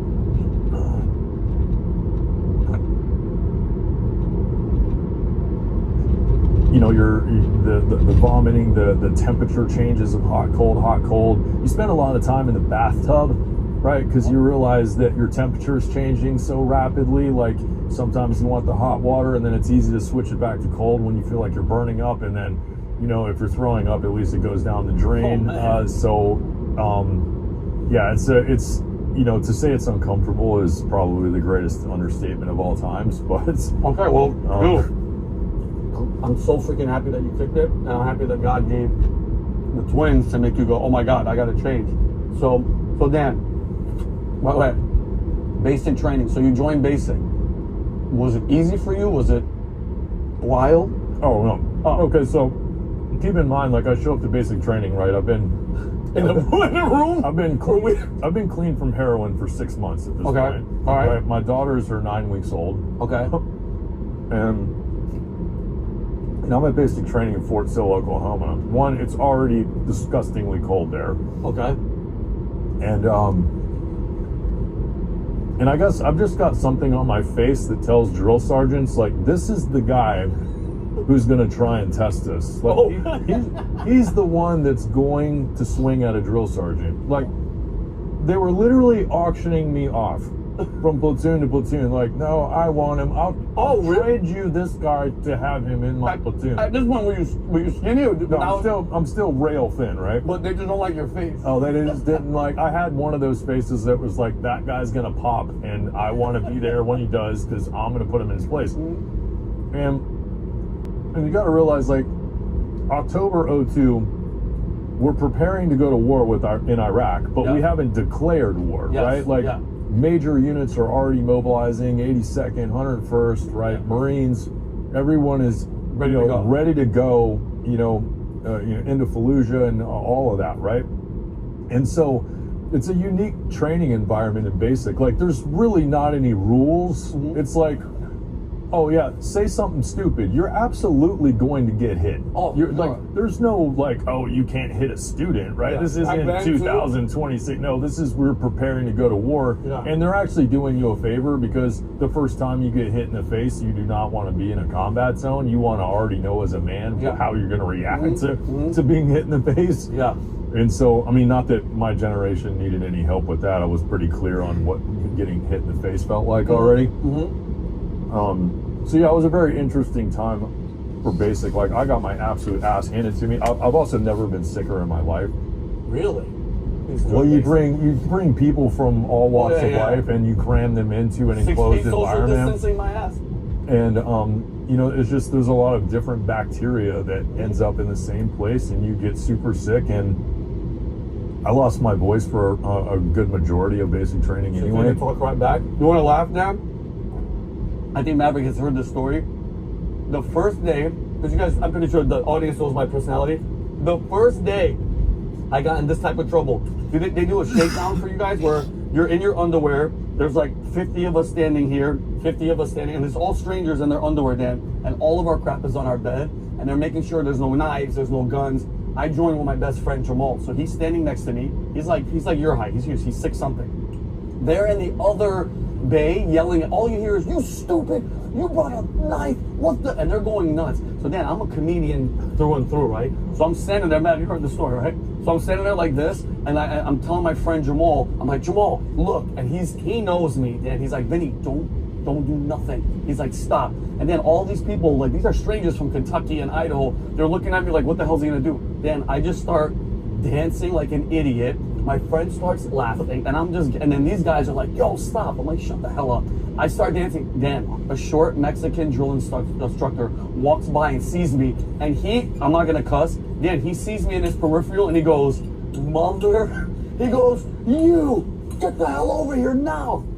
Then I look at my friend Jamal, I go, "We're screwed." So they bring us there. They bring so picture 100 guys standing around me. I'm in the middle, then in my underwear, tighty whities, horrible, petrified like this, and they're all yelling with their hats. He's like, "You think you're cool? You New York son of a, you guys think you're cool, right?" He goes, "All right, tough guy." He's like, "Start dancing right now." And then you have, and I'm just like, "Sir," he's like, "Don't just dance now." Hey guys and gals, Vincent Oshana here. My Faith Over Fear line is taking off, and it's all thanks to you. We've got hats, shirts, hoodies, you name it. We also got brand new designs and new apparel dropping all the time. So if you want to rock some Faith Over Fear gear, hit the QR code on the screen or click on the link in the description. And remember, guys, if you have true faith in God, you have absolutely nothing to fear. God bless, and the future looks bright. I just start doing regular moves. Nobody's laughing, but everybody's just that serious. He goes, "Do other moves. I know you know," and I'm not doing like the Jamaican dance. And then, Jill, I swear to you, are you ready for this? So picture me, I'm doing every dance I know, and he goes to my friend Jamal, he goes, "And you, start cheering him on." Picture 100 guys in underwear staring at me. I'm in the middle dancing, and my friend Jamal is about to cry, no emotion. He's like, "Go Vinny, go Vinny, go Vinny." And from that moment on, bro, every time they saw me, Dan, church, Sunday, no joke, we're waiting for communion. The instructor, this maniac, he'd be like, hey, he's like, no. And I'd like in line trying to get communion to dance. But yeah, people don't realize, bro, because you go from, you don't know what that world is. You don't know what the hell's going. It's the world's largest payment network, the world's leading asset manager, and the world's largest ever. Today, data is power, and insight is current and predictive analytics. Join this NBA player. Study and play come together on the year of Xbox Game Pass Ultimate with a well, it's its own culture, right? And like that's why the military was designed not to bend, because it is its own culture. Everyone there comes from a different one, but you will bend to this one, and it's for a reason, right? Because that's the military doesn't operate effectively without that structure and discipline within its culture. Yes. Like it'll fall apart, right? It can't exist. You know, like we used to say, like the military is not a democracy, right? The military is a monarchy that is designed to protect a republic / democracy. I got it. Right. Yep. But it's not a democracy, right? It's mass punishment. They listen. At the end of the day, that's why I love it. Like, for people that are right now questioning what the Department of War is doing, bro, they changed the name from the Department of Defense to Department of War. What'd you expect? So then I want to ask you a question. So you become a Green Beret. You have to go through security, special forces training, ruck marches, land nav, sleep deprivation, SEER school, which I don't know if people even understand what that. It's survival. It's insane. That school's insane. Psychological evaluations, just to name a few. Out of all that training, Dan, what was the hardest for you? What was that moment where you're like, oh my God, like to decide to be a Green Beret, bro? That's not just I'm gonna be a Green Beret because I like the hat. What was it, out of all the training? What was the hardest one? Like, not when you think that you were gonna quit, that made you say, all right, I'm good. Probably SEER What's school. up, Matt? Probably Why SEER is that? school. Now, what is SEER for the people that don't know? SEER is survival, evasion, resistance, and escape, right? That's the, they teach you survival skills so that you can live off of the land, but they also teach you how to resist as a prisoner of war in a POW camp. Like torture, if you're getting tortured? Yeah, they certainly put you in some uncomfortable situations, and like everyone's sort of saying there's always somebody bigger and stronger. That guy is an instructor in SEER school, right? And I was actually talking to my youngest son about this yesterday. The guy who was the bigger and stronger in my SEER school that was cadre, like, because you have a couple different interviews, right, that you have to do. They're more like interrogations, right? But one of them is a hostile interrogation, and it's the purpose of it is to stress you to the max without breaking you and pushing you over the limit, but in that moment, like, still realizing, like, go back to your training, like, mentally stick to your training, even in this moment, even when it sucks, when you think you can't go any further. Like, remember your training, and so they take you to that point. That point for me was a dude named Comrade Chaos. Oh, great. Right? Sounds like a good wholesome guy. Actually, when I went through SEER school, I was like almost the exact same size I am right now. I'm 6'4", 215. And this guy is slamming me wall to wall like I am an empty backpack with a single book in it. You know what I mean? Like, I'm not a small guy. I'm just getting slammed corner to corner in the wall. And like, one of the rules we had, and I have no idea that if this is even a stipulation now, but back then they had a rule, and when you're in the POW camp, every time your left foot touched the ground, you had to say boots. The stupidest rule, right? Why? But one of the things, so about that is like, you have these rules, and they're stupid, right? But when you violate them, the punishment is extreme. So they're teaching you like compliance and how to resist and stay compliant, right? So I had my own way, like, probably not appropriate to talk about here, but I had my own way of like getting my small victory on that particular rule. But like as I'm just getting slammed like into the wall to wall, right? Yeah. Like it's a scene from the WWE, right? Like it's Hulk Hogan versus Randy Savage, the Macho Man or something, right? The beating stops for a second. And he's holding me by my shoulders, and he just leans into me and he goes, "Why you not say boots?" And just starts just wrecking shop again. I'm like, oh my god! This is the Chaos guy. Yeah. It was Comrade Chaos. So and like so, yeah. It was.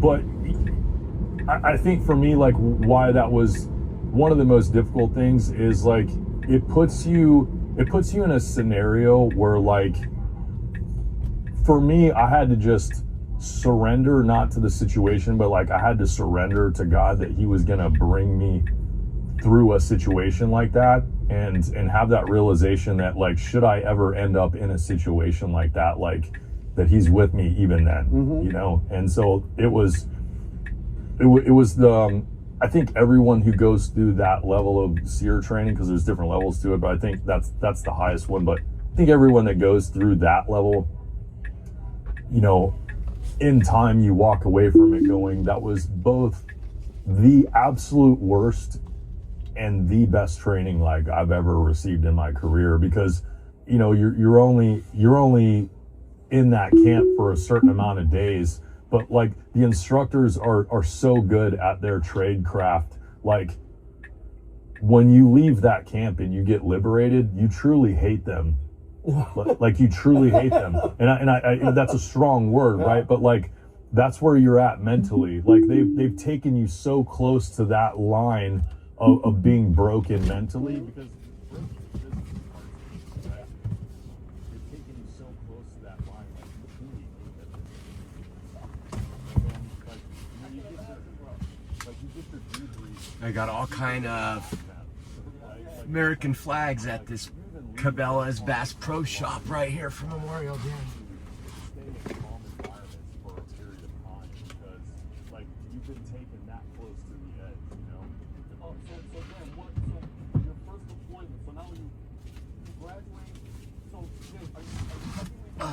Okay, starting the forces as well.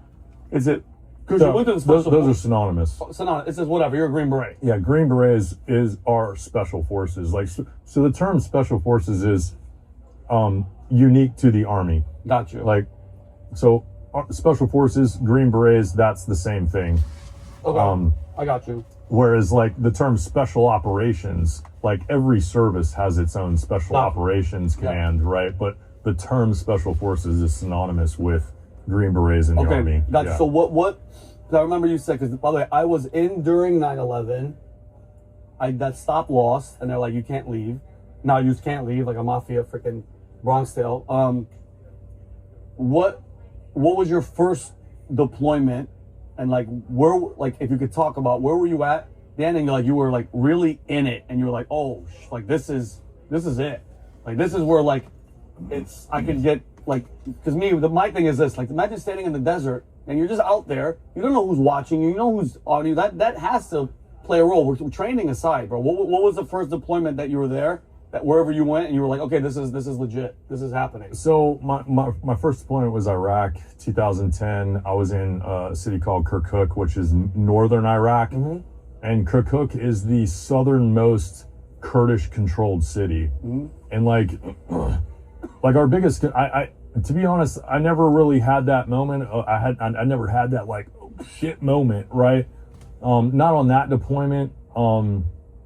Like I supported a lot of different types of operations during that deployment, but like that one's not when I had that moment. But you know, that was an interesting time being in that part of Iraq as well too, because the Kurds were very much taking over and controlling, you know, all of Kurdistan at that point. And it was not a safe or comfortable place to be for Arabs. And you know, like one of the things that the Kurds were doing in Kirkuk is like, if you were an Arab family, and they would write messages on AK-47 rounds and leave them in your mailbox. Like, you should just leave before we make you leave. Yeah. Like, and of course, being made to leave in that situation was they weren't going to be leaving above ground, you know? And so there was a lot of our biggest threat in that area at the time was actually sniper fire, and so. Which is how nerve-wracking is that, bro? Like, yeah, you know it's you're in an urban environment, and like at the time I'd already been through SOTIC, which is level 1 sniper course, and so like I'm thinking about anti-sniper stuff. I'm thinking about all that stuff, and I'm just looking around going, yep, I'd be posted up right there and right there and right there, and I'm like, I'm vulnerable from so many directions right now. This is a bit unsettling, especially standing in a turret, like, oh man, on top of a Hummer. and like in an urban environment too, it's like, man, these aren't even difficult shots. Like, you don't need a sniper weapon system. You need a dialed in AR-15 right now. You know what I mean? And I'm it's it for me. I mean, fortunately I had a minigun, so everybody over there that was not an American was pretty terrified of that thing. So when they see it, they this was 2010, so by that time I think everybody kind of knew, like, you do not mess with the guys with the tan helmets, and you definitely stay away from that minigun, right? How many rounds a minute does a minigun shoot? 4,400 rounds a minute, 7.62. Bro. Yeah. 7.62? And I want people that are watching to, like, 7.62 is AK-47, it's M60. But the cartridges are longer, so it's like an AK round that's about 5 inches long, and so that could cut down a house. Oh, you can cut a house in half for sure. Holy yeah. And how long till the barrel gets to where you can't shoot? So you never want to go cyclic like that. Yeah. But like normally just do bursts. But like if you want to put heads down, like that definitely just let that.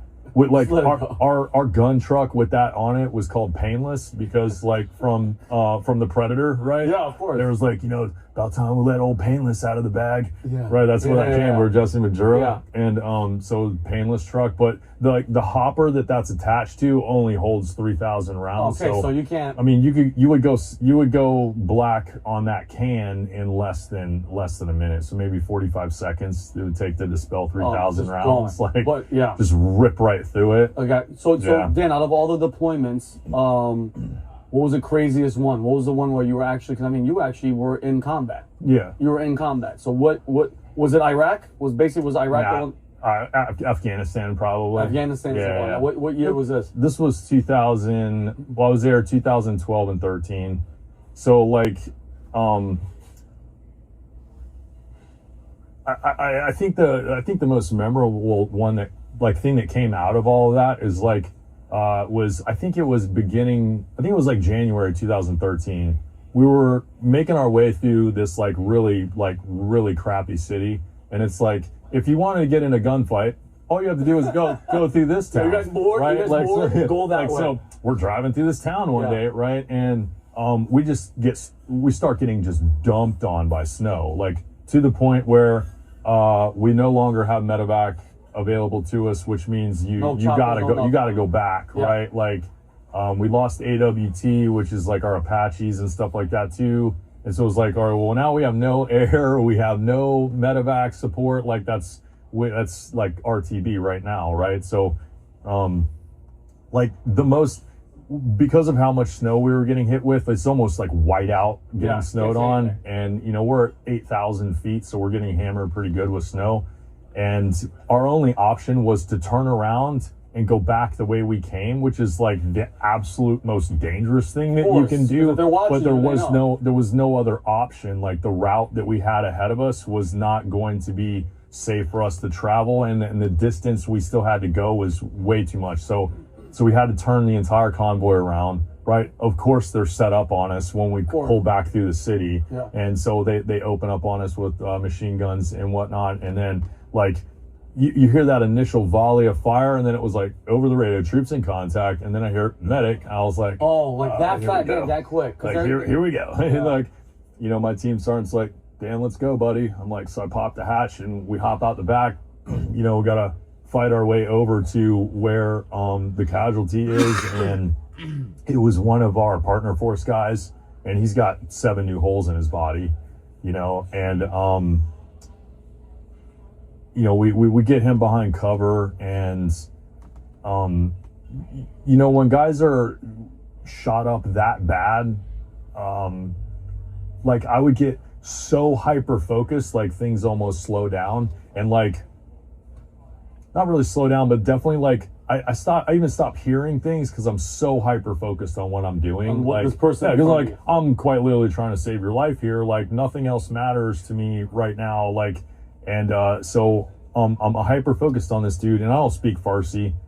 I speak Russian, and so like but I can tell he's saying the same thing over and over again. Yeah. My Terp's right there helping me this guy, and like I'm putting tourniquets on him, and I'm plugging holes in his body, and Is he I was like he's crying, or he's just saying? I mean, he's definitely clearly distraught, right? Yeah, obviously. Because he took one round, like shattered his left humerus. One round took most of the fingers off on his hand, and so he's got like this, you know. That's all he's got left on his hand. And I think I was bandaging actually the stump up at the time. He's got a couple other rounds that hit like left side of his chest. One that shattered his pelvis, and so he's doing it. He's got it pretty rough, and he's messing up my Zen. Like I'm starting to hear more and things going boom and more gunfire. I'm like, all right. I'm like, look, what is he saying? Yeah. Like he's saying the same thing over and over again. Like I need him to like calm down. So like I got it. It hurts, and you just got shot 7 times. Yeah. But like, what is he saying? And he grabs my arm, he stops me, and he goes, he's begging you to save his life. Oh wow. I was like, okay. Well, tell him to shut up. I'm trying to save his life.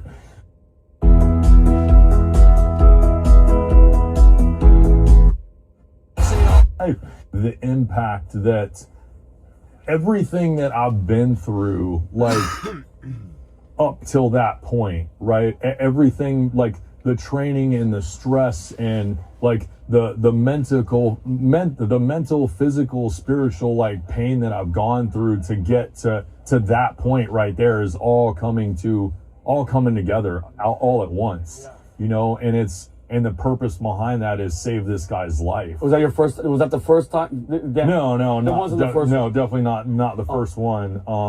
The first one is actually a really funny story though. Okay. But I want to hear from that. But with that guy, like I was able to get back to work and I did save his life, right? Wow. But a couple weeks later, I went to the hospital and he was actually. Well, I mean, walking's probably not the correct word, but he was vertical at least. He had a lot of hardware attached to him at the time, holding things together for future surgeries. But that situation, not only was I able to save that individual's life, but when I went to the hospital, he was actually in an Afghan hospital, and I went to the hospital before we even went back to base. I was like, no, that's my patient. Like, we gotta go check on him. And we get to the hospital and I walk in there, if it goes boom, I've still got it on me. And I walk in the hospital and they're just like, whoa. I'm like, hey, a guy just got brought in here, like, these injuries, like, where's he at? And they're like, sir, like, can I help you? And I'm like, yeah, that guy's my patient, I want to know where he's at. And a guy came over that spoke English, like very good English, like clearly like English trained, educated. And he was like, hey, what's going on? One, you can't have all that stuff on you. And I'm like, this is Afghanistan, bro. Like, let me just, Afghanistan is why I have all this on. And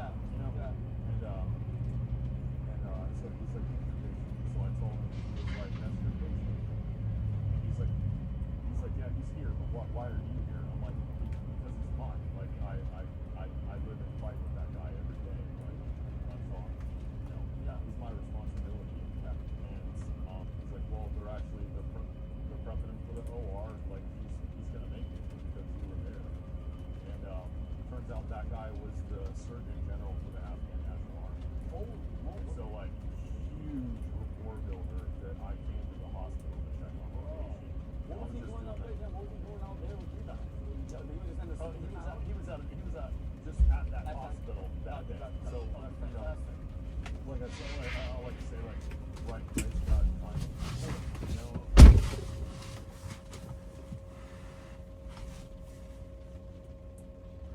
I took my medicine. When to stop? Yeah, I mean, from there on out, like, I could pretty much do no wrong, like, with the reputation that we had with the ANA after that, So then let me ask you a question though, because people go around you know, words and phrases all the time online. You know, my trauma, you know, PTSD. It's like it's so watered down, brother. But you've actually been there. You've been through it. You know, you've seen it. I can imagine. That's just one story. That wasn't even the first one, and you remember that one. How much does that change you when you see that? When you see the death, you see the destruction. How much does that change you as a person? I was talking to Julius before this. Like they say, when you jump out of a plane, the parachute, chemically you're not the same person because your body goes through something. Because I don't care what you say, you're having a good time. Am I gonna die? I'm gonna die. I'm gonna die. I'm gonna die. Your body releases a certain amount of things. When you're at that level, damn, the adrenaline, the this, the that. Once you see that, does it change? Something change in you, and then how do you deal with it every single day? Like, what is your day now? Like, I'm not saying something's wrong with you, but it's different. Everything's different. For sure. Yeah. Yeah, you're definitely changed by it. You know, the guys who, I think we all probably went through a phase where like, no, I'm good. I'm good. Like, well, yeah, you might be good, but you're not the same person anymore, you know? And like, I think the violence does that for people. Oh, shush. Because it's like, it's so counterintuitive. Like when you're in an environment surrounded by extreme violence, right? And I mean extreme to the point where most people can't actually conceptualize it. Like Hollywood's great, right? But like, nice try. Right? That's the reality. Good try, but not quite. You know, Starting to rain a little more. Things you don't get from that.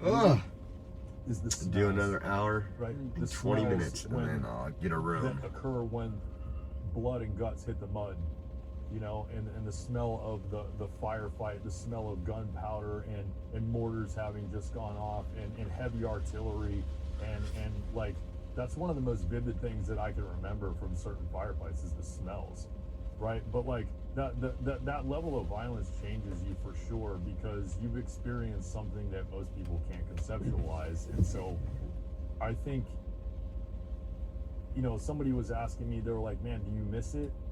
And I'm like, every day, right? And because it's like the brotherhood and the relationship that you build with the other men that have chosen to be right next to you, right, and sacrifice everything, right? Like they're away from their families and their kids, and they still want to be. It doesn't matter how bad it ever gets; they still want to be there, right next to you, even until death, right? And you just can't. That's hard to replicate, you know. And like you talk about a dopamine hit. Like, yeah, good luck in replicating that one. That look when like you're covered in dirt and mortars are coming in and like a heavy machine gun fire, and you're just looking at your bro and you're like, this might be it. Yeah, you know, like, hey, that money that I owe you, forget about it. I'm sorry, I'm not better looking, but this might be the last face you see. Yeah. But yeah, you know, like I miss the brotherhood of it probably the most.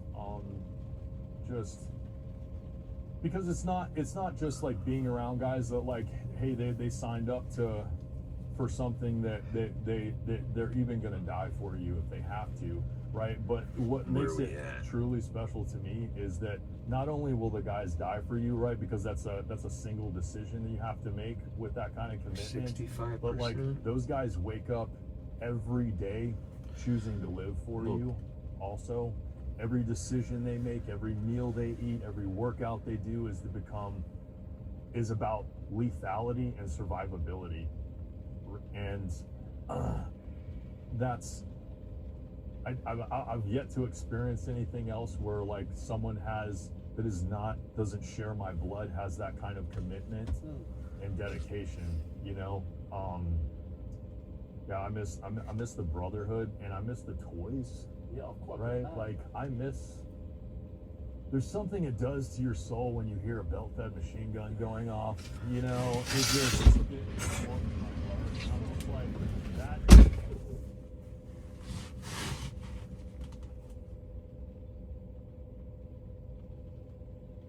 Why does it do that? I don't like that.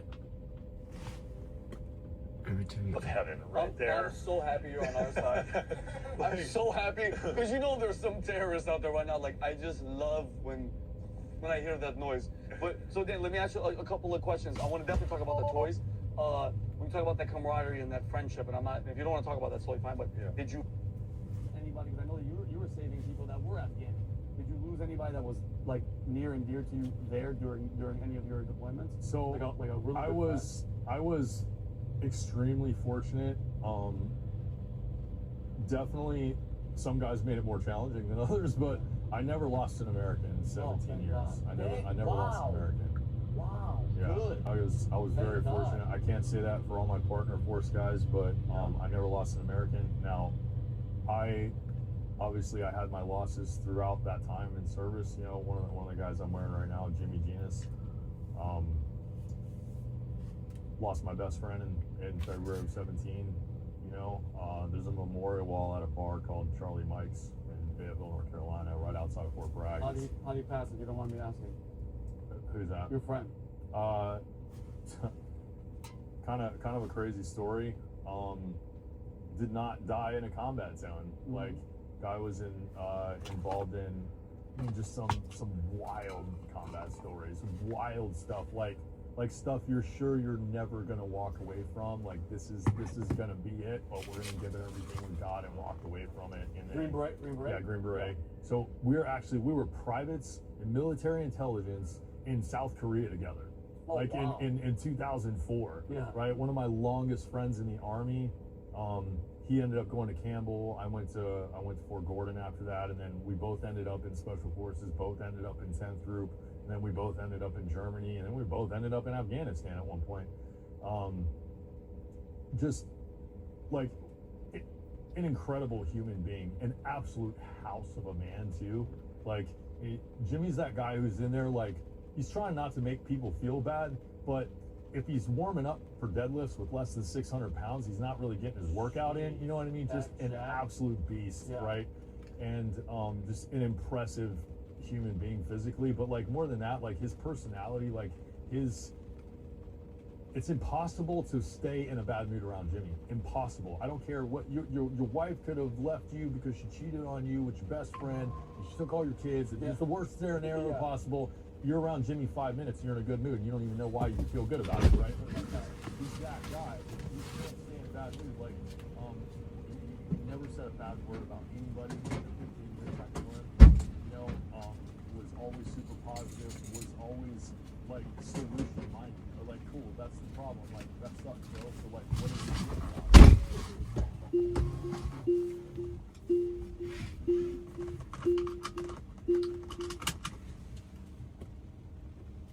about it? It was like, what are we going to do about it? Yeah. How are we going to get past it? What do you need from me? Mm-hmm. You know, that was his approach to everything. It was, Jimmy always had your back, always. And how did he pass? So, he was at a school that I can't really get into, but like, basically, like, we were in Colorado Springs at the same time. We were still stationed in Germany, but we were in Colorado Springs. He was training at Fort Carson there.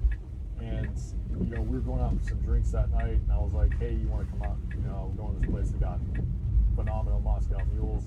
And he's like, I would love to, but he's like, they're already kind of thinking I'm not taking this course seriously, and we're leaving for San Diego tomorrow, so I should probably, like, chill and hang back. And I was like, I can't really get it. Yeah, it's a training course. And so I was like, yeah, no, we'll get together when we get back to Germany. And he texted me like 15 minutes later. He's like, F it, where are we going?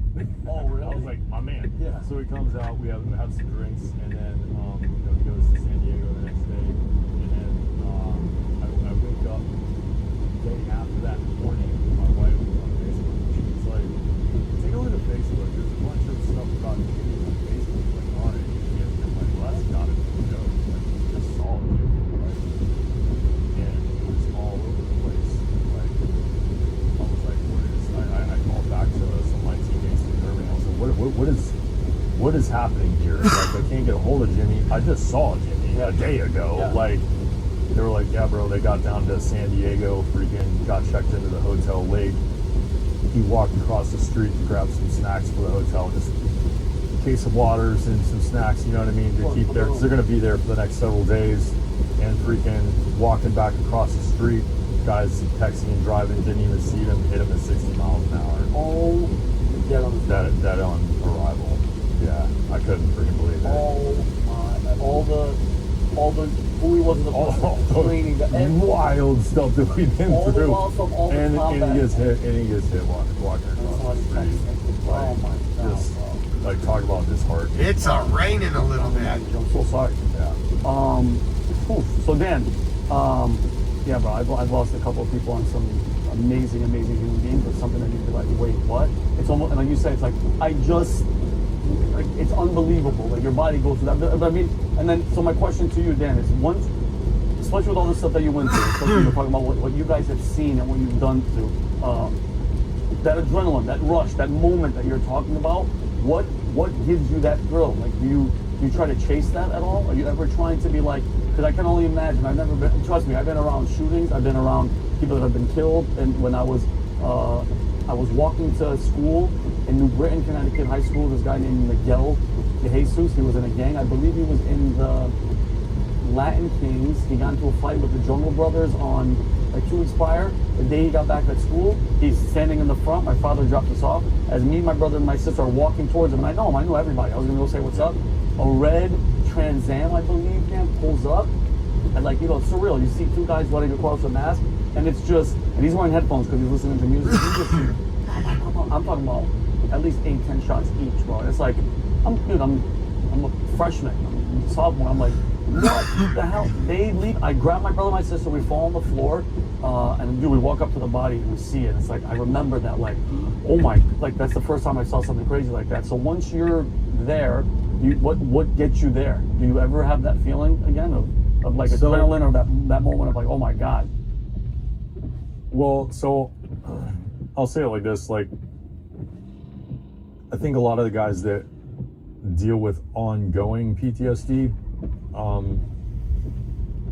are chasing it, right? It's a dopamine that you're never going to replicate, though. Like a heroin. Yeah, you know what I mean? exactly. Yeah. And it leaves you in a state where, with like an emptiness about you, that if you don't fill with a new purpose, you know, it is going to be detrimental to you in the long run. And so I have that. I experience that in just different ways now. Like I kind of accepted the fact that like the days of running and gunning are over, right? My body certainly is not going to tolerate it anymore anyway. Yeah. So like part of, I guess, moving on with that is just is acceptance, right? And I find that in other things now too. Like I kind of replaced that looking for that dopamine hit with gratitude. Honestly, like I can in a healthy way like reflect on those times with gratitude, and that allows me to.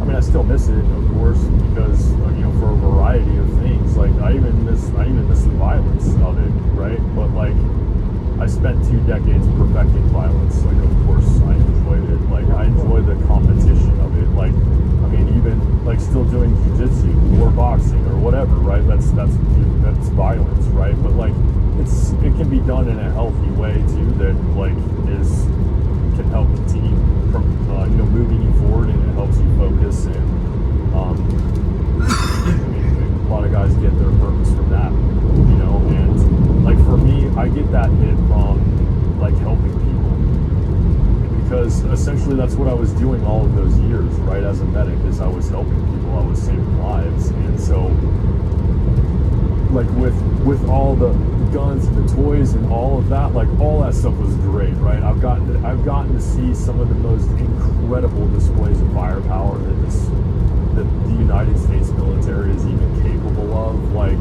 and it's just, it definitely leaves you in awe. But like I can also say with a great amount of certainty that none of that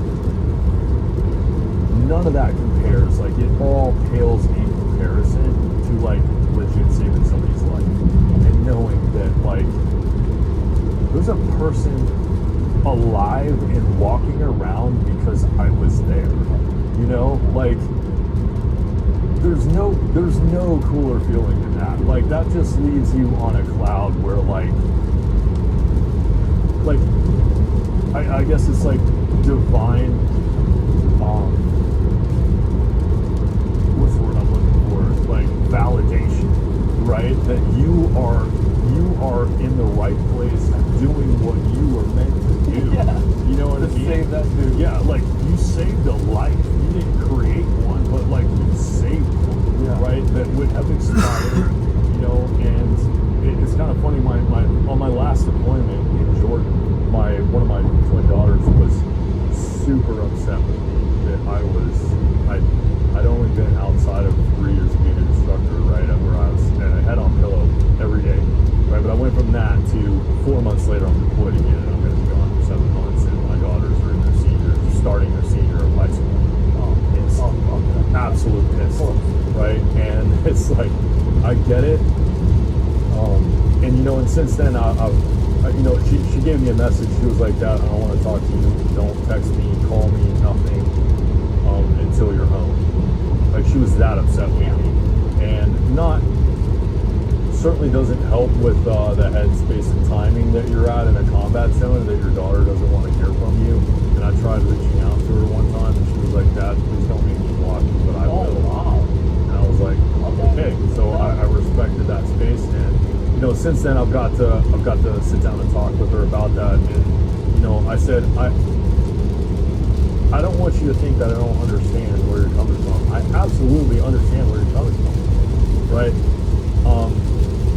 However, you're only seeing it from the position that you are experiencing it, right? Which is fine. You're 17. I got that.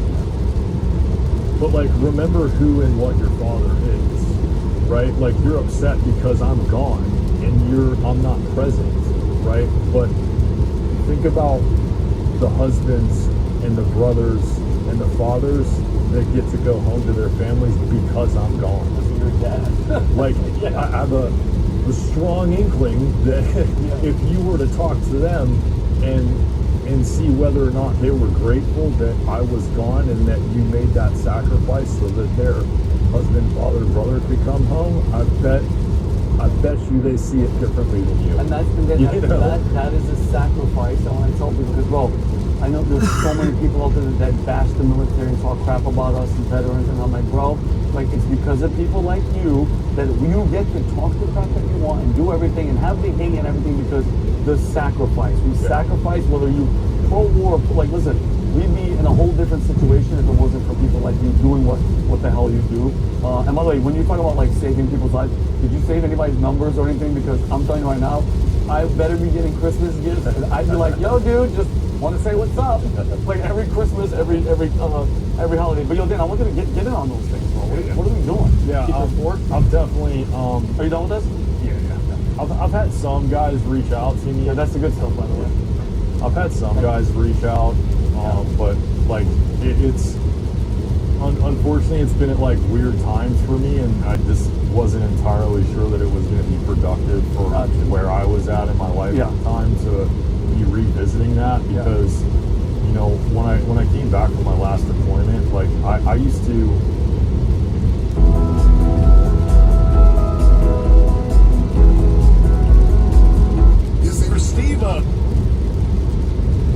Like, I used to go to a place where I would cut my humanity off because of the things that I knew that I was potentially going to be asked to do.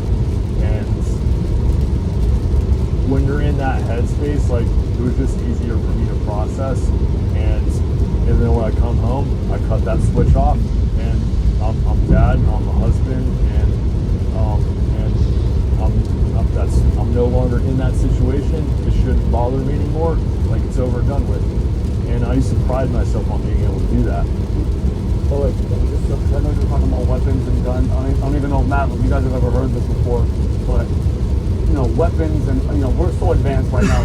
Yeah, they have stuff we can't even imagine. I'm pretty sure you have more of an idea, because I haven't been that involved, but I'm pretty sure we have laser, you name it, whatever. Did you guys ever hear that the Air Force, the government, was trying to invent a gay bomb back in the 90s? Did you ever hear that? I want everybody at home, I'm dead serious, to Google this, all right? Back in the 1990s, there was an actual Pentagon proposal for a non-lethal chemical weapon that used pheromones to basically make the enemy soldiers attracted to each other and disrupt the military cohesion. So when you talked about, it's so random, I wrote that just in case it doesn't happen. No joking. Could you imagine you're in a foxhole and all of a sudden you hear, and you're like, and you're like, dang, your shoulders look up, bro. And like, the guys are just making it up. And like, bro, why don't you guys shoot? We're not taking over. Like, yo, Dan's hot. Like, look at his shoulders, look at his head. You can see his traps through the top, bro. You see that? That's hot. Yeah, like I get that they want to kill us, but look at Dan. The vascularity on that one. Yo, Dan is ripped. Bro, no joke. The amount of stuff that the military would try to do, and apparently there was another one, Dan, that they were thinking about doing, that they would drop a certain bomb in a town and it would give the soldiers, this is around the same time as the gay bomb, halitosis.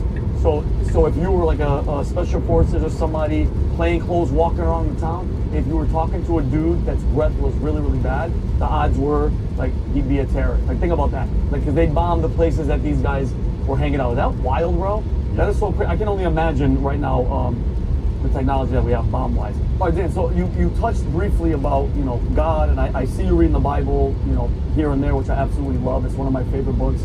I can't tell the story of, I read something in Matthew that tied back to something it's one of the most, it's the most amazing, you know, people are like, what's your best self-help book you ever read? And I'm like, it's the Bible. It's all these people, and it's all these dudes. That's the best self-help written by, you know, 44 different freaking authors. So what, were you raised Christian, Dan? The family was Christian? Yeah. And then you said you obviously, Dan, with war, I'm pretty sure that conversation with God is a lot more often, it's a lot more intentional.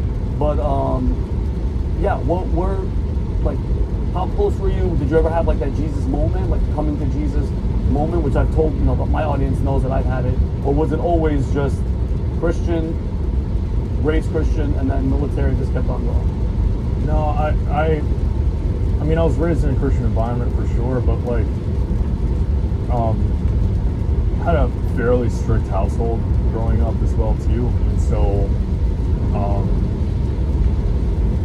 like, God was always kind of like forced on me, and so when I had that, you know, I grew up not wealthy by any means, right? And so like I played 3 sports and I worked. Like I didn't even have time to make bad decisions, right? Like so. Then when I went to college and I got removed from that structured environment where like church was on Sunday and then you work, school, and blah blah blah, right? And sports, and then when I didn't have that anymore, like, well, you know, we already talked about being a heroin addict. Yeah. Obviously, it didn't take very long for me to start making a lot of bad decisions. Like some of the worst ones. It was like, I was maybe like sampling bad decisions. But like, I tell people like, oh, you've never tried cocaine. Well, don't worry, like I tried it for you. I sampled that bad decision, right? Oh yeah. It smells so So obviously. does this smell like cocaine to you? Hey guys and gals, Vincent Oshana here. My Faith Over Fear line is taking off, and it's all thanks to you. We've got hats, shirts, hoodies, you name it. We also got brand new designs and new apparel dropping all the time. So if you want to rock some Faith Over Fear gear, hit the QR code on the screen or click on the link in the description. And remember, guys, if you have true faith in God, you have absolutely nothing to fear. God bless, and the future looks bright. I definitely was not perfect by any means, just because I had God in my life. Like God showed me several times throughout everything I've been through that He's always been with me, like regardless of how like present He felt, or or how bad the decisions I were making. You know, it's not like because we're Christians, like we're on a pedestal now and we're better than everyone else, or we're gonna stop making mistakes, right? That's not, I don't know what Bible people read that said that that's the case with Christians, because it certainly is not, right? Like, we all still fall short, right? I fall short daily, right? Like, I fall short as a husband and a father and as a business owner and as a teammate, and, But you know, I pray a lot for the awareness of those things so that I at least have an opportunity to make a better decision. I've been kind of hot and cold, you know, throughout my career, and you know, I think part of the ego of being a Green Beret and being at that level, right? You certainly, and I definitely did. I reached a point where like there was a lot of arrogance there, and you know, I can do things on my own, like, and you start maybe taking credit for things that you shouldn't be taking credit for, and like when you take that credit away, like you take away God's glory in it as well too, right? And those obviously that comes at a price, you know, and you know, for me, like I wish I was the man I am now 15 years ago, like, because man, the Green Beret I could have been. Oh, you know? but you know what? But you know, everything happens exactly the way that it's supposed to. I agree, and I feel like sometimes, man, the way, and by the way, people try to figure everything out when it comes to God, but I thought for so long, like, people try to figure out with the Trinity and, you know, the Father, the Son, like, it's like, bro, Vinny's little brain is not going to try to figure this out, but he is so amazing, and I believe in my heart of hearts, especially when it comes to praying and asking, and a lot of times, man, I'm always like, man, like, what I am now, I think God does everything, like, Mother gives you free will, but sometimes I think it's the thing that you want, the thing that you're striving, you're going for. He doesn't get, like, you pray for, like, I pray on Monday, bro, and a lot of people are like, on Tuesday, where are we at? Where's this thing? It's like, bro, maybe, just maybe, which I think it is the case, he's letting you go through all that process so that you can sustain the gift that you've been begging him for all these years. It's almost as if No, it's not. Yeah, exactly. It's not. It's like you know, when they take the sword, Dan, and they're chiseling and they're doing it. You're going through the refining, forging process, so that when the battle happens or that moment happens, you are ready to go. Because if I had what I had now, again, not by a stretch, it's not like, oh, I'm balling, I'm doing good. No, I'm okay right now. But if I had this then, when I was partying and I was drinking, Dan, I lost friends because I was supposed to be at these parties. Yeah. So and I get where you're coming from. Where in your head, we're always, again, human beings, bro, sinning all the. It's not like I'm sinning like to purposely know that I'm sinning, but we all. I love that you said that we fall short. But I think and to let people know, bro, the closer I get to God, I'm telling you right now, still problems are we're gonna lose people and all that's gonna happen. Yeah. But I've never been this happy. I've never been this content, and I've never been filled with that much Holy Spirit. I saw a video. I'm sorry, I wasn't talking. I saw a video of this lady, and she's looking at the camera again. And when I tell you, I felt she was sitting in front of me, and she was talking about like what it's the Holy Spirit when she's like, we're talking, Dan, or something's happening, bro. And this happens to me a lot now. I'll get goosebumps. I'll start getting emotional. It's not like I'm a P-word. I feel this inside me, and I'm like, oh my God, I want to give people the joy, because a lot of times people feel like, oh, like you said this earlier, oh, we're trying to push it on people. No, I feel, I'm not better than anybody by a long shot, but I feel like what I've learned and what I've read from this book and from examples and proof, it's proof. It's like the connections, everything that's happened is undeniable, bro. And out of everybody, all the people, all the leaders, he's the only one that came back from the dead. I feel like if I don't at least, in a conversational type of talk, tell these people what I've experienced and what I've learned and what this relationship is in, is as if I'm hanging out with people who are starving, literally ribs showing, and I know that there's food right there, and I don't tell them. And they're just sitting there looking at me starving. I'm not saying I'm better than you, I'm not saying I know more than you, but I've experienced it, and I'm telling you, look, there's food, hungry guy. I found something I think could benefit you. Do some due diligence and check it out. Yeah. You know, and like for me, it's I think what I lacked all of those years and why I was so inconsistent because of my lack of focus on like the obedience piece to God, right? Like God's still going to bless you, right? But it's going to come in different ways when you're obedient. And, part of, like, I quit trying to figure it out because like I realized that if I have all the answers now, right, of everything that I want to do in my life, if I know how it's all going to work out, if I have all the answers right now, like what why would I have, what's pushing me to have faith if I already know everything? If I've got all the answers right now, like, why do I need faith? I don't, right? But God wants us to have faith in him and to trust him and to require faith and have to have trust, then naturally, that means you don't know everything. Like, and that's fine though, right? And so, like, he's steering my ship these days. I'm not steering it at all. Like, I gave those reins up. Turns out I don't know how to steer a boat anyway, right? So, like, I've tried that for many years, and you know, my pastor was telling me, he was like, you know, you don't have to have all the answers right now to be obedient right now, and sometimes what that blessing you're looking for is lacking is your obedience in areas that you're still continuing to struggle on. You're still not giving that addiction or that whatever it is in your life that's holding you back, right? A lot of times God doesn't answer us in the way that we think he should because of things that we're still doing that we need to stop. Like, we haven't cut these things out of our life, and until we do, like you said, it's not going to put us in a place where we're going to be able to receive that gift. I'm the same way. Like the stresses that I have, or potential stresses, like the things that I could just be crashing out about in my life right now, in my business and everything, right? A year ago, full crash out, like totally could not have handled it, right?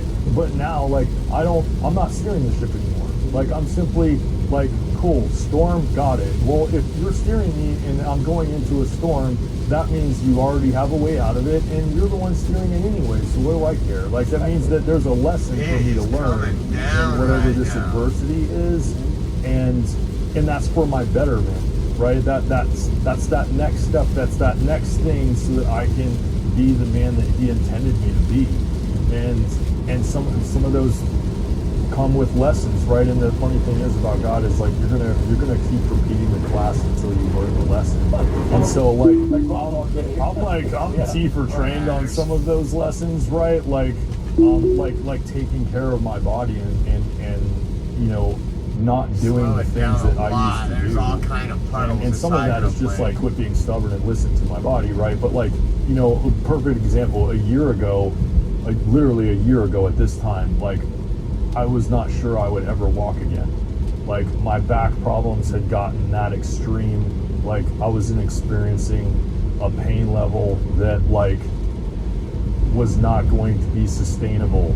Like, just like I'm not sleeping, I'm passing out from pain every day. I'm taking everything that I can safely take from the doc, and even pushing that envelope, like, with my medical knowledge, right, and my background, right, really pushing the envelope, and the pain I'm experiencing is just laughing at it, right? And so to be in that moment and having to even give that to God too, like, I will do whatever you want me to do. Please, like, this, like, I don't know how much more I can take of this. Like, I know you're with me in the good and the bad, like, and even now, right? But, like, just being honest, how much more am I even capable of enduring, right? And so, you know, I was, that prayer got answered, and I was able to get, you know, put it this way, I got so many stem cells injected into my back last year.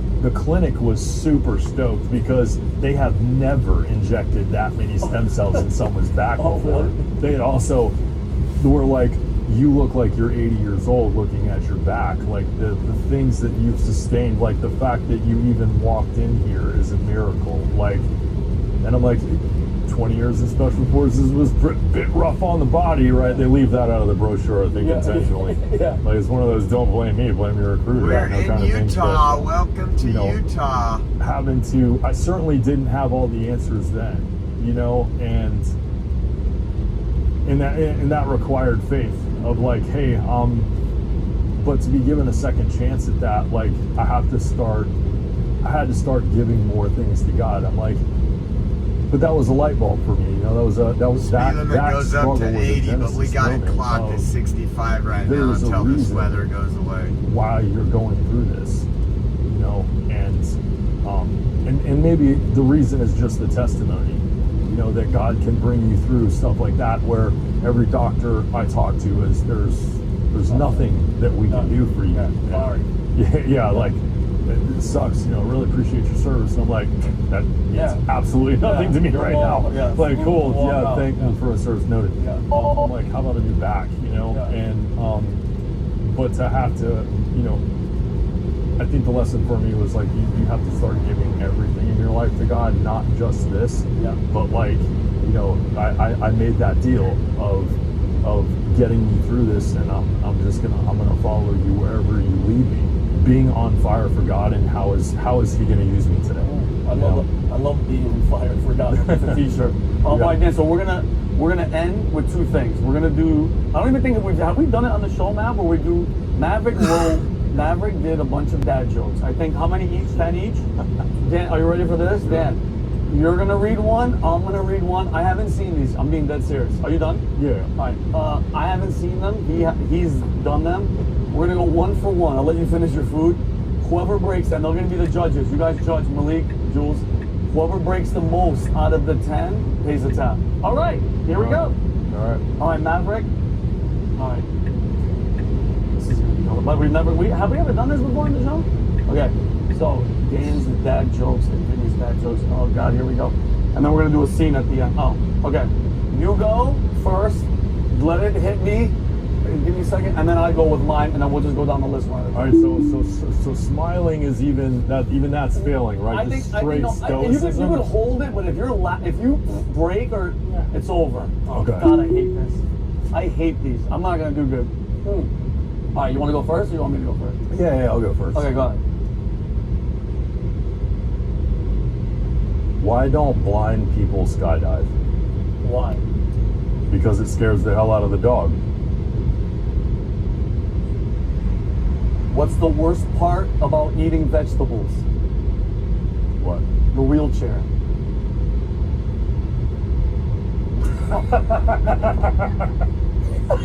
Wait, is that a twofer? Okay, I love Malik. Malik's judges. Okay, dude, that is so stupid. Okay, all right, wait, let me gather. All right, go. Why did Piglet have his head in the toilet? Why? He was looking for poo. Okay. Why don't graveyards ever get overcrowded? Why? People are dying to get in. Facts. Okay. Why don't skeletons fight each other? Why? They don't have the guts.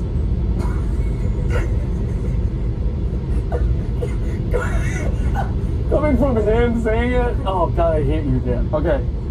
Oh. All right, here we go. Shit, I'm losing, right, Malik? All right, here we go. My doctor told me I'm going deaf. That news was hard to hear. Rightfully so. Okay. I told my girl she drew her eyebrows too high. She looked surprised. Okay.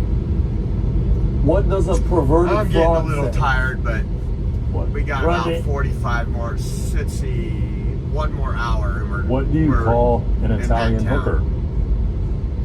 I don't know. A prostitute.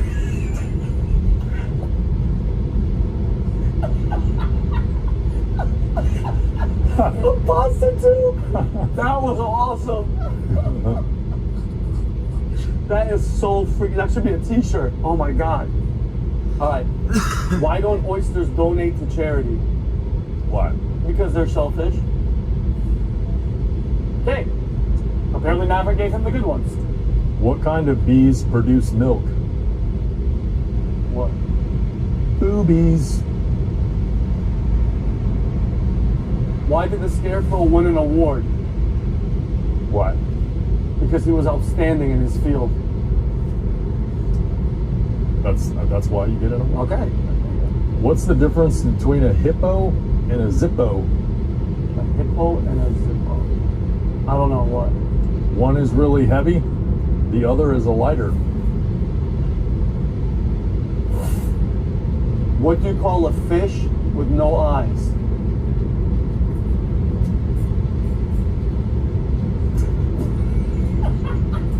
got one back. Let's go. That's a good one, Mav. All right. Go ahead. I used to hate facial hair, but then it grew on me. It's perfect. That was a good one. Did you do that because you knew he had a beard? Okay. Oh, man. All right. I'm losing. What's the score? 4-5. Oh, shoot. Okay. Look at me. Yeah. Okay.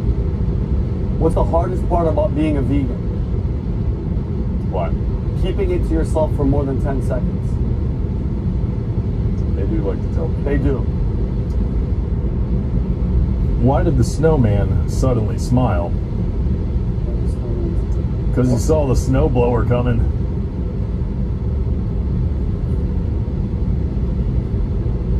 I swallowed that one. What do you call a guy with no arms and no legs in the ocean?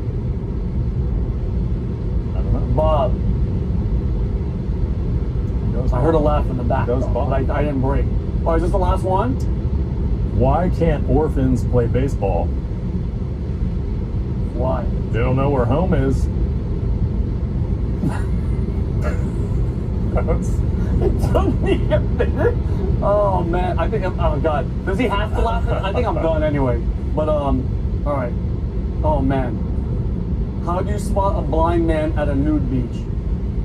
Blind man at a nude beach. How's that? It's not hard. Is that it? Facts. Is that it? Yeah, that's it. Who won that? Was Dan? Camden. That was good. Dan, that was the first time we ever did this one. All right, that's that one. All right, Dan. So, one of your favorite movies is Beverly Hills Cop, because I asked you about a week ago. So we're gonna do the scene from Beverly Hills Cop. It's when Eddie Murphy, who plays Axel Foley, comes in to look for his friend who works at an art gallery, and he meets Serge, the flamboyant, eccentric guy that works there. Yeah. You're gonna be Serge, obviously, and just give us the and action. Remember, you're the flamboyant Serge, and I'm Axel Foley. Action.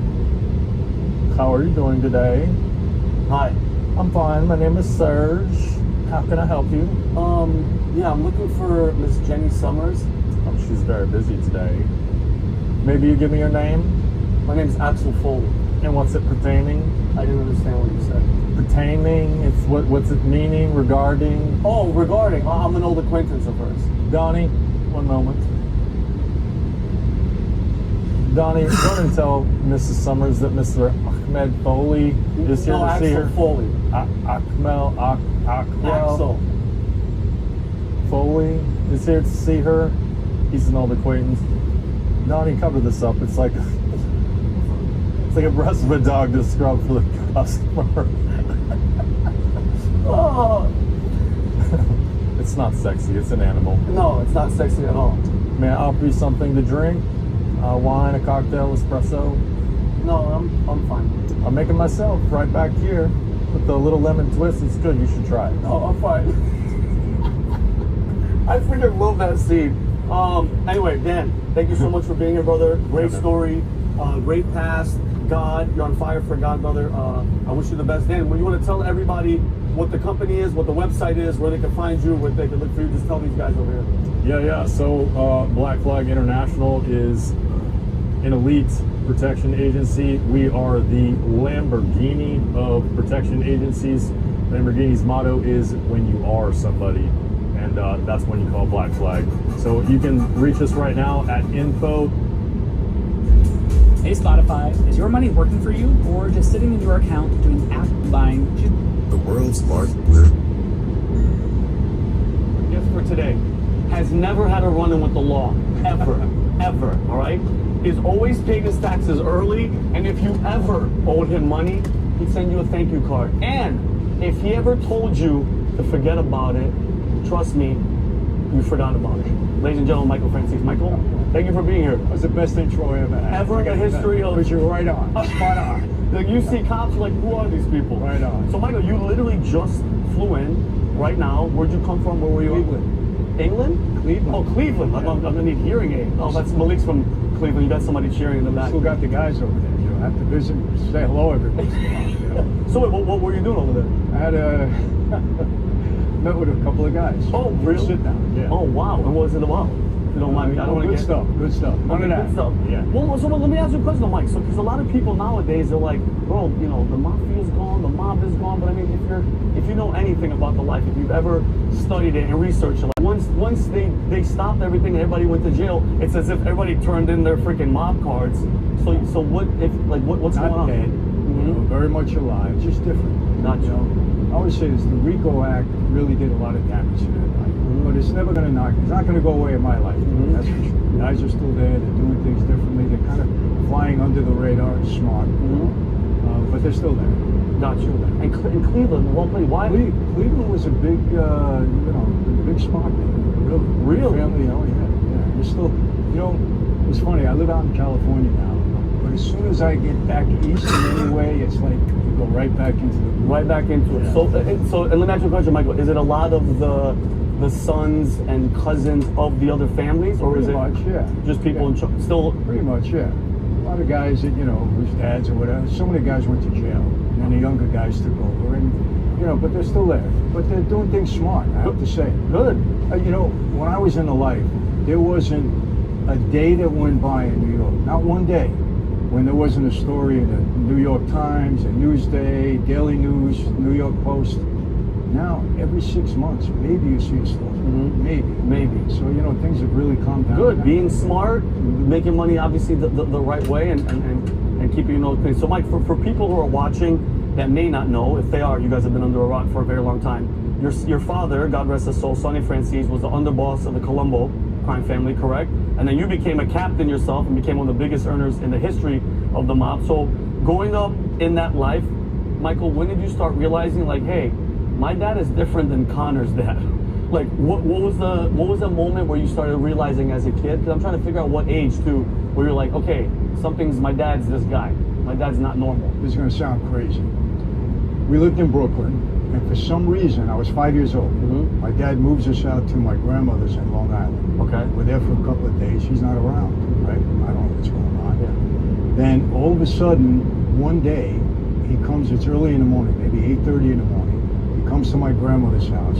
This guy, his right-hand guy, Joey Brancato, was out on the porch because I seen him walking around back and forth like that. Yeah. My father comes in, he hadn't shaved, he's got a heavy beard. Yeah. He hugs my mother, she's kind of crying a little bit, then he comes over to me. You okay, son, this and that, and he gives me a hug. He's there maybe 20 minutes and then he's gone. I said, what the heck is going on? I didn't know. But I didn't realize and found out because I heard little things. That was the first Colombo Gallo War.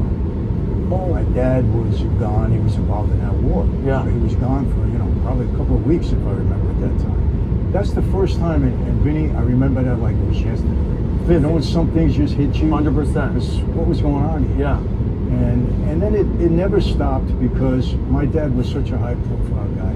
He was a John Gotti of his day. Always under investigation, law enforcement around, always getting arrested, going to trial.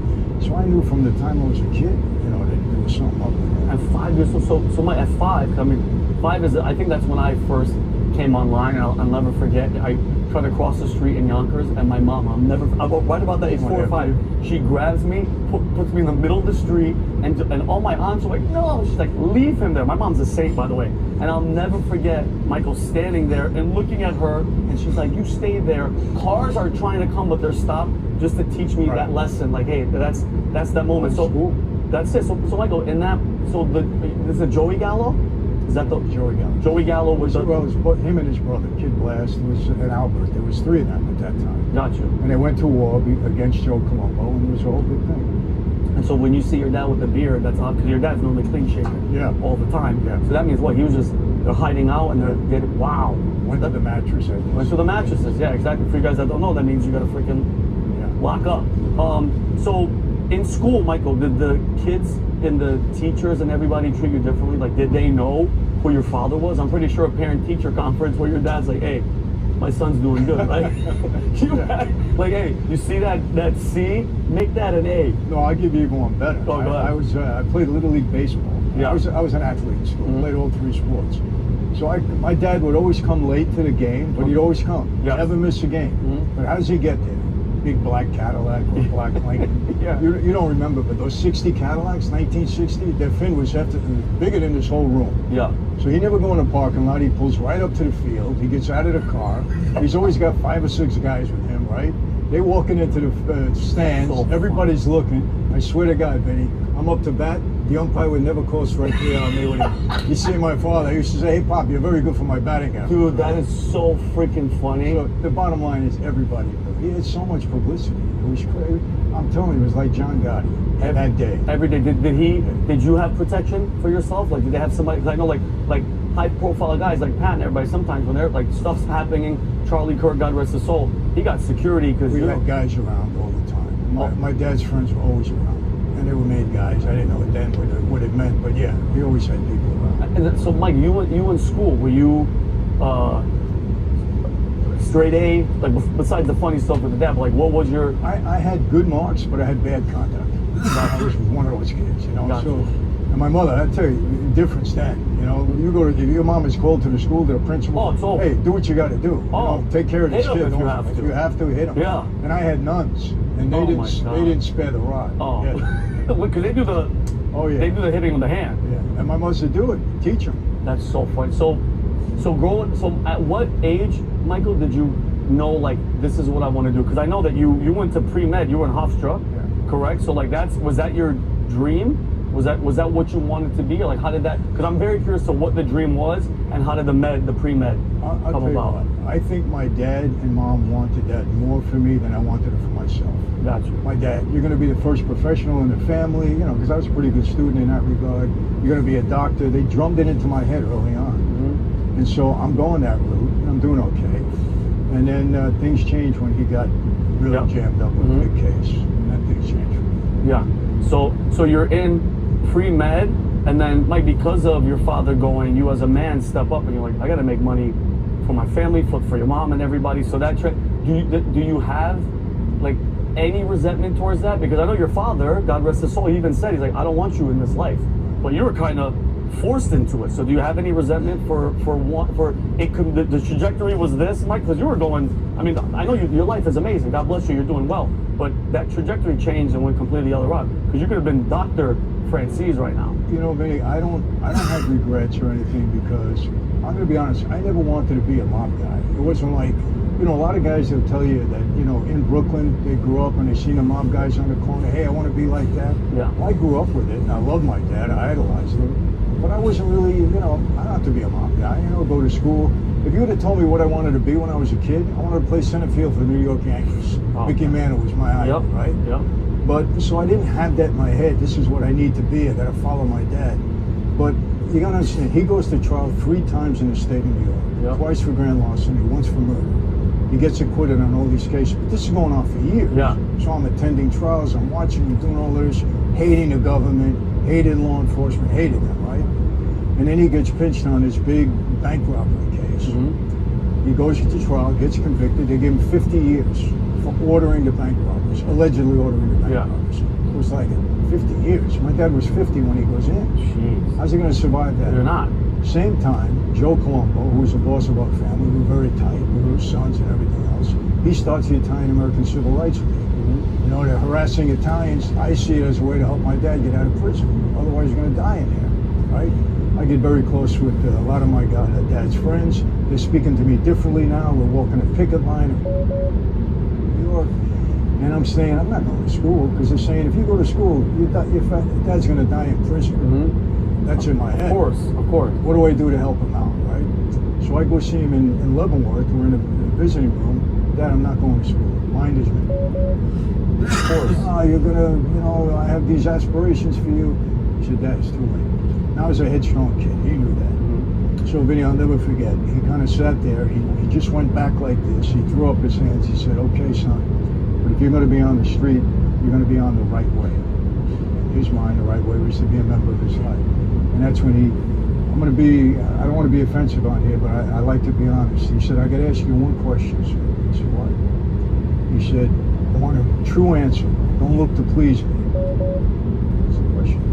He said, if you ever had to kill anybody, could you do it? So never asked anything like that, never thought about it, honestly, but I just sat back and I said, Dad, Under the right circumstances, I believe I could do it. He said, that's the right answer. Oh. And you know what he says? Go home, somebody will be in touch with you, do whatever you're told. He didn't say another word to me. Wow. You know, I want people to understand, you know, people think when you take that oath, you're taking an oath to lie, steal, murder. That's not the oath. The oath of omerta is silence. You're never even supposed to admit that the life exists, ever. My dad, if he's anything, he was the best soldier around. He wouldn't violate that policy even with me, his own son. You know, he never sat down with me and said, this is what the life is all about. Everything I knew about my dad, from the newspaper, from observation, from others, never from his lips. And even then, he wouldn't violate. Just go home and do what you're told, right? And I didn't even question him. I love my dad. I said, Dad, whatever you tell me to do, I'm ready to do. Boom. He proposed me, and, you know, because you can't go up to somebody and say, I'd like to join. Somebody, like a gym membership, you walk in, hey guys, I saw the sign. So somebody has to propose you. And in our life, there's a lot of nepotism. Fathers bringing their sons in. That's how it started for me. Wow, Mike, it's fucking. I was just thought if it went the other way and you're a doctor, I just think it'd be so intimidating to have someone like you walk into a room and like, listen carefully. Like you're a cardiologist. You're a cardiologist. You got two choices: you lower your blood pressure, or I'm gonna prescribe you some meds that you can't refuse. Like, okay, I'm gonna take the med. You like that one, huh? Yeah, that was a good one. All right, so Michael, you leave school. And now you're out, and now you're in it. What's the first, like, actual money-making operation that you either started, Michael, or they got you in that set it off? Okay. So I get proposed, and I'm 20 years old, 21 years old. Like clockwork. I don't know how it happened. Boom. I get indicted 5 times. How so? Oh, damn. They're all over, right? I get indicted for grand larceny. All state cases. All state cases. So for about a year and a half, I'm on trial, 21, 22 years old, as I'm doing my job, my recruitment job, to become a member. So after that, I'm flat broke. Spent all my money, the whole money we had at that time, on attorneys. I'm done, right? Flat broke. Yeah. So I beat all of these cases, and then 1975, Halloween night, that's the night I got made, 50 years ago, believe it or not. Oh, wow, really? 50 years ago. It was 50th anniversary. Wow. But, and now I got to start all over, right? I got to get myself going, from school to now the street. And Vinny, I'll be honest with you. Oh man, this looks good. Look at this. Look at this. Look at this. I live in California. We don't have diners out No there. diner. No. And I love how we're This talking, is a treat. I love how we're like talking about some serious, like, hey, freaking mafia. Like, hey, thanks for the blueberry pancakes. Thank you. Mike, you mind if we pray really quick before we eat? Please do. Dear Lord, thank you for the food that we're about to eat and the hands that made it. Thank you, Lord, for Michael's life, his family, Lord. Please have your hand over him, protect him in the ups and downs. And from all the past, Lord, forgiving us for our sins, but leading us into the future, and fill our hearts with your spirit, Lord. And for all the people out there that don't have anything to eat, Lord, make today a little bit easier. And all the fans, all the people watching this, Lord, let them know that you are the way, you are the truth, and the life, and no one comes to the Father except you. In Jesus' name we pray. Amen. Beautiful. All right, Michael, I love you, bro. So yeah, please continue. So what happened? I'll be honest with you, Vinny. I was fortunate in that I had a good sense of the life right away. I guess growing up in it, and I knew how to use that life to benefit me in business, and that's what I did. You know, I was very aggressive. Who taught you the business savvy? Was this in you? How do you learn that? You know, I think some of that is just innate. I really mean that. Okay. You know, just some ideas that I had. You know, I kind of grasped right away, hey, I could really use this to my advantage if I do it right. And not by shaking down people or anything like that. Look, sometimes you walk into a room, people know who you are. You don't have to do any more than that. You don't have to put the arm up. I use that to benefit me in the right way. And we could spend the next 10 hours talking about that. Yeah. But, and I just started bringing some things in that, you know, we were making money. And that was it. And then the rest is history. The rest is history. And of course, you know about the whole gas. Yeah, obviously. We'll get to that. Yeah, we'll get to that. And yes, trust me, I get it. And my attitude, because Mike, I have this question for later, but I might as well ask it now. How mad does it piss you off that the system, the Department of Justice, the FBI, goes after people like you with all this vigor and all this craziness? Meanwhile, they are the most corrupt, disgusting, perverted, pedophile. Like, if you just remember in Congress, I think it was 3 months ago, Michael, where they voted 360 something to 60 to cover up all their sex crimes and all the this. Look at all the stuff with, you know. Plus, they have a fund. They have a fund they to have pay a fund girls. to pay them off. Is that, like, how bad does that piss you off that by the way, they name one of them that goes to jail. I haven't seen one person go to jail. With you guys, life. death, die in jail. We don't care. You're right. Life. No question about it. Life. No question If about it's it. RICO, it's life. They want to kill us. Yep. You know, the latest thing that got me, Vinny, not to divert. No, it's all good. I did 29 months and 7 days in solitary confinement. How long? It's 29 months and 7 days. 6x8 cell, 24/7. Right? For nothing. I was never a problem in jail. Never had it. It was administrative detention. They kept telling me every 90 days they're supposed to renew it and let you out. Every 90 days they kept me in. Almost 3 years. Nobody ever apologized to me. This judge apologizes to the guy that wants to kill the president for putting him in solitary for one night? I just saw that. I couldn't believe it. Oh my goodness. That must drive you freaking nuts. I could not believe it. Here's a guy that was ready to kill himself. Right? Oh, yeah. He knew he was going to die. He was going to 100%. spend the rest of his life in jail. Yep. And you're not worried about what he's going to do to himself in there? It's funny that you bring that up. I was just talking with Maverick yesterday. I'm like, if you really think about it, Michael, that assassination attempt, and say what you want, people are like, he was far away, he couldn't get to him. Listen, you have to be illiterate to read the manifesto and not go, okay, this guy's obviously off, he's brainwashed, but he was going to kill the president. But in my head, I'm like, bro, that is a suicide mission. You run out of a room with the shotgun barrel down, and you're just running towards what? 100%. 15 law enforcement? You're gonna get freaking popped. That's what you wanted to do. You don't have to be a mobster, former mobster, to know that. Yeah. I was looking to kill himself. He knew he was going down one way or the other. 100%. 100%.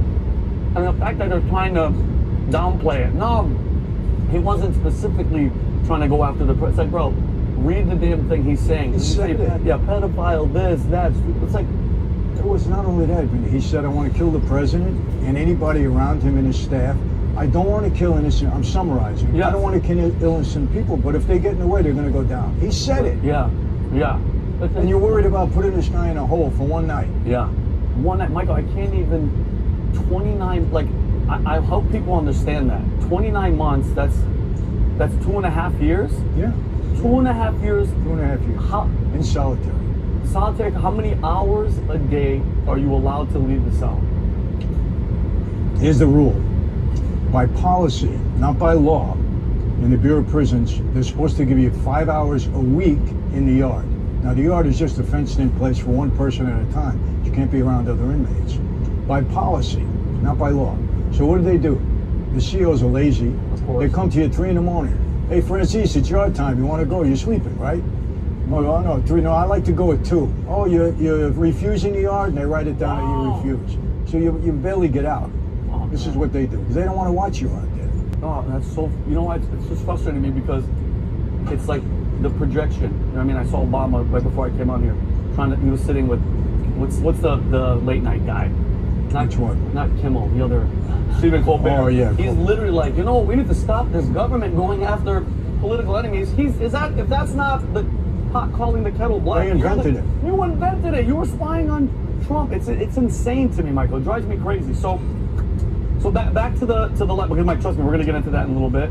When you're in that life, Mike, you have everything, brother. You have the money, you have the influence, you have everything. What's more addictive? Is it the money or is it the power?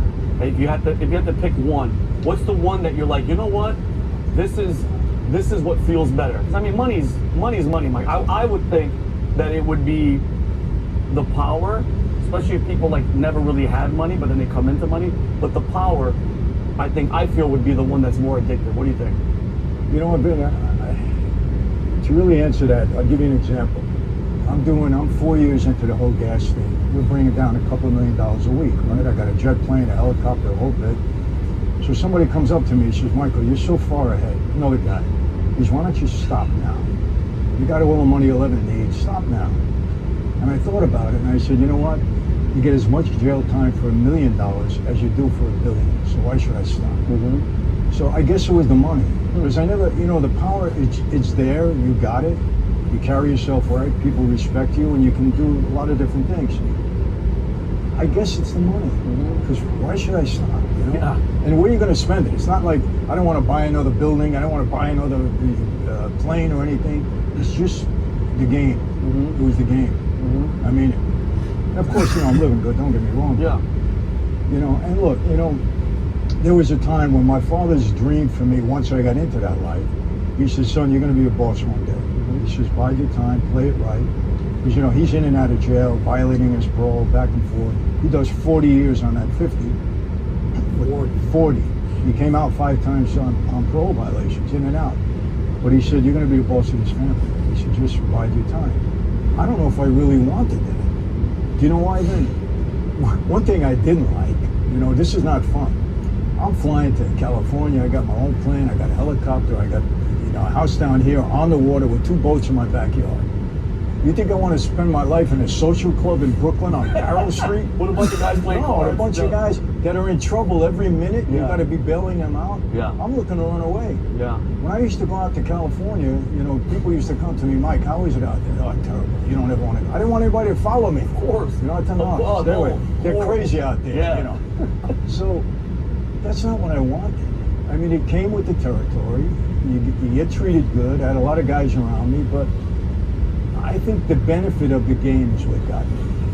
You know, the comfort, the convenience. It wasn't the power. I didn't want to be the boss. I really didn't. But sometimes Big responsibility. Oh, I can imagine, like sleeping. Like I can't even imagine if you don't have the proper security, just freaking trying to sleep at night. Because I mean, you're always, you know, because Mike, you don't travel with you're leaving in the grace of God, which I freaking absolutely love, which I want to get into actually.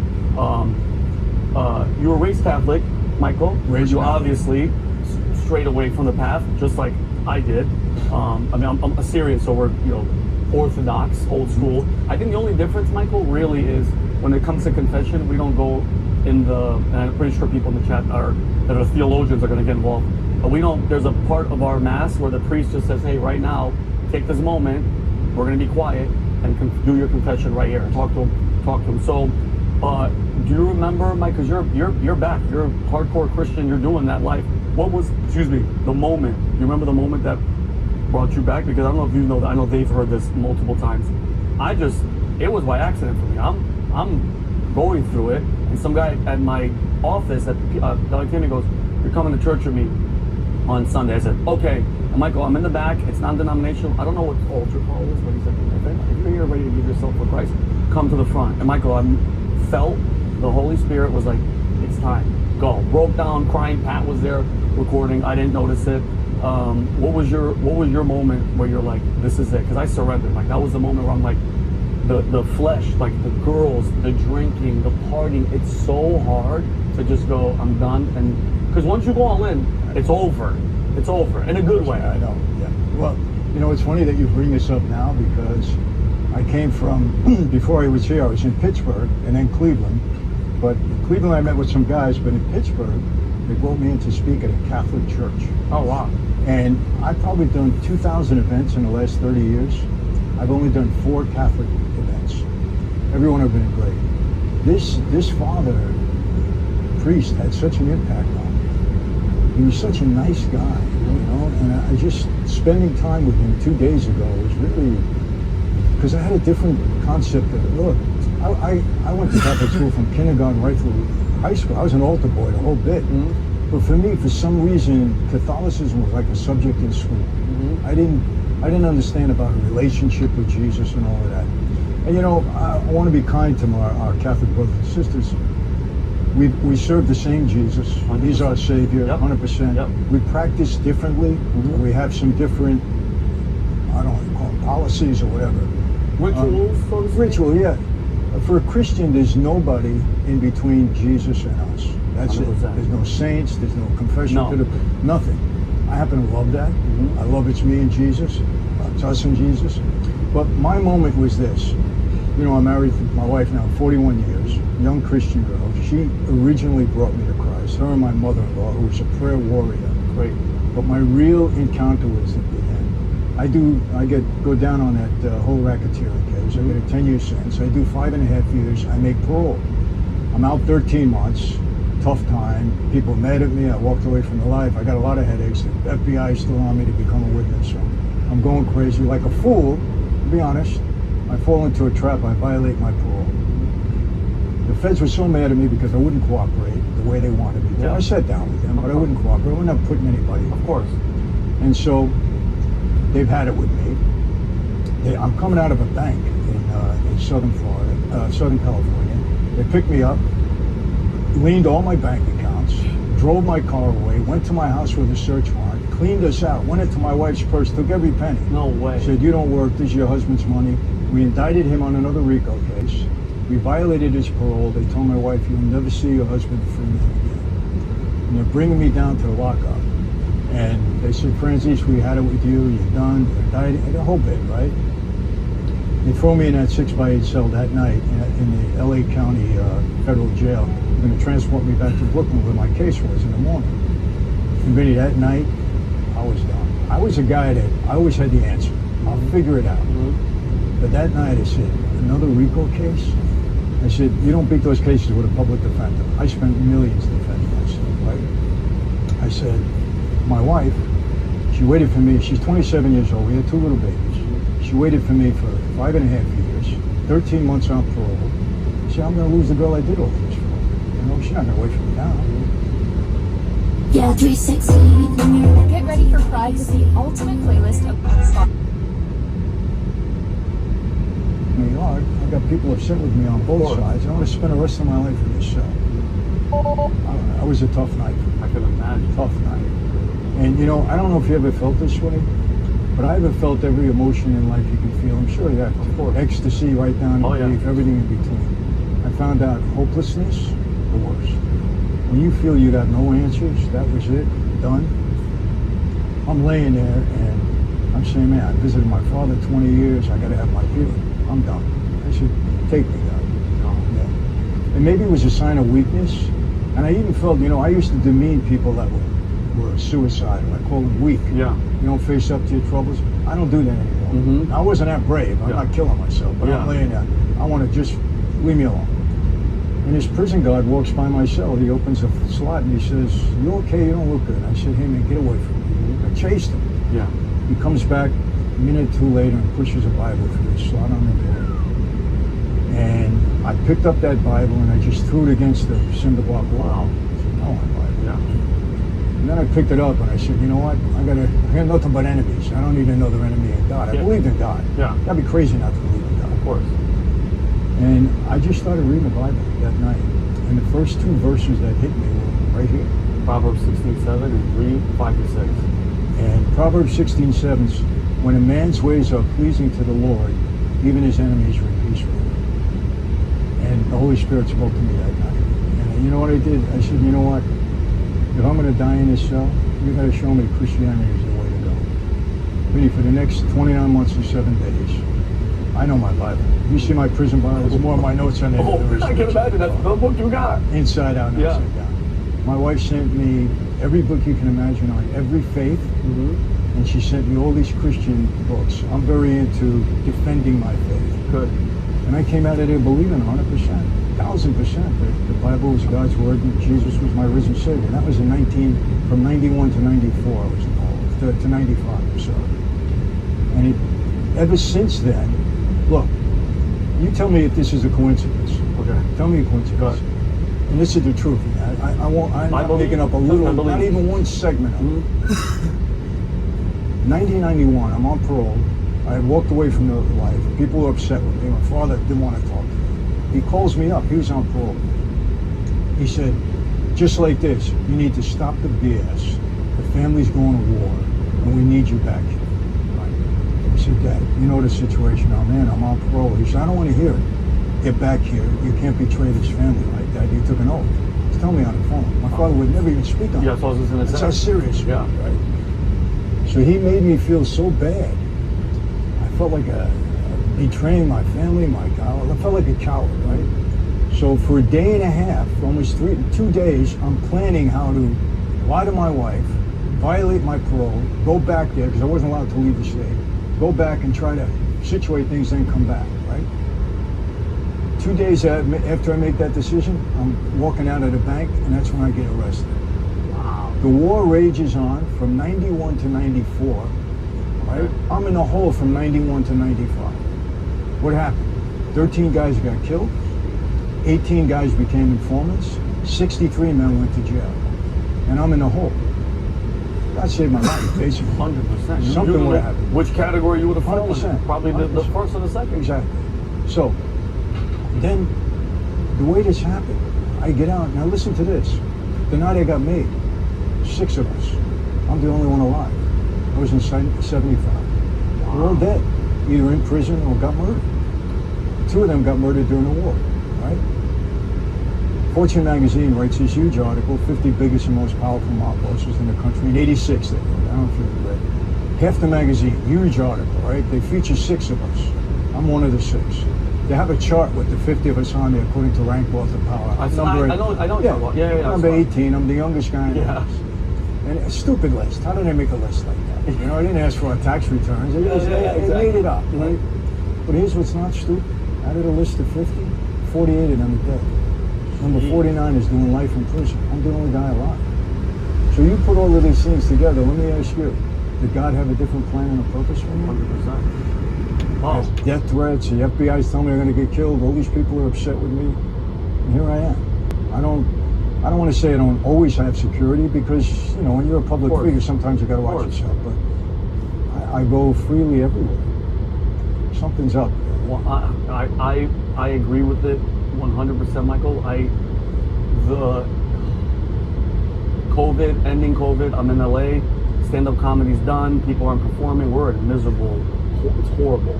You know, I can't tell my mother what's going on. I'm lying to her. No, Mom, I'm all good, but I'm out drinking, I'm out partying and all that stuff. And and I think I told this story before. It's a night where I'm headlining a comedy show, and I'm telling you right now, it was the Holy Spirit was like, you're not going to this show that you're headlining. I call the comedy club owner, I cancel. She loses her mind, Michael. She's like, how dare you? You're never gonna effing come here, blah, blah, blah. Okay, hey, I love you, gotta go, boom. Well, I'm walking out the door, I walk back in. And then, 10 minutes later, my friends, hey, you're not coming to the show, who cares? Meet us out tonight, we're gonna have fun, don't worry about it. Guys, I love you, I'm not coming out. What are you talking about? The girl that I was hooking up with? You're a scumbag, blah, blah, blah, hangs up. Like, I pass out, I wake up at 3:30 in the morning to go to the bathroom, I turn my phone on, because I had to shut it off, they wouldn't stop calling me. And it's another friend of ours going, hey Vinny, just giving you a heads up. Everybody that went to this party's dead. They all did a bump of cocaine, and I'm like, I get nauseous, and I go in the bathroom and I throw up. And I feel, like, because I believe, like, I don't think God kills, and he's the Alpha and the Omega, he knows everything, but he lets you do whatever you want. To happen. Free will is free will. That's why even when he made the angels and he gave Lucifer free will, that's when Lucifer was like, I want to be you. And he cast him down. That's the beauty of what God is, that he lets you know who I am. Here's all the proof. Here's the Bible. Here's the word. Here's the prophets. Here's the whole book. You choose. You pick. But I do believe, Michael, I think sometimes in life, he's like, you know what, Michael, I'm going to spare you. I'm going to spare you. But I'm telling you right now, because I know that down the road, you're going to be talking about me like we're talking in here right now, people that are listening to this and hearing this and going, once you surrender, Mike, and it's such I know the moment that you're in that hopelessness, that feeling of like, this is it. Like, I'm where you're at, where I wouldn't kill myself, but that feeling of like, empty. You're done. I'm just empty. empty. Like you're done. Empty. And just having that, the Bible, what a story, just to have the freaking Bible. It's 60 books by 44 authors, right? I didn't even know where to start with it. You know, in Catholic school, you remember, we didn't read the Bible. We read the catechism. Of course. We just read the gospel from the pulpit on a Sunday. You know what happened to me? The book just falls open to the book of Proverbs. So I started reading it, and it was a great way to start because it's a brilliant book. Of course. I'm saying, man, this guy Solomon, he's pretty smart, He's right? a good guy. He's very smart. And so it's turning me on a little bit in that way, and then I came to that verse, and man, and that was it. Oh, well, I love that. All because of a freaking CEO who's normally supposed to be a jerk comes in and they're normally supposed to hate you, and he gave you the book that saved your life.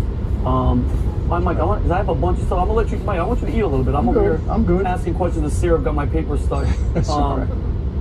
You saw that? No, it's all stuck. What was I gonna do? Okay, you know what, Michael? All right, let me ask you a question, Michael. So, if with all the stuff that happened, if you had a time machine and you got to go back right now, is there one thing? What's the one thing, Michael? Just one decision, one thing that you would make different that you would do. If you had to pick only one. You know, this might sound crazy, but the one regret I have in my life, a big one, is that I didn't minister to my father enough before he died. It was very hard, you know, because he was just tough in a way. He was old school, and it was very tough to get through to him. And I really carry that around, that I should have really led him to the Lord. Now, I believe he was led to the Lord because in my inefficiency in doing it, I sent a chaplain in to see him. And it was a woman. She spent 3 hours with him, and she told me they read the Bible and he accepted Christ during that time. And I want to believe that. And I would pray. I have had, I don't know how many people praying for him, probably millions over the past 30 years before he went away, before he passed away. But that's a regret. The other regrets, Vinny, I had a very, very dear friend of mine, very close to me, who was killed. And I couldn't save him. And I baptized his kid. And it was a bad, Vinny, I have to say this. One of the horrors of that life is that you make a mistake, your best friend walks you into a room, you don't walk out again. And obviously in my 20 years, I know of situations like that. And it's the one reason that I call that life an evil life. And I want to be clear, I'm not calling the guys evil. I was one of them. The age-old question, why do good people do bad things? Doesn't necessarily make them a bad person. Who knows what, I'm not making excuses for them. We still have to be held accountable. But maybe it's your upbringing. Maybe, I see some guys that I go visit in prison, when I speak to them there, how did these guys ever have a chance? The way they grew up. No father in the house, the mother doesn't know what she's doing, they're on the street, they meet with the local gangbanger, all of a sudden they're doing, doesn't mean they're bad people. Exactly. Bad influence. Exactly. Yeah. Exactly. So, but the life is an evil lifestyle. And the reason I say this, I don't know one family of any member of that life that hasn't been totally devastated, including my own. Now, not my wife and kids, I've been able to spare them. My mother, 33 years without her husband. When she passed away in 2012, I can only describe her relationship with my dad as ugly. Because she blamed him for everything that went wrong. Rightfully so. Of course. So what goes wrong? I lose my baby sister to drugs, 27 years old, she ODs, right? God rest her soul. My brother, 25 years of drug addict. Vinny, I'm gonna be honest with you.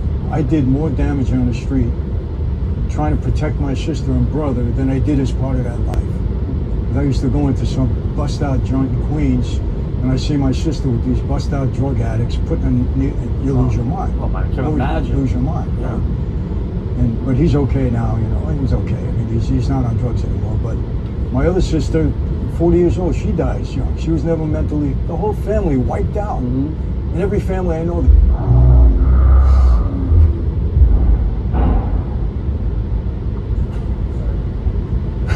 You saved me. See that? I'm talking about death. We're like, what the hell?